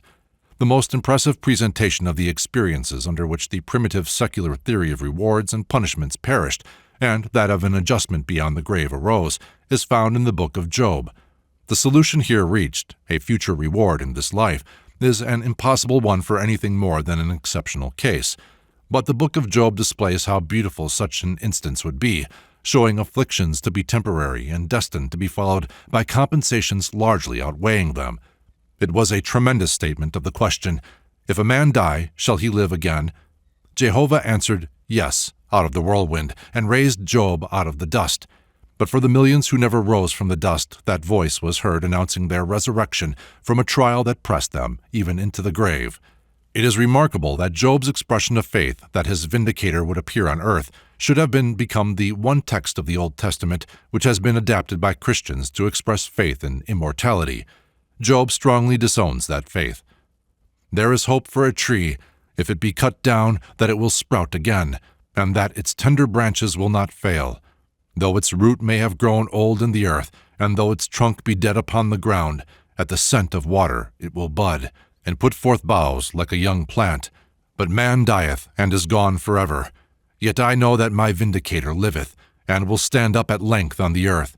And though with my skin this body be wasted away, yet in my flesh shall I see God. Yea, I shall see him, my friend. My eyes shall behold him no longer an adversary, for this my soul panteth within me." The scenery and details of this drama are such as must have made an impression upon the mind of the ancient Jews, beyond what is now possible for any existing people. In the first place, the locality was the land of Uz, which Jeremiah points out as part of Edom, the territory traditionally ruled over by the great invisible accuser of Israel, who had succeeded to the portion of Esau, adversary of their founder Jacob. Job was within their perilous bounds, and yet here, where scapegoats were offered to deprecate Samael, and where in ordinary sacrifices some item entered for the devil's share, Job refused to pay any honor to the power of the place. He offered burnt offerings alone for himself and his sons, these being exclusively given to Jehovah. Even after his children and his possessions were destroyed by this great adversary, Job offered his sacrifice without even omitting the salt, which was the oriental seal of an inviolable compact between two, and which so especially recalled and consecrated the covenant with Jehovah. Among his 20,000 animals, Azazel's animal, the goat, is not even named. Job's distinction was an absolute and unprecedented singleness of loyalty to Jehovah. This loyalty of a disciple, even in the enemy's country, is made the subject of a sort of boast by Jehovah when the accuser enters. Postponing for the moment consideration of the character and office of this Satan, we may observe here that the trial which he challenges is merely a test of the sincerity of Job's allegiance to Jehovah. The accuser claims that it is all given for value received. These possessions are taken away. This is but the framework around the philosophical poem in which all theories of the world are personified in grand council. First of all, Job, the troubled, asks, "Why?" Orthodoxy answers, "Eliphaz was the son of Esau, or Samael, and his name here means that he was the accuser in disguise. He, God's strength, stands for the law. It affirms that God's ways are just and consequently afflictions imply previous sin." Eliphaz repeats the question put by the accuser in heaven. "Was not thy fear of God thy hope?" And he brings Job to the test of prayer, in which he has so long trusted. Eliphaz rests on revelation.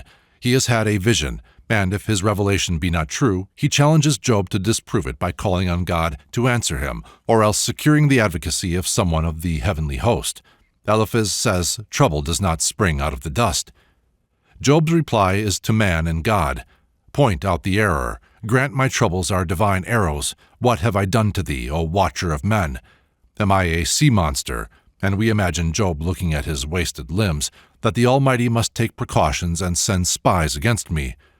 Then follows Bildad the Shuhite, that is, the contentious, one of the descendants of Keturah, Abraham's concubine, traditionally supposed to be inimical to the legitimate Abrahamic line, and at a later period identified as the Turks. Bildad, with invective rather than argument, charges that Job's children had been slain for their sins, and otherwise makes a personal application of Eliphaz's theology. Job declares that since God is so perfect, no man by such standard could be proved just, that if he could prove himself just, the argument would be settled by the stronger party in his own favor, and therefore liberated from all temptation to justify himself, he affirms that the innocent and the guilty are dealt with in much the same way. If it is a trial of strength between God and himself, he yields. If it is a matter of reasoning, let the terrors be withdrawn, and he will then be able to answer calmly. For the present, even if he were righteous, he dare not lift up his head to so assert, while the rod is upon him. Zophar the impudent speaks. Here too probably is a disguise. He is king of the Manaeans, that is, the nomads, and his designation, the Naamathite of unknown significance, bears a suspicious resemblance to Naamah, a mythological wife of Samael and mother of several devils. Zophar is cynical. He laughs at Job for even suggesting the notion of an argument between himself and God, whose wisdom and ways are unsearchable. He, God, sees man's iniquity even when it looks as if he did not. He is deeper than hell. What can a man do but pray and acknowledge his sinfulness? But Job, even in his extremity, is healthy-hearted enough to laugh too. He tells his three comforters that no doubt wisdom will die with them. Nevertheless, he has heard similar remarks before, and he is not prepared to renounce his conscience and common sense on such grounds. And now, indeed, Job rises to a higher strain. He has made up his mind that after what has come upon him, he cares not if more be added, and challenges the universe to name his offense. So long as his transgression is sealed up in a bag, he has a right to consider it an invention.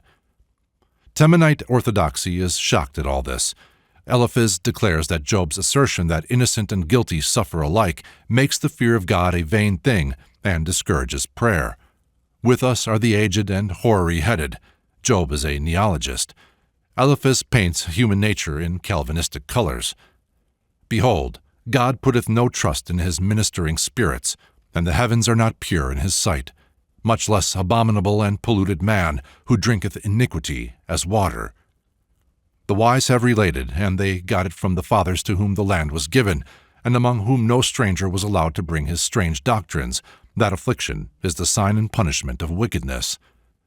Job merely says he has heard enough of this, and finds no wise man among them. He acknowledges that such reproaches add to his sorrows. He would rather contend with God than with them, if he could, but he sees a slight indication of divine favor in the remarkable unwisdom of his revilers, and their failure to prove their point. Bildad draws a picture of what he considers would be the proper environment of a wicked man, and it closely resembles the situation of Job. But Job reminds him that he, Bildad, is not God. It is God that has brought him so low, but God has been satisfied with his flesh. He has not yet uttered any complaint as to his conduct, and so he, Job, believes that his vindicator will yet appear to confront his accusers, the men who are so glib when his afflictor is silent. Zophar harps on the old string, pretty much as some preachers go on endlessly with their pictures of the terrors which haunted the deathbeds of Voltaire and Paine, all the more because none are present to relate the facts. Zophar recounts how men who seemed good but were not were overtaken by asps and vipers and fires from heaven. But Job, on the other hand, has a curious catalogue of examples in which the notoriously wicked have lived in wealth and gaiety, and if it be said God pays such off in their children, Job denies the justice of that. It is the offender, and not his child, who ought to feel it. The prosperous and the bitter in soul alike lie down in the dust at last, the good and the evil, and Job is quite content to admit that he does not understand it. One thing he does understand: your explanations are false. But Eliphaz insists on Job having a dogma. If the orthodox dogma is not true, put something in its place. Why are you afflicted? What is your theory? Is it because God was afraid of your greatness? It must be, as we say, and you have been defrauding and injuring people in secret. Job, having repeated his ardent desire to meet God face to face as to his innocence, says he can only conclude that what befalls him and others is what is appointed for them. His terror indeed arises from that. The good and the evil seem to be distributed without reference to human conduct. How darkness conspires with the assassin. If God were only a man, things might be different. But as it is, what he desireth that he doeth, and who can turn him? Bildad falls back on his dogma of depravity. Man is a worm, a reptile. Job finds that for a worm, Bildad is very familiar with the divine secrets. If man is morally so weak, he should be lowly in mind also. God by his Spirit hath garnished the heavens, his hand formed the crooked serpent. Lo, these are but the borders of his works. How faint the whisper we have heard of him. But the thunder of his power who can understand? Job takes up the position of the agnostic, and the three comforters are silenced. The argument has ended where it had to end. Job then proceeds with sublime eloquence. A man may lose all outward things, but no man or God can make him utter a lie, or take from him his integrity, or his consciousness of it. Friends may reproach him, but he can see that his own heart does not. That one superiority to the wicked he can preserve. In reviewing his arguments, Job is careful to say that he does not maintain that good and evil men are on an equality. For one thing, when the wicked man is in trouble, he cannot find resource in his innocence. Can he delight himself in the Almighty? When such die, their widows do not bewail them. Men do not befriend oppressors when they come to want. Men hiss them, and, with guilt in their heart, they feel their sorrows to be the arrows of God, sent in anger. In all the realms of nature, therefore, amid its powers, splendors, and precious things, man cannot find the wisdom which raises him above misfortune, but only in his inward loyalty to the highest and freedom from moral evil. Then enters a fifth character, Elihu, whose plan is to mediate between the old dogma and the new agnostic philosophy. He is orthodoxy rationalized. Elihu's name is suggestive of his ambiguity. It seems to mean one whose God is he, and he comes from the tribe of Buz, whose Hebrew meaning might also be represented in that English word which, with an added Z, would best convey the windiness of his remarks. Buz was the son of Milcah, the moon, and his descendant so came fairly by his theologic moonshine of the kind which Carlyle has so well described in his account of Coleridgean casuistry. Elihu means to be fair to both sides. Elihu sees some truth in both sides. eclectic Elihu. Job is perfectly right in thinking he had not done anything to merit his sufferings, but he did not know what snares were around him, and how he might have done something wicked but for his affliction. Moreover, God ruins people now and then just to show how he can lift them up again. Job ought to have taken this for granted, and then to have expressed it in the old abject phraseology, saying, "I have received chastisement, I will offend no more. What I see not, teach thou me," a truly Elihuic or contemptible answer to Job's sensible words. Why is light given to a man whose way is hid? Why administer the rod which enlightens as to the anger, but not its cause, or as to the way of amend? In fact, the casuistic Elihu casts no light whatever on the situation. He simply overwhelms him with metaphors and generalities about the divine justice and mercy, meant to hide this new and dangerous solution which Job had discovered, namely that the old dogmatic theories of evil were proved false by experience, and that a good man amid sorrow should admit his ignorance, but never allow terror to wring from him the voice of guilt, nor the attempt to propitiate divine wrath. When Jehovah appears on the scene, answering Job out of the whirlwind, the tone is one of wrath, but the whole utterance is merely an amplification of what Job had said. What we see and suffer are but fringes of a whole we cannot understand.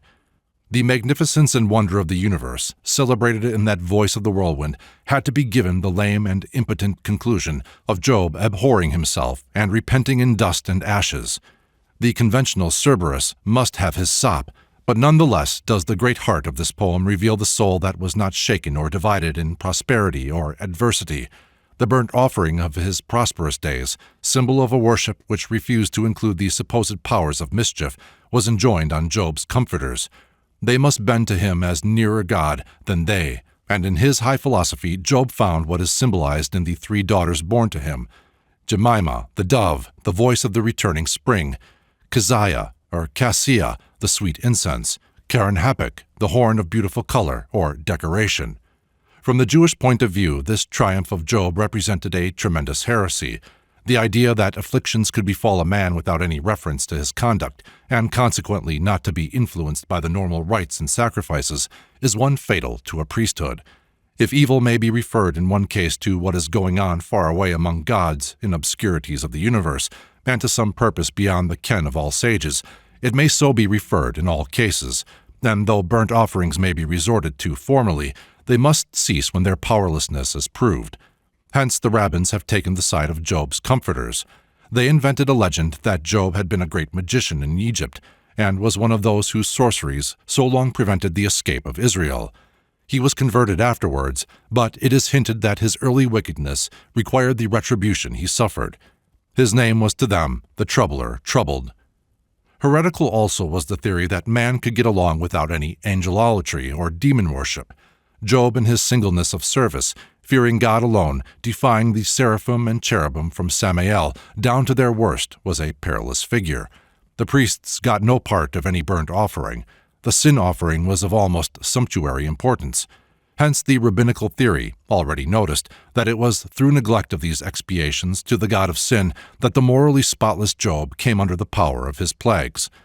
But for precisely the same reasons, the story of Job became representative to the more spiritual class of minds of a genuine as contrasted with a nominal monotheism, and the piety of the pure, the undivided heart.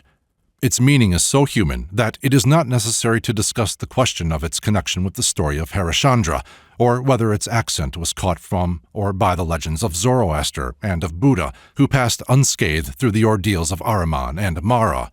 It was repeated in the encounters of the infant Christ with Herod, and of the adult Christ with Satan. It was repeated in the unswerving loyalty of the patient Griselda to her husband.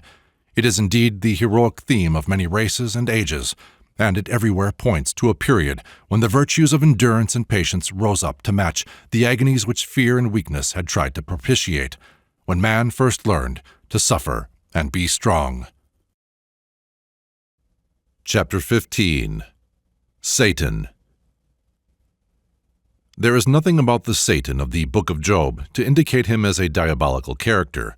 He appears as a respectable and powerful personage among the sons of God who present themselves before Jehovah, and his office is that of a public prosecutor. He goes to and fro in the earth attending to his duties. He has received certificates of character from A. Schultens, Herder, Eichhorn, Doth, Illigan, who proposed a new word for Satan in the prologue of Job, which would make him a faithful but too suspicious servant of God. Such indeed he was deemed originally, but it is easy to see how the degradation of such a figure must have begun. There is often a clamor in England for the creation of public prosecutors, yet no doubt there is good ground for the hesitation which its judicial heads feel in advising such a step. The experience of countries in which prosecuting attorneys exist is not such as to prove the institution one of unmixed advantage. It is not in human nature for an official person not to make the most of the duty entrusted to him, and the tendency is to raise the interest he specially represents above that of justice itself. A defeated prosecutor feels a certain stigma upon his reputation as much as a defeated advocate, and it is doubtful whether it be safe that the fame of any man should be in the least identified with personal success where justice is trying to strike a true balance. The recent performances of certain attorneys in England and America, retained by societies for the suppression of vice, strikingly illustrate the dangers here alluded to. The necessity that such salaried social detectives should perpetually parade before the community as purifiers of society induces them to get up unreal cases where real ones cannot be easily discovered. Thus they become accusers, and from this it is an easy step to become slanderers. Nor is it a very difficult one which may make them the instigators of the vices they profess to suppress. The first representations of Satan show him holding in his hand the scales, but the latter show him trying slyly with hand or foot to press down that side of the balance in which the evil deeds of a soul are being weighed against the good. We need not try to track archaeologically this declension of a prosecutor by increasing ardor in his office through the stages of accuser, adversary, executioner, and at last rival of the legitimate rule and tempter of its subjects. The process is simple and familiar.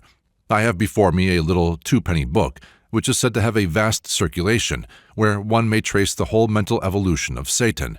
The ancient devil worshipper who has reappeared with such power in England tells us that he was the reputed son of a farmer who had to support a wife and 11 children, and who sent him for a short time to school. My schoolmistress reproved me for something wrong, telling me that God Almighty took notice of children's sins. This stuck to my conscience a great while, and who this God Almighty could be I could not conjecture. And how he could know my sins without asking my mother, I could not conceive. At that time there was a person named Godfrey, an exciseman, in the town, a man of a stern and hard-favored countenance, whom I took notice for having a stick covered with figures, and an ink bottle hanging at the buttonhole of his coat. I imagined that man to be employed by God Almighty to take notice and keep an account of children's sins, and once I got into the market-house and watched him very narrowly, and found that he was always in a hurry by his walking so fast, and I thought he had need to hurry, as he must have a deal to do to find out all the sins of children. This terror caused the little Huntington to say his prayers. Punishment for sin, I found, was to be inflicted after death. Therefore I hated the churchyard, and would travel any distance round rather than drag my guilty conscience over that enchanted spot. The child is father to the man. When Huntington grew up, it was to record for the thousands who listened to him as a prophet his many encounters with the devil. The Satan, he believes, is an exact counterpart of the stern, hard-favored exciseman whom he had regarded as God's employee. On one occasion, he writes, Satan began to tempt me violently that there was no God, but I reasoned against the belief of that from my own experience of his dreadful wrath, saying, how can I credit this suggestion when God's wrath is already revealed in my heart and every curse in his book leveled at my head? That seems his only evidence of God's existence, his wrath. The devil answered that the Bible was false and only wrote by cunning men to puzzle and deceive people. There is no God, said the adversary, nor is the Bible true. I asked, who then made the world? He replied, I did, and I made men too. Satan, perceiving my rationality almost gone, followed me up with another temptation, that as there was no God, I must come back to his work again, else when he had brought me to hell, he would punish me more than all the rest. I cried out, oh, what will become of me? What will become of me? He answered that there was no escape but by praying to him, and that he would show me some leniency when he took me to hell. I went and sat in my tool-house, halting between two opinions, whether I should petition Satan or whether I should keep praying to God until I could ascertain the consequences. While I was thinking of bending my knees to such a cursed being as Satan, an uncommon fear of God sprung up in my heart to keep me from it." In other words, Mr. Huntington wavered between the petitions, "Good Lord, good devil." The question whether it were more moral, more holy to worship the one than the other did not occur to him. He only considers which is the strongest, which could do him the most mischief, which, therefore, to fear the most. And when Satan has almost convinced him in his own favor, he changes round to God. Why? Not because of any superior goodness on God's part. He says, "An uncommon fear of God sprung up in my heart." The greater terror won the day. That is to say, of two demons he yielded to the stronger. Such an experience, though that of one living in our own time, represents a phase in the development of the relation between God and Satan, which would have appeared primitive to an Assyrian 2,000 years ago. The ethical antagonism of the two was then much more clearly felt, but this bit of contemporary superstition may bring before us the period when Satan, from having been a nemesis or retributive agent of the divine law, had become a mere personal rival of his superior. Satan, among the Jews, was at first a generic term for an adversary lying in wait. It is probably the furtive suggestion at the root of this Hebrew word which aided in its selection as the name for the invisible adverse powers when they were especially distinguished. But originally, no special personage, much less any antagonist of Jehovah, was signified by the word. Thus we read, "And God's anger was kindled because he, Balaam, went. And the angel of the Lord stood in the way for a Satan against him. And the ass saw the angel of the Lord standing in the way, and his sword drawn in his hand." The eyes of Balaam are presently opened, and the angel says, "I went out to be a Satan to thee, because the way is perverse before me." The Philistines feared to take David with them to battle, lest he should prove a Satan to them, that is, an underhand enemy or traitor. David called those who wished to put Shimei to death Satans, but in this case the epithet would have been more applicable to himself, for affecting to protect the honest man for whose murder he treacherously provided. That it was popularly used for adversary as distinct from evil appears in Solomon's words, "There is neither Satan nor evil occurrent." Yet it is in connection with Solomon that we may note the entrance of some of the materials for the mythology which afterwards invested the name of Satan. It is said that, in anger at his idolatries, the Lord stirred up a Satan unto Solomon, Hadad the Edomite. He was of the king's seed in Edom. Hadad the Sharp bore a name next to that of Esau himself for the redness of his wrath, and as we have seen in a former chapter, Edom was to the Jews the land of bogies. Another Satan, whom the Lord stirred up, was the Devastator, Prince Rezon, founder of the kingdom of Damascus, of whom it is said, "He was a Satan to Israel all the days of Solomon." The human characteristics of supposed scourges of God easily pass away. The name that becomes traditionally associated with calamities whose agents were stirred up by the Almighty is not allowed the glory of its desolations.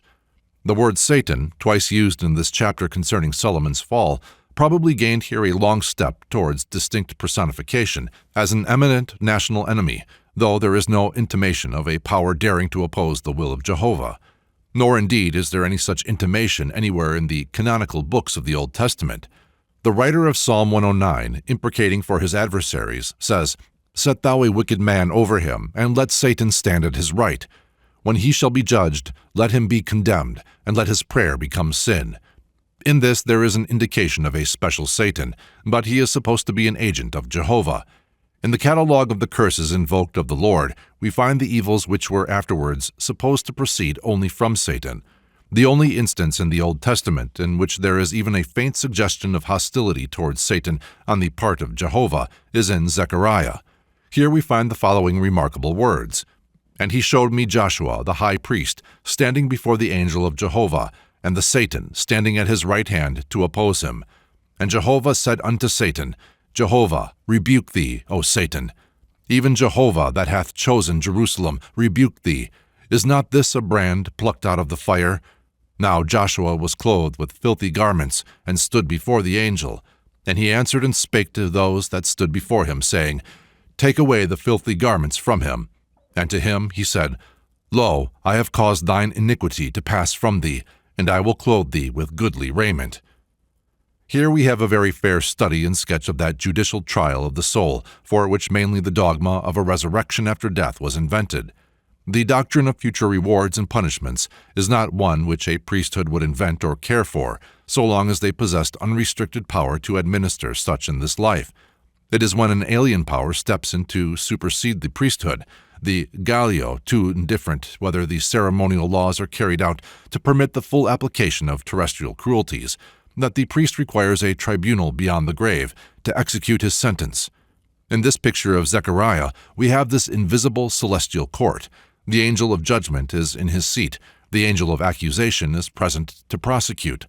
A poor, filthy wretch appears for trial. What advocate can he command? Where is Michael, the special advocate of Israel? He does not recognize one of his clients in this poor Joshua in his rags. But lo, suddenly Jehovah himself appears, reproves his own commissioned accuser, declares Joshua a brand plucked from the burning Tophet, orders a change of raiment, and, condoning his offenses, takes him into his own service. But in all, there is nothing to show general antagonism between Jehovah and Satan, but the reverse. When we look into the book of Job, we find a Satan sufficiently different from any and all of those mentioned under that name in other parts of the Old Testament to justify the belief that he has been mainly adapted from the traditions of other regions. The plagues and afflictions which in Psalm 109 are invoked from Jehovah, even while Satan is mentioned as near, are in the book of Job ascribed to Satan himself. Jehovah only permits Satan to inflict them with a proviso against total destruction.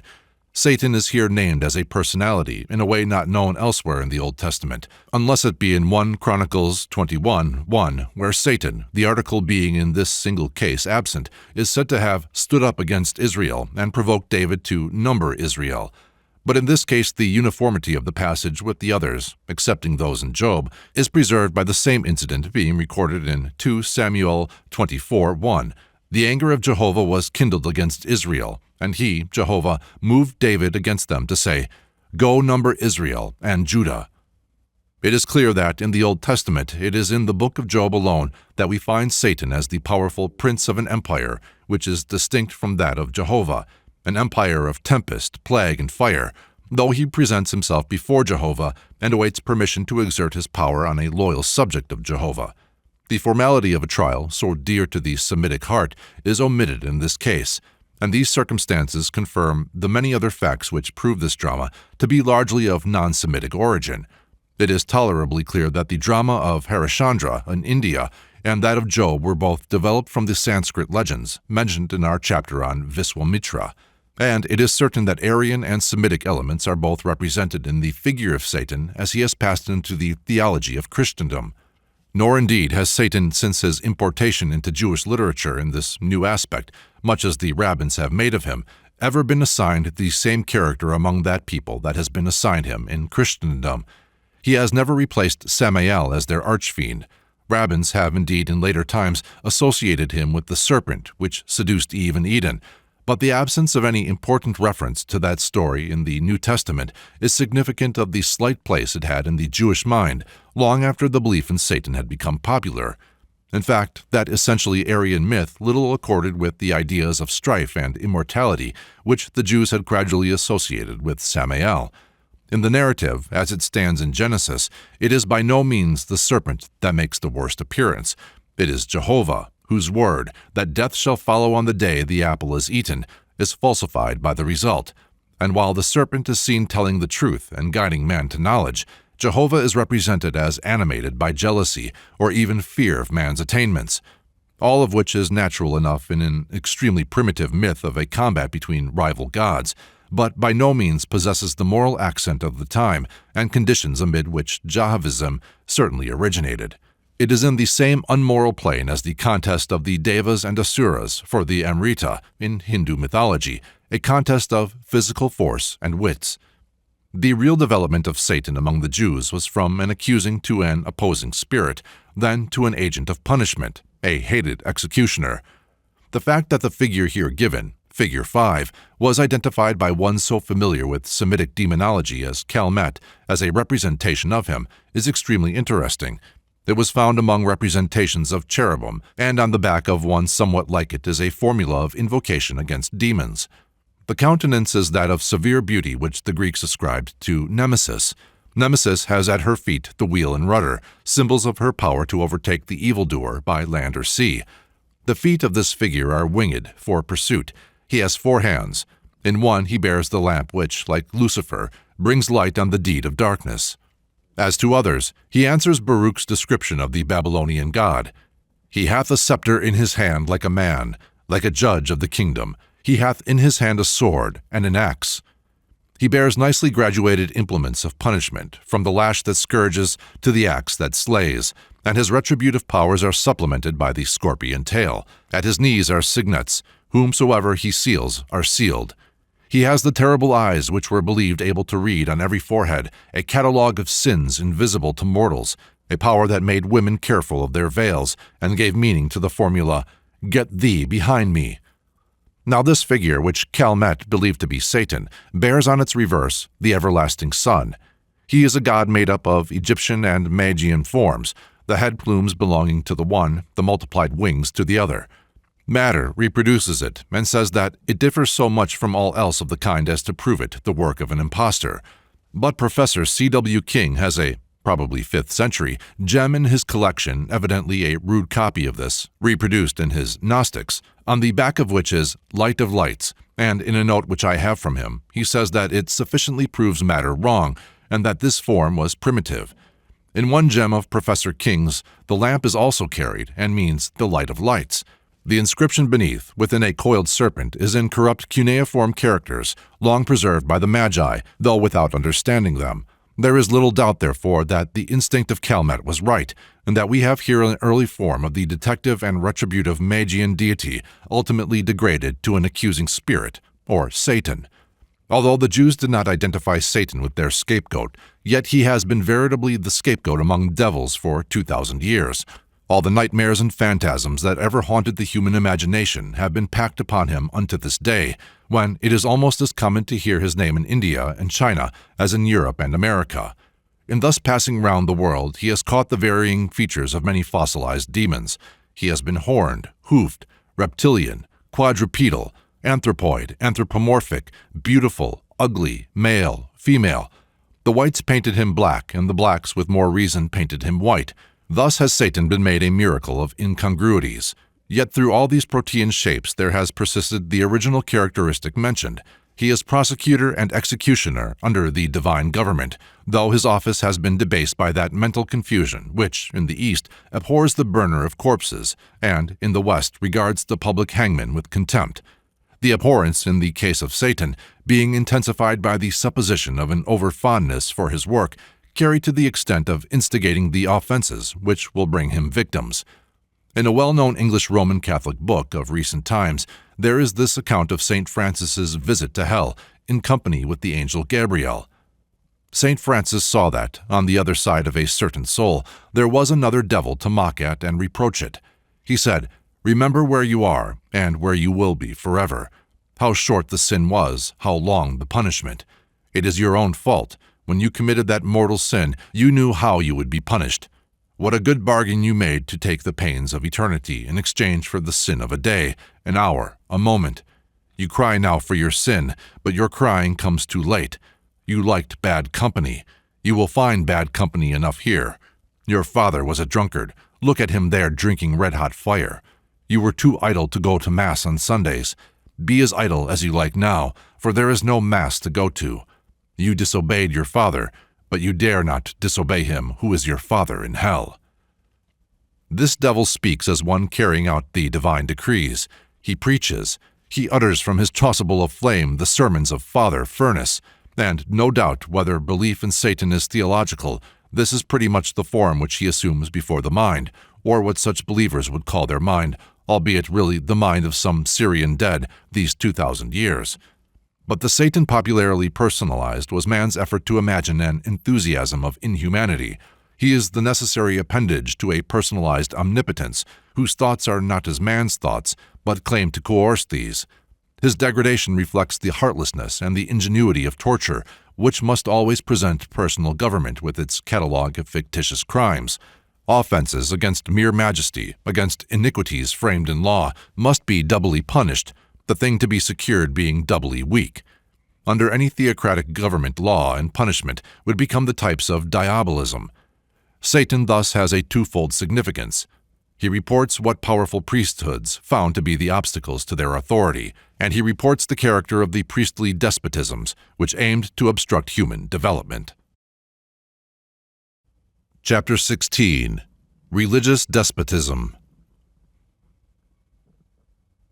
The Jews had already, when Christ appeared, formed the theory that the hardening of Pharaoh's heart and his resistance to the departure of Israel from Egypt were due to diabolical sorcery.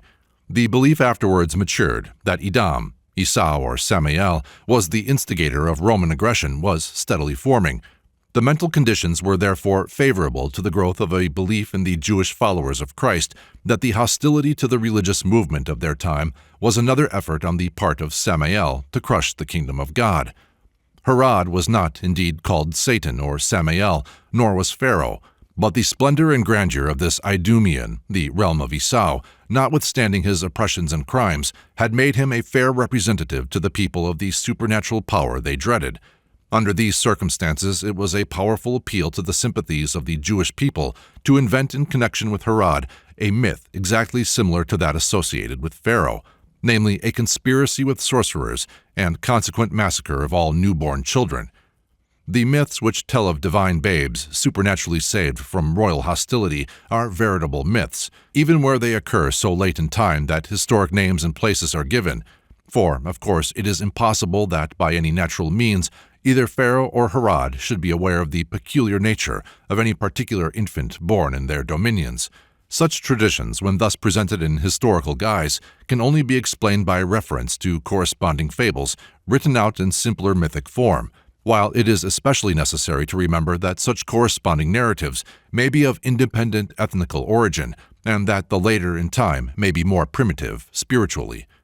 In the legend of Zoroaster, his mother, Dogdo, previous to his birth, has a dream in which she sees a black cloud, which, like the wing of some vast bird, hides the sun and brings on frightful darkness. This cloud rains down on her house terrible beasts with sharp teeth, tigers, lions, wolves, rhinoceroses, serpents. One monster especially attacks her with great fury, and her unborn babe speaks in reassuring terms. A great light rises, and the beasts fall. A beautiful youth appears, hurls a book at the devas, or devils, and they fly, with exception of 3, a wolf, a lion, and a tiger. These, however, the youth drives away with a luminous horn. He then replaces the holy infant in the womb, and says to the mother, "Fear nothing. The King of Heaven protects this infant.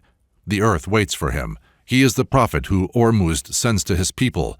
His law will fill the world with joy. He will make the lion and the lamb drink in the same place. Fear not these ferocious beasts. Why should he, whom Ormuzd preserves, fear the enmity of the whole world?" With these words the youth vanished, and Dogdo awoke.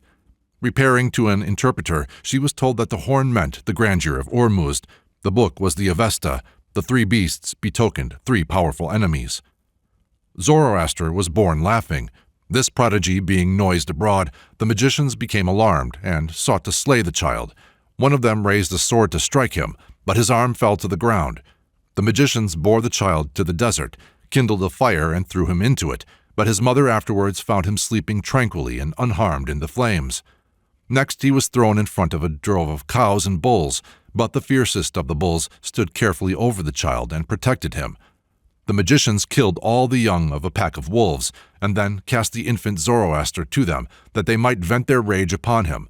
But the mouths of the wolves were shut. They abandoned the child on a lonely mountain, but 2 ewes came and suckled him. Zoroaster's father respected the ministers of the devas, or magi, but his child rebuked him.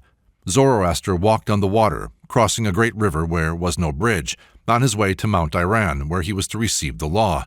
It was then he had the vision of the battle between the 2 serpent armies, the white and black adders, the former from the south conquering the latter, which had come from the north to destroy him.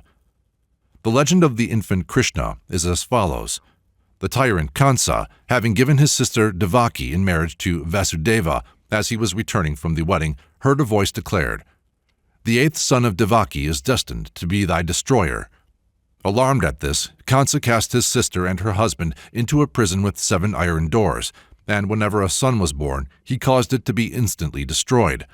When Devaki became pregnant the 8th time, Brahma and Shiva, with attending devas, appeared and sang, "O favored among women, in thy delivery all nature shall have cause to exult. How ardently we long to behold that face for the sake of which we have coursed round 3 worlds." When Krishna was born, a chorus of celestial spirits saluted him. The room was illumined with supernatural light. While Devaki was weeping at the fatal decree of Kansa that her son should be destroyed, a voice was heard by Vasudeva saying, "Son of Yadu, carry this child to Gokul, on the other side of the river Jumna, to Nauda, whose wife has just given birth to a daughter. Leave him and bring the girl hither." At this, the 7 doors swung open. Deep sleep fell on the guards, and Vasudeva went forth with the holy infant in his arms. The river Jumna was swollen, but the waters, having kissed the feet of Krishna, retired on either side, opening a pathway. The great serpent of Vishnu held its hood over this new incarnation of its lord. Besides sleeping Nauda and his wife, the daughter was replaced by the son, who was named Krishna, the Dark. When all this had happened, a voice came to Kansa, saying, "The boy destined to destroy thee is born, and is now living." Whereupon Kansa ordered all the male children in his kingdom to be destroyed. This being ineffectual, the whereabouts of Krishna were discovered, but the messenger who was sent to destroy the child beheld its image in the water and adored it. The Rakshasas worked in the interest of Kansa. One approached the divine child in shape of a monstrous bull, whose head he wrung off, and he so burned in the stomach of a crocodile which had swallowed him that the monster cast him from his mouth unharmed. Finally, as a youth, Krishna, after living some time as a herdsman, attacked the tyrant Kansa, tore the crown from his head, dragged him by his hair a long way, with the curious result that Kansa became liberated from the 3 worlds. Such virtue had long thinking about the incarnate one, even in enmity. The divine beings represented in these legends find their complement in the fabulous history of Cyrus, and the hostile powers which sought their destruction are represented in demonology by the Persian tyrant devil Zohak. The name of Astyages, the grandfather of Cyrus, had been satisfactorily traced to Ashdahak and Ahis-Dahaka, the biting snake.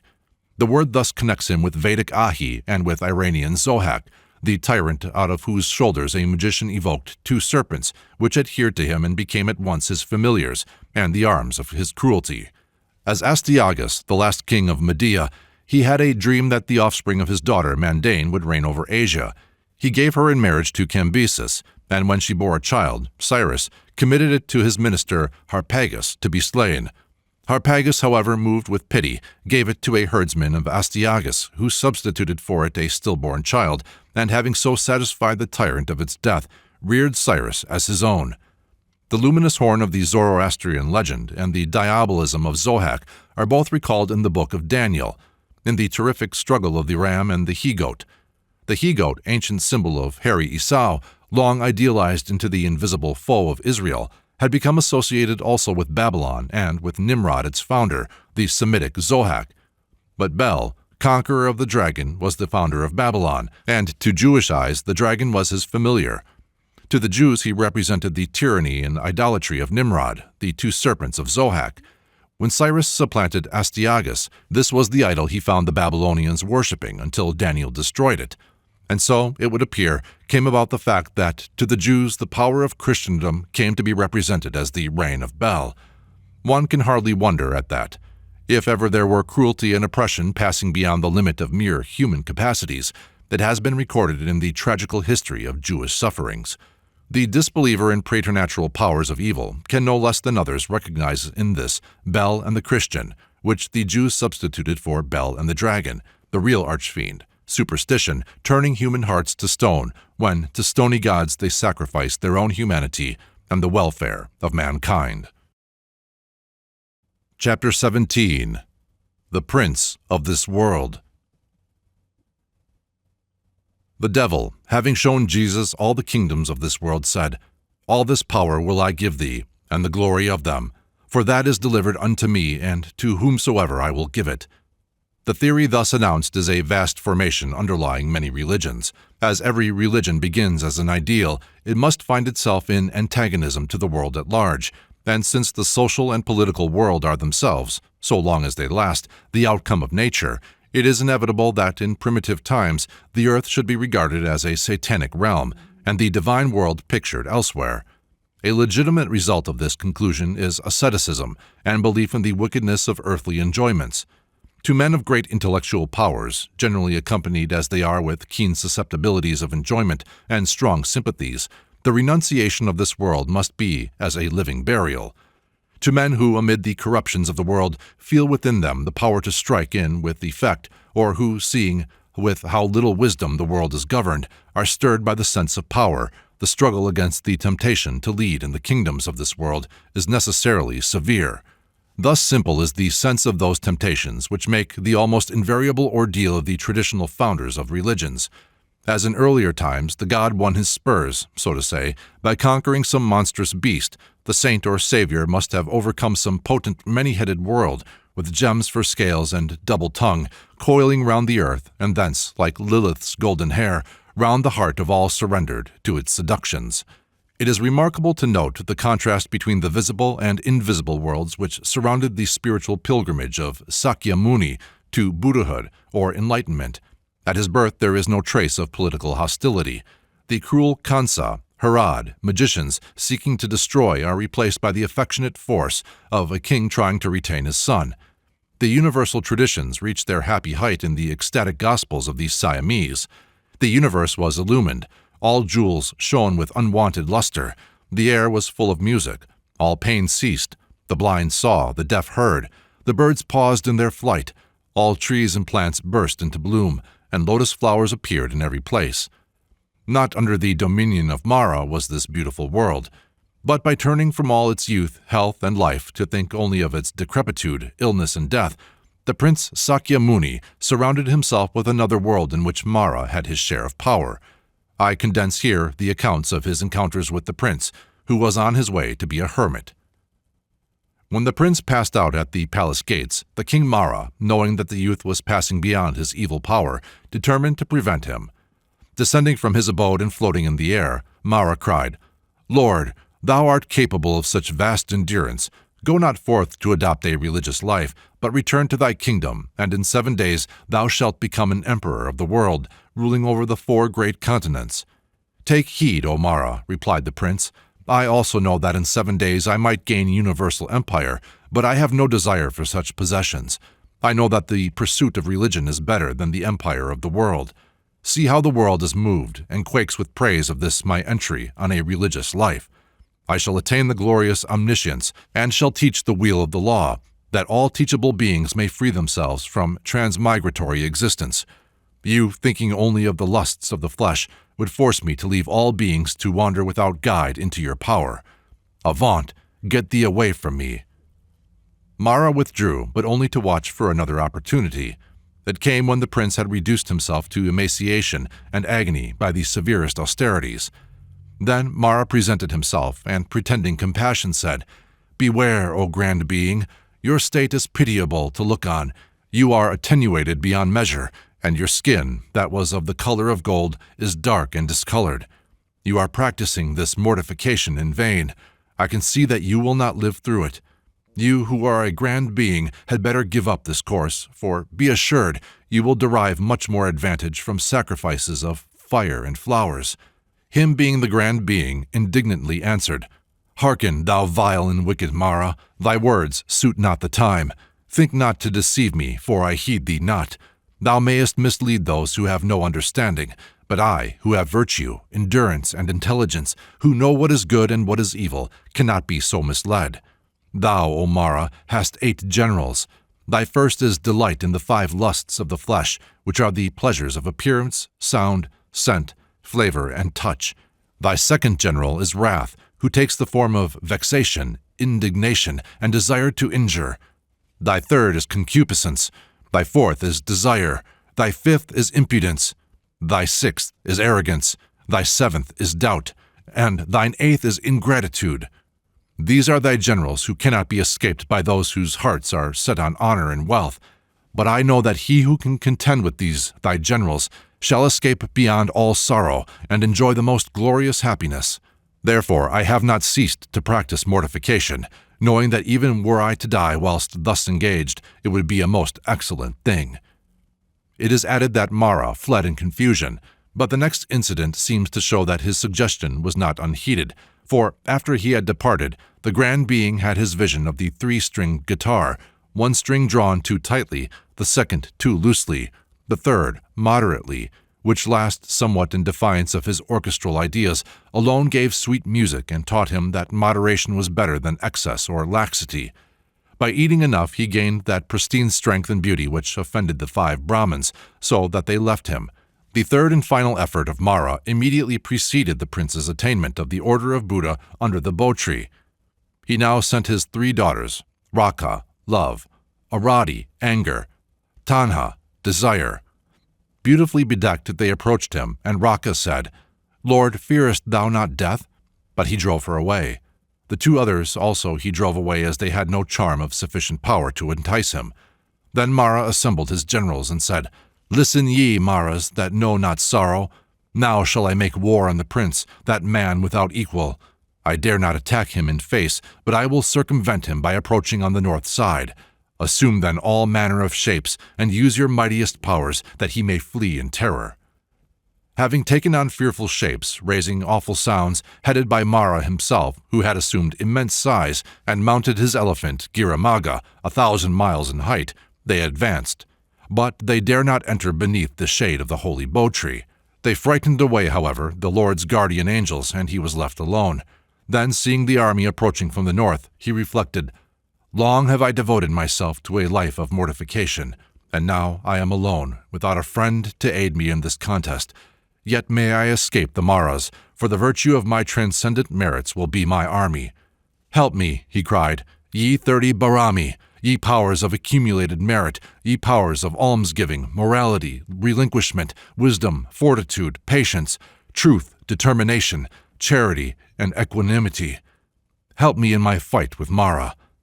The Lord was seated on his jeweled throne, the same that had been formed of the grass on which he sat, and Mara with his army exhausted every resource of terror, monstrous beasts, rain of missiles and burning ashes, gales that blew down mountain peaks, to inspire him with fear.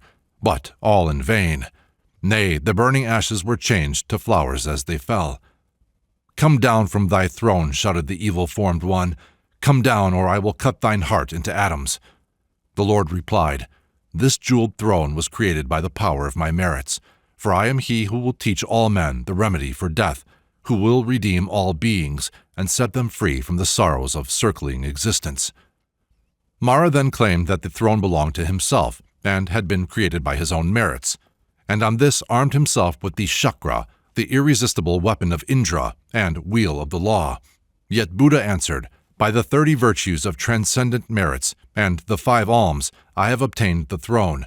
Thou, in saying that this throne was created by thy merits, tellest an untruth, for indeed there is no throne for a sinful, horrible being such as thou art." Then furious Mara hurled the chakra, which clove mountains in its course, but could not pass a canopy of flowers, which rose over the Lord's head.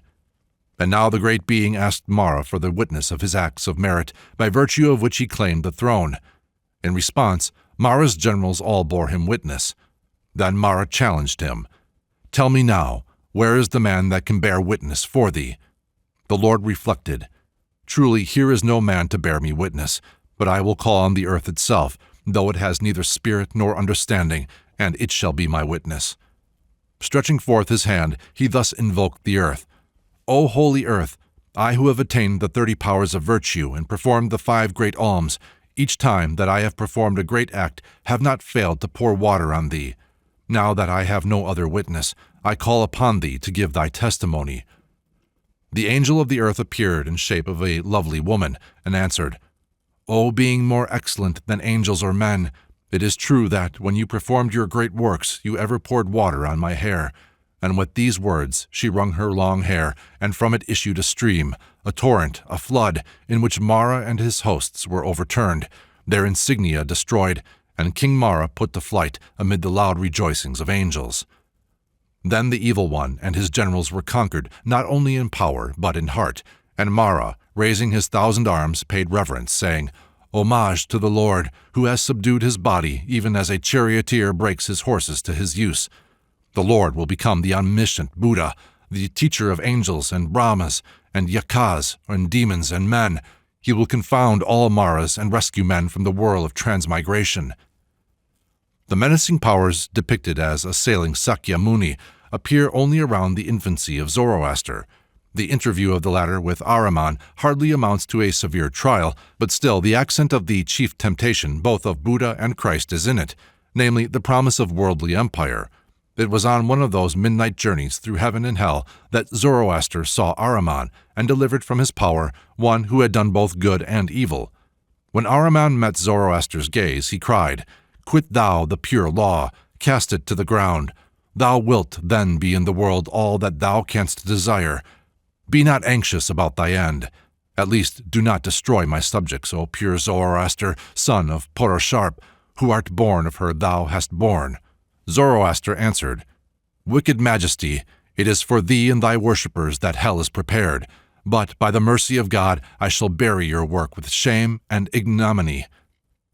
In the account of Matthew, Satan begins his temptation of Jesus in the same way, and amid similar circumstances to those we find in the Siamese legends of Buddha. It occurs in a wilderness, and the appeal is to hunger. The temptation of Buddha, in which Mara promises the empire of the world, is also repeated in the case of Satan and Jesus. Figure 6. The menaces, however, in this case are relegated to the infancy, and the lustful temptation is absent altogether. Mark has an allusion to his being in the wilderness 40 days with the beasts, which may mean that Satan drove him into a region of danger to inspire fear.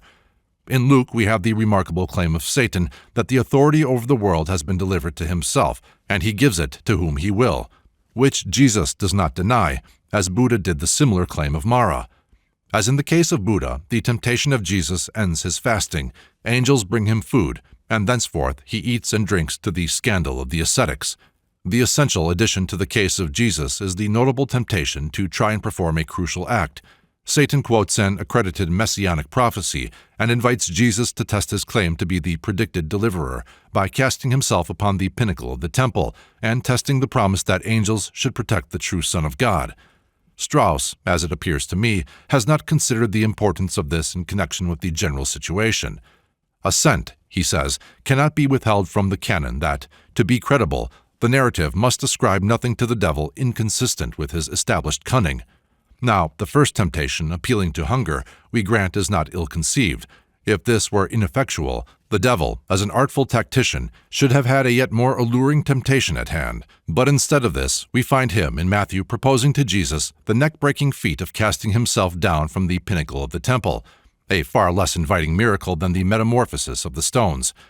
This proposition, finding no acceptance, there follows, as a crowning effort, a suggestion which, whatever might be the bribe, every true Israelite would instantly reject with abhorrence, to fall down and worship the devil. Not so. The scapegoat was a perpetual act of worship to the devil. In this story of the temptation of Christ, there enter some characteristic elements of the temptation of Job. Uds in the one case and the wilderness in the other mean morally the same, the region ruled over by Azazel. In both cases, the trial is under divine direction, and the trial is in both cases to secure a division of worship between the good and evil powers, which was so universal in the East that it was the test of exceptional piety if one did not swerve from an unmixed sacrifice. Jesus is apparently abandoned by the God in whom he trusted. He is driven into a wilderness, and there kept with the beasts and without food.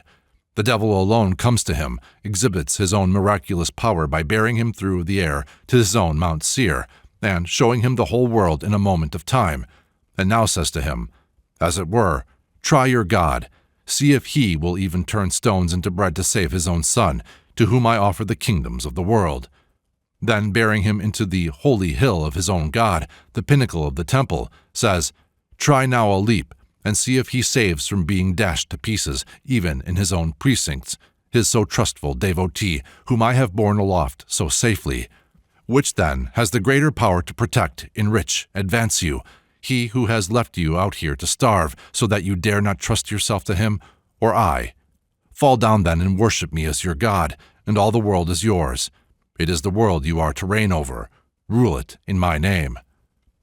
When St. Anthony is tempted by the devil in the form of a lean monk, it was easy to see that the hermit was troubled with a vision of his own emaciation. When the devil appears to Luther under guise of a holy monk, it is an obvious explanation that he was impressed by a memory of the Holy Brothers who still remained in the church, and who, while they implored his return, pointed out the strength and influence he had lost by secession. Equally simple are the moral elements in the story of Christ's temptation. While a member of John's ascetic community, for which, though he was rich, he became poor, hunger, and such anxiety about a living as victimizes many a young thinker now, must have assailed him. Later on, his devil meets him on the temple, quotes scripture, and warns him that his visionary God will not raise him so high in the church as the prince of this world can. And finally, when dreams of a larger union, including Jews and Gentiles, visited him, the power that might be gained by connivance with universal idolatry would be reflected in the offer of the kingdoms of the world in payment for the purity of his aims and singleness of his worship. That these trials of self-truthfulness and fidelity occurring at various phases of life would be recognized is certain. A youth of high position, as Christ probably was, or even one with that great power over the people, which all concede was, in a worldly sense, throwing away his prospects, and this voice, real in its time, would naturally be conventionalized. It would put on the stock costume of devils and angels, and among Jewish Christians it would naturally be associated with the 40 days fast of Moses, and that of Elias, and the 40 years trial of Israel in the wilderness. Among Greek Christians, some traces of the legend of Heracles in his seclusion as herdsman, or at the crossroads between vice and virtue, might enter, and it is not impossible that some touches might be added from the Oriental myth which invested Buddha. However this may be, we may, with certainty, repair to the common source of all such myths in the higher nature of man, and recognize the power of a pure genius to overcome those temptations to a success unworthy of itself. We may interpret all such legends with a clearness proportioned to the sacrifices we have made for truth and ideal right, and the endless perplexities of commentators and theologians about the impossible outward details of the New Testament story are simple confessions that the Great Spirit so tried is now made to label with his name his own tempter, namely a church grown powerful and wealthy, which, as the prince of this world, bribes the conscience and tempts away the talent necessary to the progress of mankind. Chapter 18. Trial of the Great. A representation of the temptation of St. Anthony, through marionettes, which I witnessed at Tours, 1878, had several points of significance. It was the medieval morality, as diminished by centuries, and conventionalized among those whom the centuries mold in ways and for ends they know not. Amid a scenery of grotesque devils, rudely copied from Cowlett, St. Anthony appeared, and was tempted in a way that recalled the old pictures. There was the same fair temptress, in this case the wife of Satan, who warns her lord that his ugly devils will be of no avail against Anthony, and that the whole affair should be confided to her. She being repelled, the rest of the performance consisted in the devils continually ringing the bell of hermitage, and finally setting fire to it. This conflagration was the supreme torment of Anthony, and, sooth to say, it was a fairly comfortable abode, who utters piteous prayers and is presently comforted by an angel bringing him wreaths of evergreen. The prayers of the saint and the response of the angel were meant to be seriously taken, but their path was generally met with pardonable laughter by the crowd in the booth. Yet there was a pathos about it all, if only this, that the only temptations thought of for a saint were a sound and quiet house and a mistress. The bell noise alone remained from the great picture of Spagnoletto at Siena, where the unsheltered old man raises his deprecating hand against the disturber, but not his eyes from the book he reads. In Spagnoletto's picture there are 5 large books, pen, ink, and an hourglass, but there is neither hermitage to be burnt nor female charms to be resisted. But Spagnoletto, even in his time, was beholding the vision of exceptional men in the past, whose hunger and thirst was for knowledge, truth, and culture, and who sought these in solitude. Such men have so long left the church familiar to the French peasantry that any representation of their temptations and trials would be out of place among the marionettes. The bells which now disturb them are those that sound from steeples.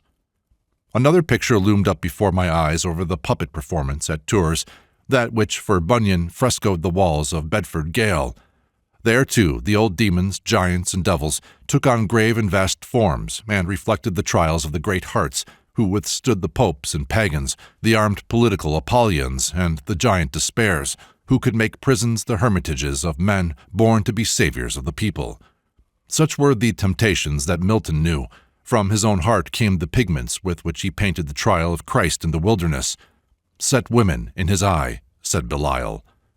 Women, when nothing else beguiled the heart of wisest Solomon, and made him build, and made him bow to the gods of his wives, to whom quick answer Satan thus returned: "Belial, in much uneven scale thou weighest all others by thyself. But he whom we attempt is wiser far than Solomon, of more exalted mind, made and set wholly on the accomplishment of greatest things. Therefore with manlier objects we must try his constancy, with such as have more show of worth, of honor, glory, and popular praise, rocks whereon greatest men have oftest wrecked." The progress ideas which Milton attributed to Satan have not failed. That celestial city which Bunyan found it so hard to reach has now become a metropolis of wealth and fashion, and the trials which once beset pilgrims toiling towards it are now transferred to those who would pass beyond it to another city, seen from afar, with temples of reason and palaces of justice. The old phantasms have shrunk to puppets. The trials by personal devils are relegated to the regions of insanity and disease. It is everywhere a dance of puppets, though on a cerebral stage. A lady well known in Edinburgh related to me a terrible experience she had with the devil.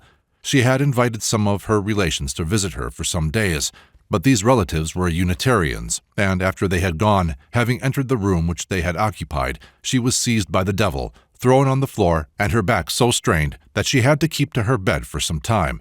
This was to her the Unitarian fiend, of which the Wesleyan hymn book sang so long, but even the Wesleyans have now discarded the famous couplet, and there must be few who would not recognize that the old lady at Edinburgh merely had a tottering body representing a failing mind.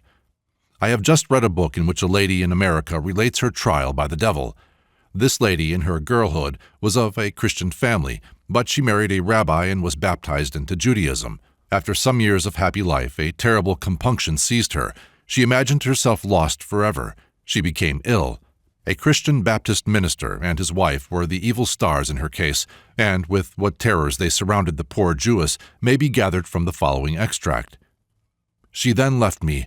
That dear friend left me alone to my God, and to him I carried a lacerated and bleeding heart, and laid it at the foot of the cross, as an atonement for the multiplied sins I had committed, whether of ignorance or willfulness. And how shall I proceed to portray the heartfelt agonies of that night preceding my deliverance from the shafts of Satan? Oh, this weight, this load of sin, this burden so intolerable that it crushed me to the earth. For this was a dark hour with me, the darkest, and I lay calm, to all appearance, but with cold perspiration drenching me, nor could I close my eyes, and these words again smote my ear, 'No redemption, no redemption.' And the tempter came, inviting me with all his blandishment and power to follow him to his court of pleasure. My eyes were open. I certainly saw him dressed in the most fantastic shape. This was no illusion, for he soon assumed the appearance of one of the gay throng I had mingled with in former days, and beckoned me to follow. I was awake and seemed to lie on the brink of a chasm, and spirits were dancing around me, and I made some slight outcry, and those dear girls watching with me came to me and looked at me. They said I looked at them but could not speak, and they moistened my lips and said I was nearly gone. Then I whispered, and they came and looked at me again, but would not disturb me. It was well they did not, for the power of God was over me, and angels were around me, and whispering spirits near, and I whispered in sweet communion with them as they surrounded me, and, pointing to the throne of grace, said, 'Behold,' and I felt that the glory of God was about to manifest itself, for a shout, as if a choir of angels had turned their golden harps, burst forth in, 'Glory to God on high,' and died away in softest strains of melody. I lifted up my eyes to heaven, and there, so near as to be almost within my reach, the brightest vision of our Lord and Savior stood before me, enveloped with a light, ethereal mist, so bright and yet transparent that his divine figure could be seen distinctly, and my eyes were riveted upon him. For this bright vision seemed to touch my bed, standing at the foot so near, and he stretched forth his left hand toward me, whilst with the right one he pointed to the throne of grace, and a voice came, saying, 'Blessed are they who can see God. Arise, take up thy cross and follow me, for though thy sins be as scarlet, they shall be white as wool.' And with my eyes fixed on that bright vision, I saw from the hand stretched toward me great drops of blood, as if from each finger. For his blessed hand was spread open, as if in prayer, and those drops fell distinctly, as if upon the earth. And a misty light encircled me, and a voice again said, Take up thy cross and follow me. For though thy sins be as scarlet, they shall be white as wool. And angels were all around me, and I saw the throne of heaven. And oh, the sweet calm that stole over my senses! It must have been a foretaste of heavenly bliss. How long I lay after this beautiful vision I know not, but when I opened my eyes, it was early dawn, and I felt so happy and well. My young friend pressed around my bedside to know how I felt, and I said, I am well and so happy. They then said I was whispering with someone in my dreams all night. I told them angels were with me, that I was not asleep, and I had sweet communion with them, and would soon be well. This is what the temptation of Jesus in the wilderness comes to when, dislocated from its time and place, and with its gathered ages of fable, is imported at last to be an engine of torture sprung on the nerves of a devout woman. This Jewess was divorced from her husband by her Christianity. Her child died a victim to precocious piety. But what were home and affection in ruins compared with salvation from that frightful devil seen in her holy delirium? History shows that it has always required unusual courage for a human being to confront an enemy believed to be preternatural. This Jewess would probably have been able to face a tiger for the sake of her husband, but not that fantastic devil. Not long ago, an English actor was criticized because, in playing Hamlet, he cowered with fear on seeing the ghost, all his sinews and joints seeming to give way. But to me he appeared then the perfect type of what mankind have always been when believing themselves in the presence of preternatural powers. The limit of courage in human nature was passed when the foe was one of which no earthly power or weapon could reach. In old times, nearly all the sorcerers and witches were women, and it may have been in some part because women had more real courage than man unarmed.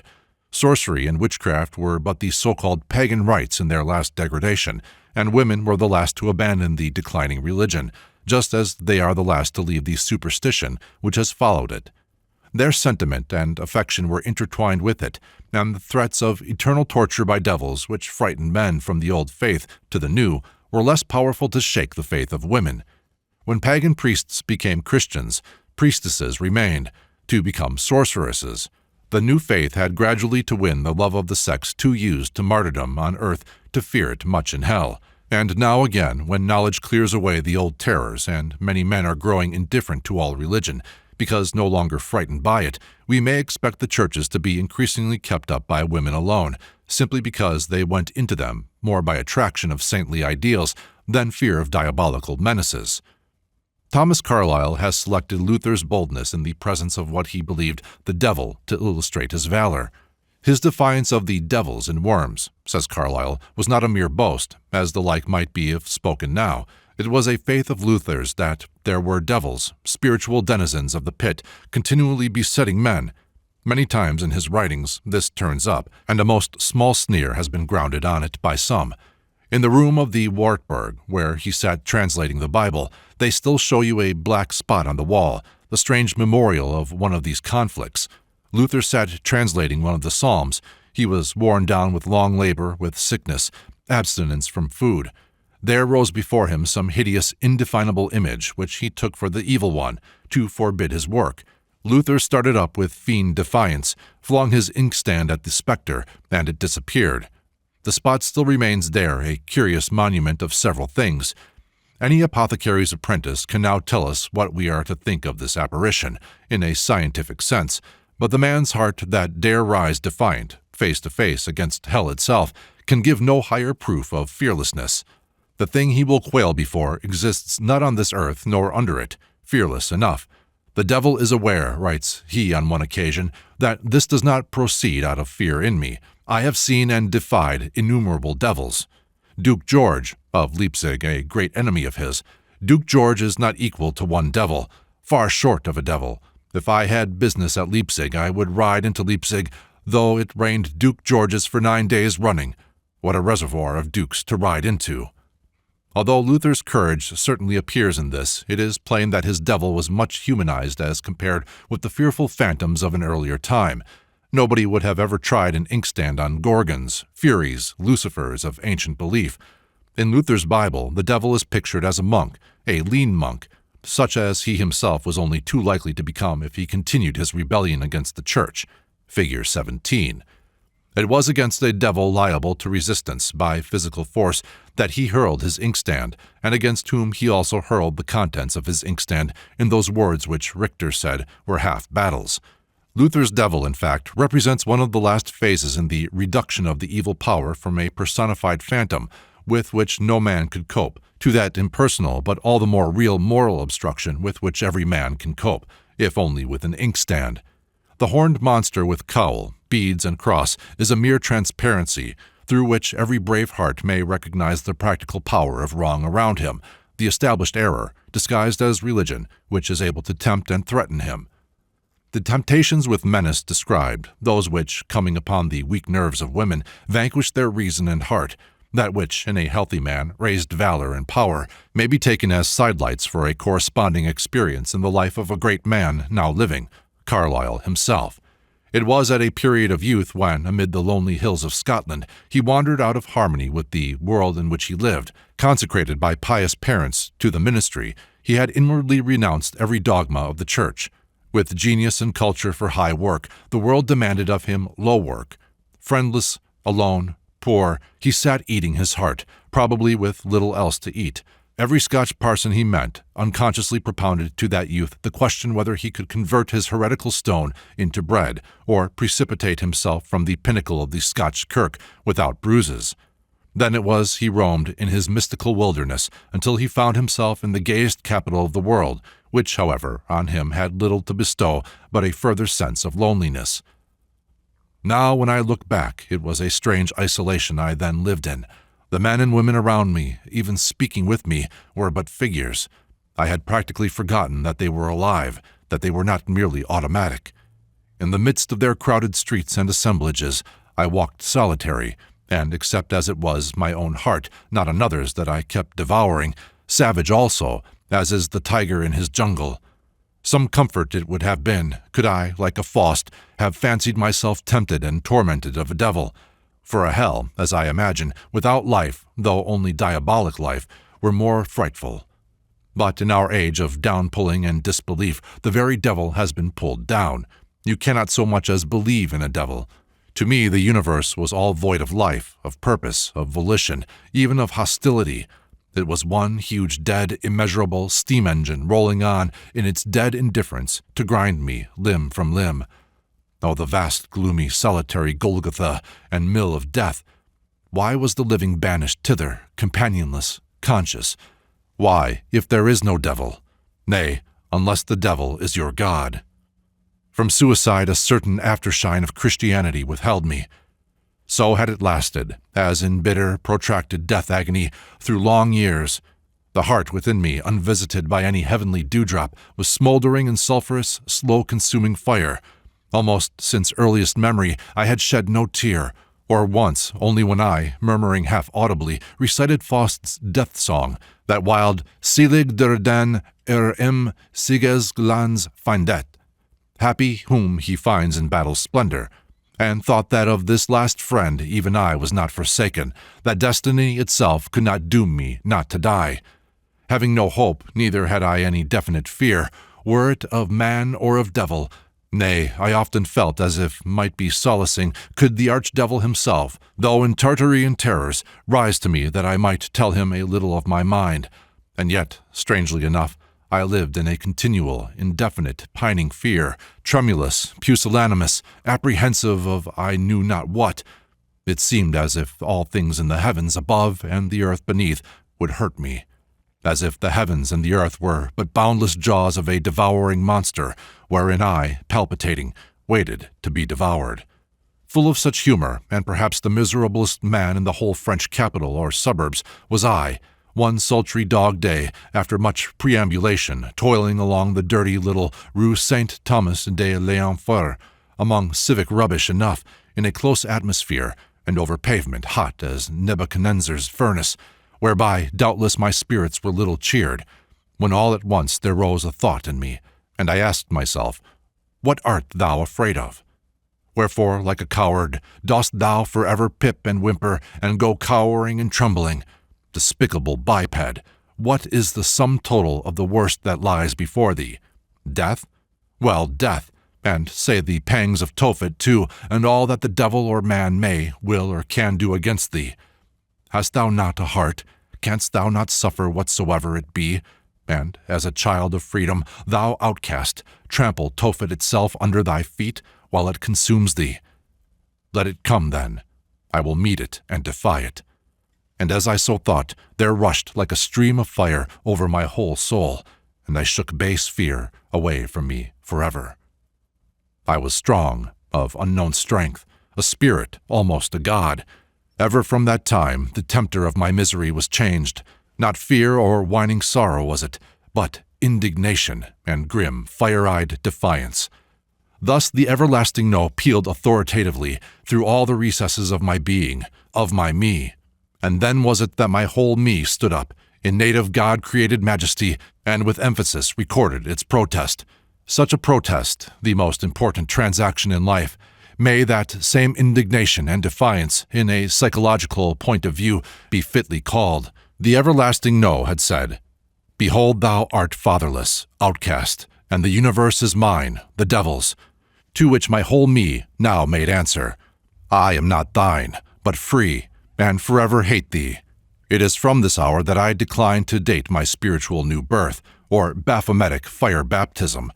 Perhaps I directly thereupon began to be a man. Perhaps he who so uttered his apogee satana did not recognize amid what haunted Edam he wrestled with his phantom. St. Louis, having invited the Carthusian monk to Paris, assigned them a habitation in the Faubourg Saint-Jacques, near the ancient chateau of Vauvert, a manor built by Robert le Diable, but for a long time then uninhabited, because infested by demons which had, perhaps, been falsely coiners. Fearful howls had been heard there, and the spectres seen, dragging chains, and in particular it was frequented by a fearful green monster, serpent and man in one, with a long white beard, wielding a huge club, with which he threatened all who passed that way. This demon, in common belief, passed along the road to and from the chateau in a fiery chariot, and twisted the neck of every human being met on his way. He was called the Devil of Vauvert. The Carthusians were not frightened by these stories, but asked Louis to give them the manor, which he did with all his dependencies. After that, nothing more was heard of the Diable Vauvert or his imps. It was but fair to the demons who had assisted the friars in obtaining a valuable property, so cheaply that the street should thenceforth bear the name of Rue d'Enfer, as it does. But the formidable genii of the place haunted it still, and in the course of time the Carthusians proved that they could use with effect all the terrors which the devil had left behind them. They represented a great money-coining Christendom, with which free-thinking Michaels had to contend, even to the day when, as we have just read, one of the bravest of these were encountered his Vauvert devil, and him laid low forever. I well remember that wretched street of St. Thomas leading into Hell Street, as if Parisian authorities, remembering that Thomas was a doubter, meant to remind the wayfarer that whoso doubteth is damned. Nearby is the convent of St. Michael, who makes no war on the neighboring Rue Dragon. All names, mere idle names. Among the thousands that crowd along them, how many pause to note the quaintness of the names on the street lamps, remaining there from fossil years and phantom battles long turned to fairy lore. Yet amid them, on that sultry day, in one heart was fought and won a battle which summed up all their sense and value. Every hell was conquered then and there when fear was conquered. There, when the lower self was cast down beneath the poised spear of free mind, St. Michael at last chained his dragon. There Luther's inkstand was not only hurled, but hit its mark. There, "Get thee behind me," was said, and obeyed. There Buddha brought the archfiend Mara to kneel at his feet. And it was by sole might of a man. Therefore may this be emphasized as the temptation and triumph which have for us today the meaning of all others. A young man of intellectual power, seeing beyond all the conventional errors around him, without means, feeling that ordinary work, however honorable, would for him mean failure of his life, because failure to contribute his larger truth to mankind, he finds the terrible cost of his aim to be hunger, want, a life passion amid suspicion and alienation, without sympathy, lonely, unloved. And alas, with a probability that all these losses may involve loss of just what they are incurred for, the power to make good his truth. After giving up love and joy, he may, after all, be unable to give living service to his truth, but only a broken body and shed blood. Similar trials in outer form have been encountered again and again, and only in the great temptations and triumphs of sacred tradition, but perhaps even more genuinely in the unknown lives of many pious people all over the world, have hunger, want, suffering been conquered by faith, but rarely amid doubts, rarely in the way of St. Thomas, in no fear of hell or devil, nor in any hope of reward in heaven or on earth. Rarely indeed without any feeling of a God taking notice, or belief in angels waiting near, have men or women triumphed utterly over self. All history proves what man can sacrifice on earth for an eternal weight of glory above. We know how cheerfully men and women can sing at the stake when they feel the fire consuming them to be a chariot bearing them to heaven. We understand the valor of Luther marching against his devils with his hymn, Ein fester Berg ist unser Gott. But it is important to know what man's high heart is capable of without any of these encouragements or aids. What is man's moral force when he feels himself alone? For this must be an increasingly momentous consideration. Already the educated youth of our time have followed the wanderer of 80 years ago into that St. Thomas Edenfer Street, which may be morally translated as the point where man doubts every hell he does not feel and every creed he cannot prove. The old fears and hopes are fading faster from the minds around us than from their professions. There must be very few sane people now who are restrained by fear of hell, or promises of future reward. What then controls human passion and selfishness? For many, custom; for others, hereditary good nature and good sense; for some, a sense of honor; for multitudes, the fear of law and penalties. It is very difficult indeed, amid these complex motives, to know how far simple human nature, acting at its best, is capable of heroic endurance for truth, and of pure passion for the right. This cannot be seen in those who intellectually reject the creed of the majority, but conform to its standards and pursue its worldly advantages. It must be seen, if at all, in those who are radically severed from the conventional aims of the world, who seek not its wealth nor its honors, decline its proudest titles, defy its authority, share not its prospects for time or eternity. It must be proved by those, the grandeur of whose aims can change the splendors of Paris to a wilderness. These may show what man, as man, is capable of, what may be his new birth and the religion of his simple manhood. What they think, say, and do is not prescribed either by human or supernatural command. In them, you do not see what society thinks or sects believe, or what the populace applaud. You see the individual man building his moral edifice, as genuinely as birds their nests, by law of his own moral constitution. It is a great thing to know what those edifices are, for so at last every man will have to build if he build at all. And if noble lives cannot be so lived, we may be sure the career of the human race will be downhill henceforth. For any unbiased mind may judge whether the tendency of thought and power lies toward or away from the old hopes and fears on which the regime of the past was founded. A great and wise teacher of our time, who shared with Carlyle his lonely pilgrimage, has admonished his generation of the temptations brought by talent, selfish use of it for ambitious ends on the one hand, or withdrawal into fruitless solitude on the other, and I cannot forbear closing this chapter with his admonition to his young countrymen 40 years ago. Public and private avarice makes the air we breathe thick and fat. The scholar is decent, indolent, complacent. See already the tragic consequence. The mind of this country, taught to aim at low objects, eats upon itself. There is no work for any but the decorous and the complacent. Young men of the fairest promise, who begin life upon our shores, inflated by the mountain winds, shined upon by all the stars of God, find the earth below not in unison with these, but are hindered from action by the disgust which the principles on which business is managed inspired, and turn drudges, or die of disgust, some of them suicides. What is the remedy? They did not yet see, and thousands of young men as hopeful, now crowding to the barriers for the career, did not yet see, that if the single man plant himself indomitably on his instincts, and there abide, the huge world will come round to him. Patience, patience, with the shades of all the good and great for company, and for solace, the perspective of your own infinite life, and for work, the study and the communication of principles, the making those instincts prevalent, the conversion of the world. Is it not the chief disgrace in the world, not to be a unit, not to be reckoned one character, not to yield that peculiar fruit which each man was created to bear, but to be reckoned in the gross, in the 100, in the 1,000 of the party, the section to which we belong, and our opinion predicted geographically as the north or the south? Not so, brothers and friends. Please God, ours shall not be so. We will walk on our own feet. We will work with our own hands. We will speak our own minds. Chapter 19. The Man of Sin. In a Hindu myth, Dhruvo, an infant devotee, passed much time in a jungle, surrounded by ferocious beasts, in devotional exercises of such extraordinary merit that Vishnu erected a new heaven for him as the reward of his piety. Vishnu even left his own happy abode to superintend the construction of this special heaven. In Hebrew mythology, the favorite son, the chosen people, is called out of Egypt to dwell in a new home, a promised land, not in heaven but on earth. The idea common to the two is that of a contrast between a natural and a celestial environment, a jungle and beasts, bondage and distress, a new heaven, a land flowing with milk and honey, and the correspondence with these of the elect child, Dhruvo or Israel. The tendency of Christ's mind appears to have been rather in the Aryan direction. He pointed his friends to a kingdom not of this world, and to his Father's many mansions in heaven.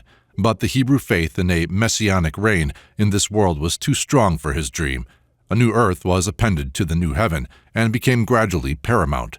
But this new earth was represented only by the small society of believers who made the body of Christ, the members in which his blood flowed.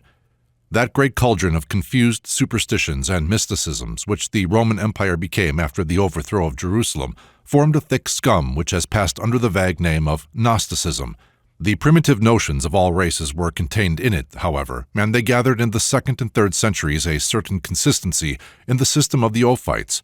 In the beginning existed Bythos, the depth, his first emanation and consort, Ennoia, or thought. Their first daughter is Pneuma, or spirit. Their second, Sophia, or wisdom. Sophia's emanations are two, one perfect, Christos, the other imperfect, Sophia Achamoth, who respectively guide all that proceed from God and all that proceed from matter. Sophia, unable to act directly upon anything so gross as matter or unordered as chaos, employs her imperfect daughter Sophia Achamoth for that purpose. But she, finding delight in imparting life to inert matter, became ambitious of creating in the abyss a world for herself. To this end she produced the demiurgus Yaldabaoth, otherwise Jehovah, to be creator of the material world. After this, Sophia Achamoth shook off matter, in which she had become entangled, but Yaldabaoth, or son of darkness, proceeded to produce emanations corresponding to those of Bythos in the upper universe. Among his creations was man, but his man was a soulless monster crawling on the ground. Sophia Achamoth managed to transfer to man the small ray of divine light which Yaldabaoth had inherited from her. The primitive man became thus a divine being. Yaldabaoth, now entirely evil, was enraged at having produced a being who had become superior to himself, and his envy took shape in a serpent-formed Satan, Ophiomorphos. He is the concentration of all that is most base in matter, conjoined with a spiritual intelligence. Their anti-Judaism led the Ophites to identify Yaldabaoth as Jehovah, and this serpent son of his as Michael. They also called him Samael. Yaldabaoth then also created the animal, vegetable, and mineral kingdoms, with all their evils. Resolving to confine man within his own lower domain, he forbade him to eat of the tree of knowledge.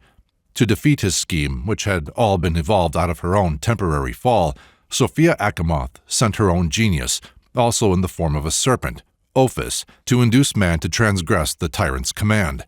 Eve, supposing Ophis the same as Ophiomorphos, regarded the prohibition against the fruit as withdrawn and readily ate of it. Man thus became capable of understanding heavenly mysteries, and Yaldabaoth made haste to imprison him in the dungeon of matter. He also punished Ophis by making him eat dust, and this heavenly serpent, contaminated by matter, changed from man's friend to his foe. Sophia Achamoth has always striven against these two serpents, who bind man to the body by corrupt desires. She supplied mankind with divine light, through which they became sensible of their nakedness, the misery of their condition. Yaldabaoth's seductive agents gained control over all the offspring of Adam except Seth, type of the spiritual man. Sophia Achamoth moved Bithos to send down her perfect brother Christos to aid the spiritual race of Seth. Christos descended through the 7 planetary regions, assuming successively forms related to each, and entered into the man Jesus at the moment of his baptism. Yaldabaoth, discovering him, stirred up the Jews to put him to death, but Christos and Sophia, abandoning the material body of Jesus on the cross, gave him one maid of ether. Hence his mother and disciples could not recognize him.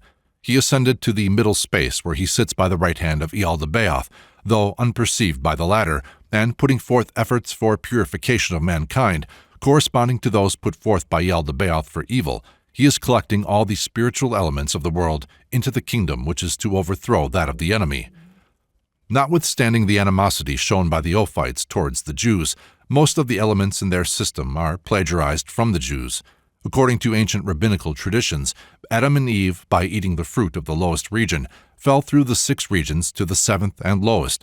They were there brought under control of the previously fallen Samael, who defiled them with his spittle. Their nakedness consisted in their having lost a natural protection, of which only our fingernails are left. Others say they lost a covering of hair. The Jews, also from old, contended that Seth was the son of Adam, in whom returned the divine nature with which man was originally endowed. We have, indeed, only to identify Yaldabaoth with Elohim instead of Jehovah to perceive that the Ophites were following Jewish precedents in attributing the natural world to a fiend. The link between the 2 conceptions may be discovered in the writings of Paul. Paul's pessimistic conception of this world and of human nature was radical, and it mainly formed the mold in which dogmatic Christianity subsequently took shape. His general theology is a travesty of the creation of the world and of man. All that work of Elohim was, by implication, natural, that is to say, diabolical. The earth as then created belonged to the prince of this world, who was the author of sin, and its consequence, death. In Adam, all die. The natural man is enmity against God. He is of the earth, earthy. His father is the devil. He cannot know spiritual things. All mankind are born spiritually dead. Christ is a new and diviner demiurgos, engaged in the work of producing a new creation and a new man. For his purpose, the old law, circumcision or uncircumcision, are of no avail or importance, but a new creature. His death is the symbol of man's death to the natural world, his resurrection of man's rising into a new world which mere flesh and blood cannot inherit. As God breathed into Adam's nostrils the breath of life, the Spirit breathes upon the elect of Christ a new mind and new heart. The new creature must inhale an entirely new physical atmosphere. When Paul speaks of the prince of the power of the air, it must not be supposed that he is only metaphorical. On this, however, we must dwell for a little. The air, writes Burton in his Anatomy of Melancholy, the air is not so full of flies in summer as it is at all times of invisible devils. They counterfeit suns and moons and sit on ships' masts. They cause whirlwinds of a sudden and tempestuous storms, which, though our meteorologists generally refer to natural causes, yet I am of Baudin's mind they are more often caused by those aerial devils in their several quarters. Cardan gives much information concerning them. His father had one of them, an aerial devil, bound to him for 28 years, as Agrippa's dog had a devil tied to his collar. Some think that Paracelsus had one confined in his sword pommel, others wear them in rings, and so the old man runs on, speculating about the mysterious cobwebs collected in the ceiling of his brain. The atmosphere mentally breathed by Burton and his authorities was indeed charged with invisible phantasms, and every one of them was in its origin a genuine intellectual effort to interpret the phenomena of nature. It is not wonderful that the ancients should have ascribed to a diabolical source the subtle deaths that struck at them from the air. A single breath of the invisible poison of the air might lay low the strongest. Even after man had come to understand his visible foes, the deadly animal or plant, he could only cower and pray before the lurking power of miasma and infection, the power of the air. The Tyndalls of a primitive time studied dust and disease, and called the winged seeds of decay and death aerial devils, and prepared the way for Mephistopheles, or devil of smells, as he in turn for the bacterial demon of modern science. There were not wanting theologic explanations why these malignant beings should find their dwelling place in the air. They had been driven out of heaven. The ethereal realm above the air was reserved for the good. Of the demons, the Hindus say, "Their feet touch not the ground." "What man of virtue is there," said Titus to his soldiers, "who does not know that those souls which are severed from their fleshly bodies in battles by the sword are received by the ether, that purest of elements, and joined to that company which are placed among the stars, that they become gods, daemons, and propitious heroes, and show themselves as such to their posterity afterwards." Malignant spirits were believed to hold a more undisputed sway over the atmosphere than over the earth, although our planet was mainly in their power, and the subjects of the higher empire always a small colony. Moreover, there was a natural tendency of demons, which originally represented earthly devils, where these were conquered by human intelligence, to pass into the realm least accessible to science or to control by man. The uncharted winds became their refuge. This belief was general among the Christian fathers, lasted a very long time even among the educated, and is still the teaching of the Roman Catholic Church, as anyone may see by reading the authorized work of Gaume on holy water, page 305. So long as it was admitted among thinking people that the mind was as competent to build facts upon theory as theories on facts, a great deal might be plausibly said for this atmospheric diabolarchy. In the days when witchcraft was first called in question, Glanville argued that, since this little spot is so thickly peopled in every atom of it, 'tis weakness to think that all the vast spaces above and hollows underground are desert and uninhabited, and he anticipated that, as microscopic science might reveal further populations in places seemingly vacant, it would necessitate the belief that the regions of the upper air are inhabited.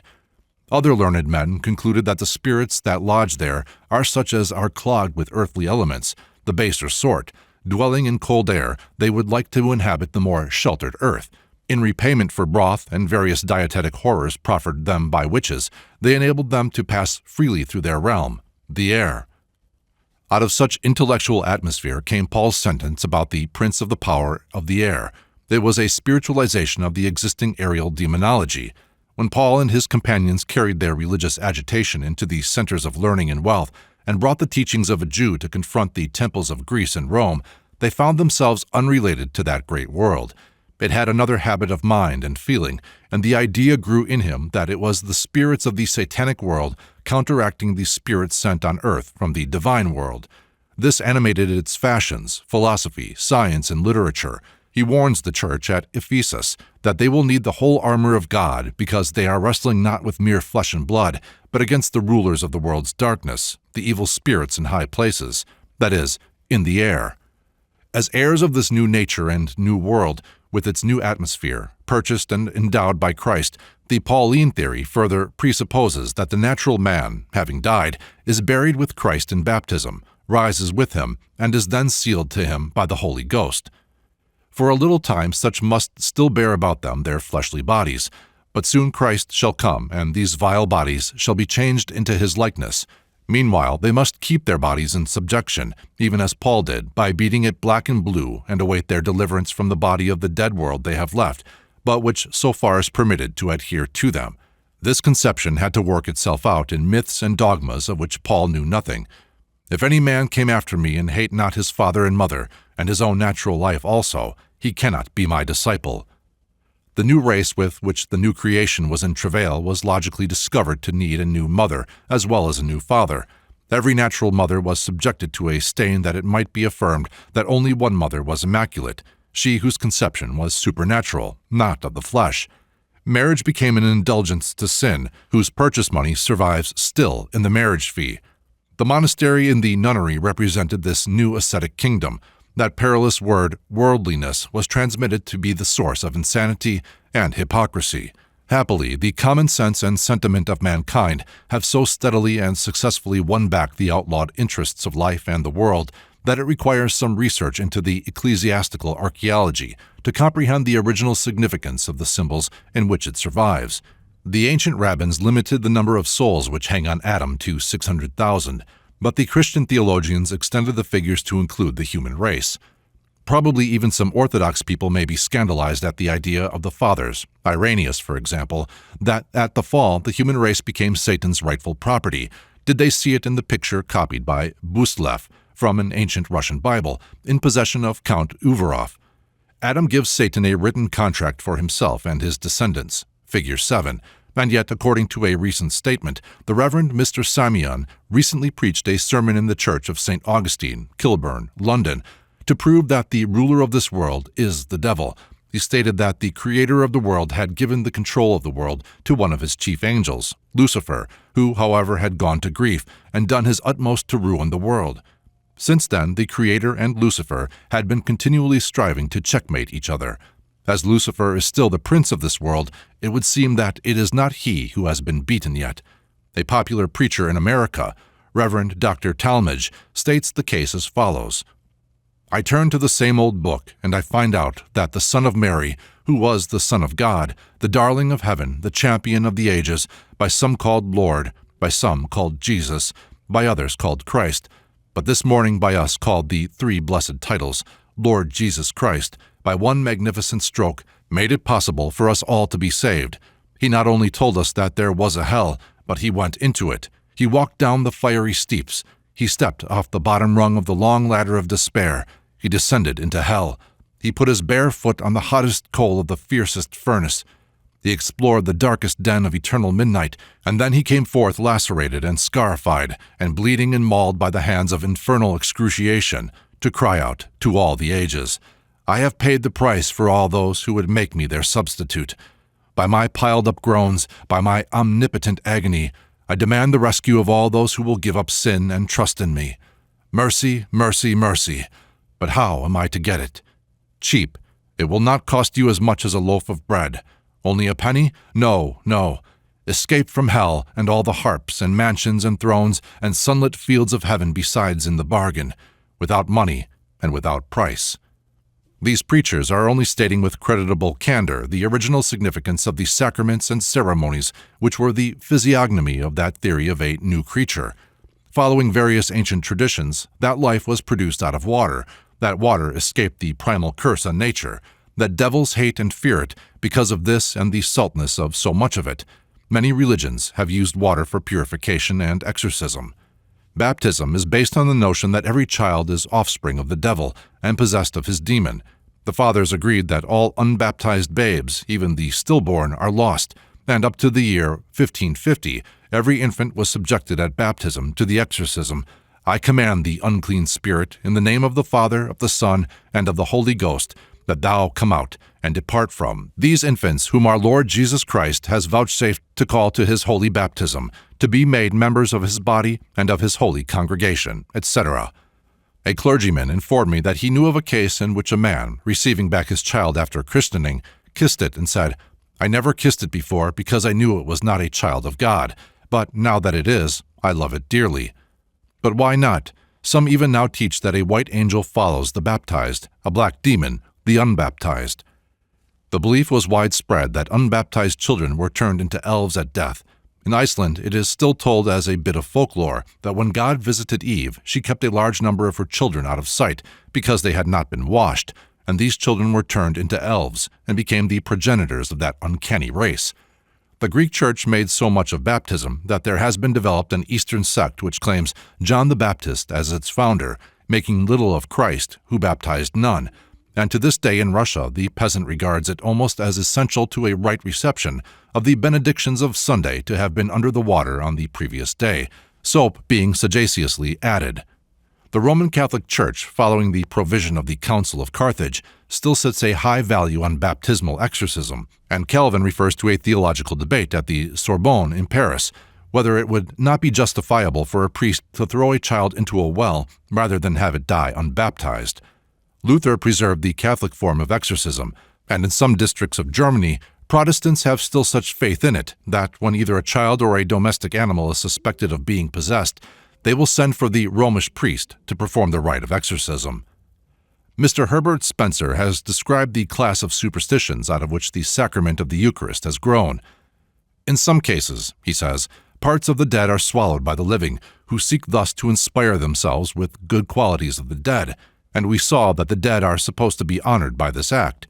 The implied notion was supposed to be associated with the further notion that the nature of another being, inhering in all the fragments of his body, inheres too in the unconsumed part of anything consumed with his body, so that an operation wrought on the remnants of his food becomes an operation wrought on the food swallowed, and therefore on the swallower. Yet another implication is that between those who swallow different parts of the same food, some community of nature is established. Hence, such beliefs as that ascribed by Bastian to some Negroes who think that on eating and drinking consecrated food, they eat and drink the god himself, such god being an ancestor who has taken his share. Various ceremonies among savages are prompted by this conception, as for instance the choosing a totem. Among the Mosquito Indians, the manner of obtaining this guardian was to proceed to some secluded spot and offer up a sacrifice. With the beast or bird which thereupon appeared, in dream or in reality, a compact for life was made, by drawing blood from various parts of the body. This blood, supposed to be taken by the chosen animal, connected the two, and the animal's life became so bound up with their own that the death of one involved that of the other. And now, mark that, in these same regions, this idea reappears as a religious observance. Sahagún and Herrera describe a ceremony of the Aztecs called eating the god. Mendieta, describing this ceremony, says, "They had also a sort of Eucharist. They made a sort of small idols of seeds, and ate them as the body or memory of their gods. As the seeds were cemented partly by the blood of sacrificed boys, as their gods were cannibal gods, as Huitzilopochtli, whose worship included this rite, was the god to whom human sacrifices were most extensive. It is clear that the aim was to establish community with gods by taking blood in common." When, a little time ago, a New Zealand chief showed his high appreciation of a learned German by eating his eyes to improve his own intellectual vision, the case seemed to some to call for more and better protected missionaries, but the chief might find in the sacramental communion of the missionaries the real principle of his faith. The celebration of the Lord's Supper, when a bishop is ordained, has only to be scratched, as the proverb says, to reveal beneath it the Indians choosing their episcopal totem. As Israel observed the Passover, eating together of the lamb whose blood sprinkled on their doorposts had marked those to be preserved from the destroying angel in Egypt. They who believed that Jesus was Messiah tasted the body and blood of their head, as indicating the elect out of a world otherwise given over to the destroyer spiritually, and finally to be delivered up to him bodily. "He that eateth my flesh and drinketh my blood dwelleth in me, and I in him." These were to tread on serpents, or handle them unharmed, as it is said Paul did. They were not really to die, but to fall asleep, that they might be changed as a seed to its flower, through literal resurrection from the earth. We should probably look in vain after any satisfactory vestiges of the migration of the superstition concerning the mystical potency of food. It is found fully developed in the ancient Hindu myth of the struggle between the gods and demons for the Amrita, the immortalizing nectar, one stolen sip of which gave the monster Rahu the imperishable nature which no other of his order possesses. It is found in corresponding myths concerning the gods of Asgard and of Olympus. The fall of man in the Iranian legend was through a certain milk given by Ahriman to the first pair, Meshia and Meshiane. In Buddhist mythology, it was eating rice that corrupted the nature of man. It was the process of incarnation in the Gilgit legend. The whole story of Persephone turns upon her having eaten the seed of a pomegranate in Hades, by which she was bound to that sphere. There is a myth very similar to that of Persephone in Japan. There is a legend in the Scottish Highlands that a woman was conveyed into the secret recesses of the Men of Peace, the Daoin Chi, euphemistic name of uncanny beings who carry away mortals to their subterranean apartments, where beautiful damsels tempt them to eat of magnificent banquets.